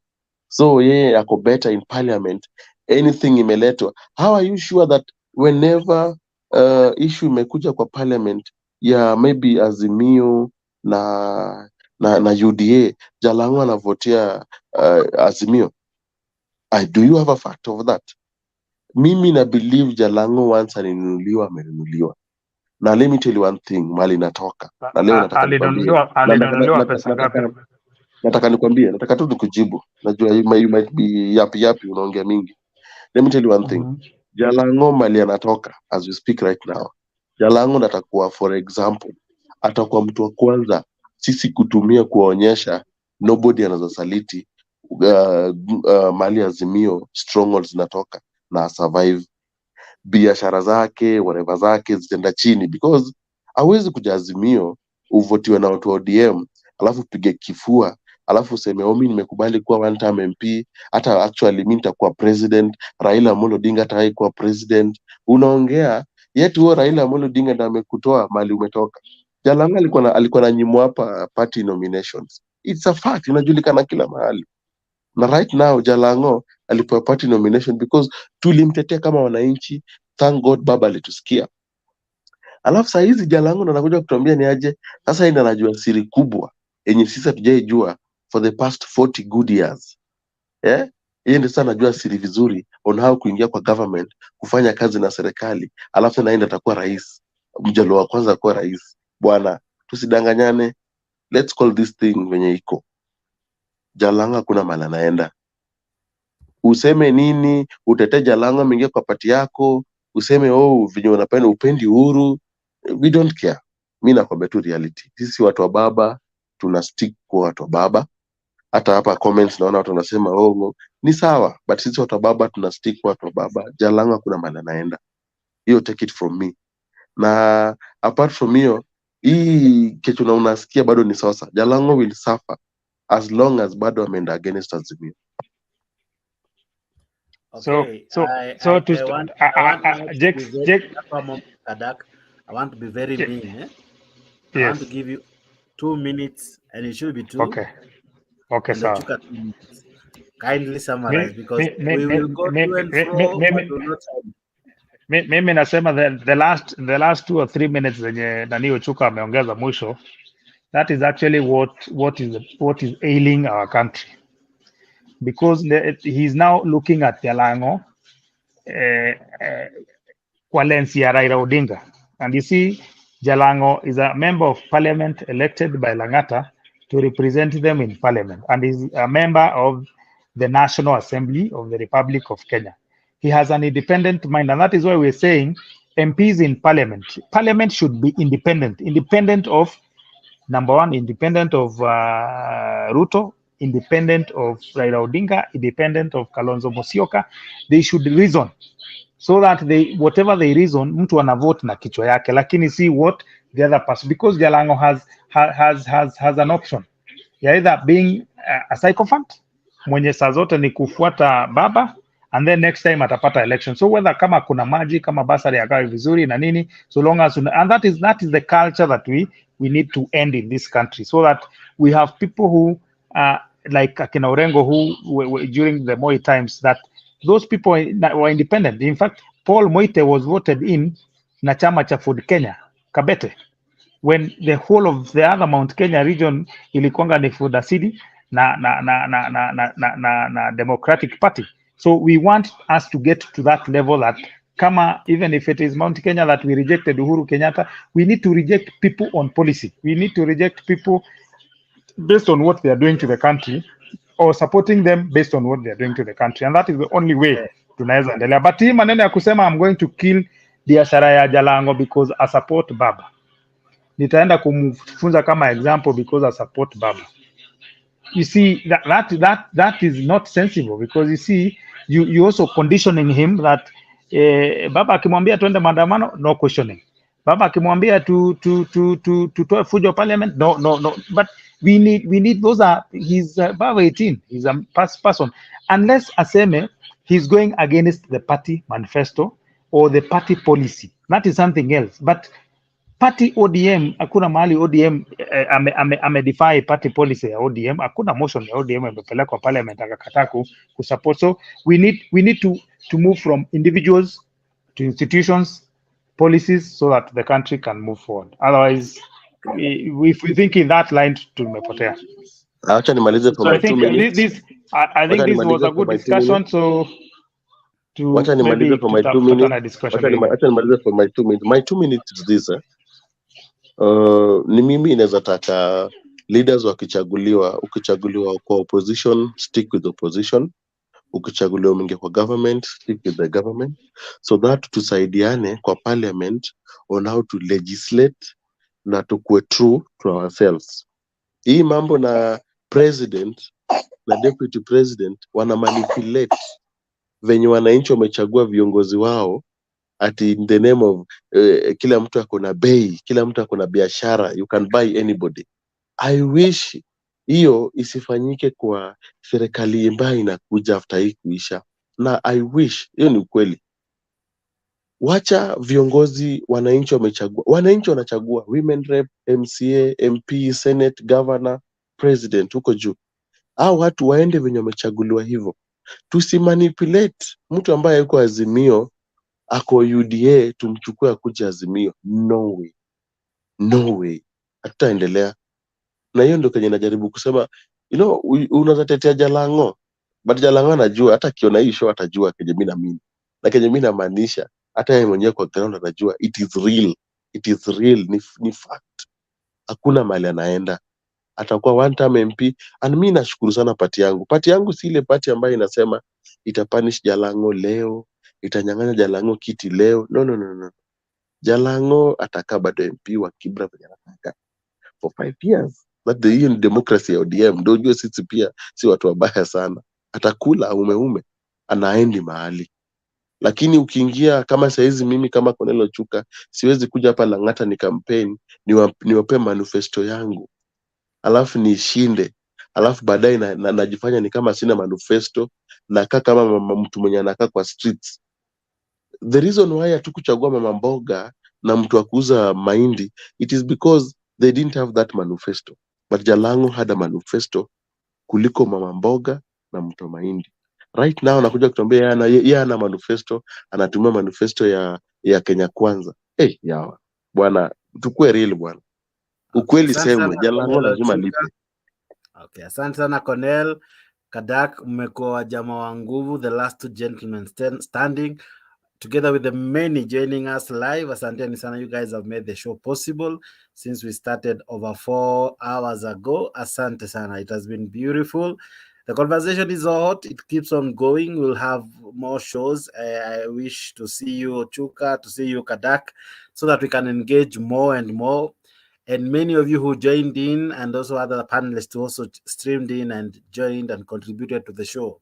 You are the guys that have made this show equally beautiful because of your generous contribution in terms of your words, in terms of your comments, and of course, you streaming in to watch us live. You guys have been amazing. Thank you so much. I see many still commenting. Asanteni sana, Blake Ukondani, Asante Gitash, Pep Arap Hatem na kuona Gladys Kemuntu na wengi ambao mnatuma ujumbe zenyu. You guys are amazing. Thank you so much. Na wewe pia ambao unatuona hujatuma comment but you are streaming in. Thank you so much. I wish to end it there. We call it a day. We will prepare another great show soon. So how do you know we have a show? Kindly make sure you hit the notification button ya Mtembee YouTube na like page ya Facebook, so that whenever we are on, you are on with us. Otherwise, thank you so much. This show has been great because of you, and because of you, we are what we are as Mtembee. We are grateful, and may God bless you. Even as you have your Easter Monday, be nice to the fullest, and even as you prepare to go back to work and to go back to your livelihoods, may God be with you. To our Muslim brothers, Ramadan Kareem. I'm sure you're almost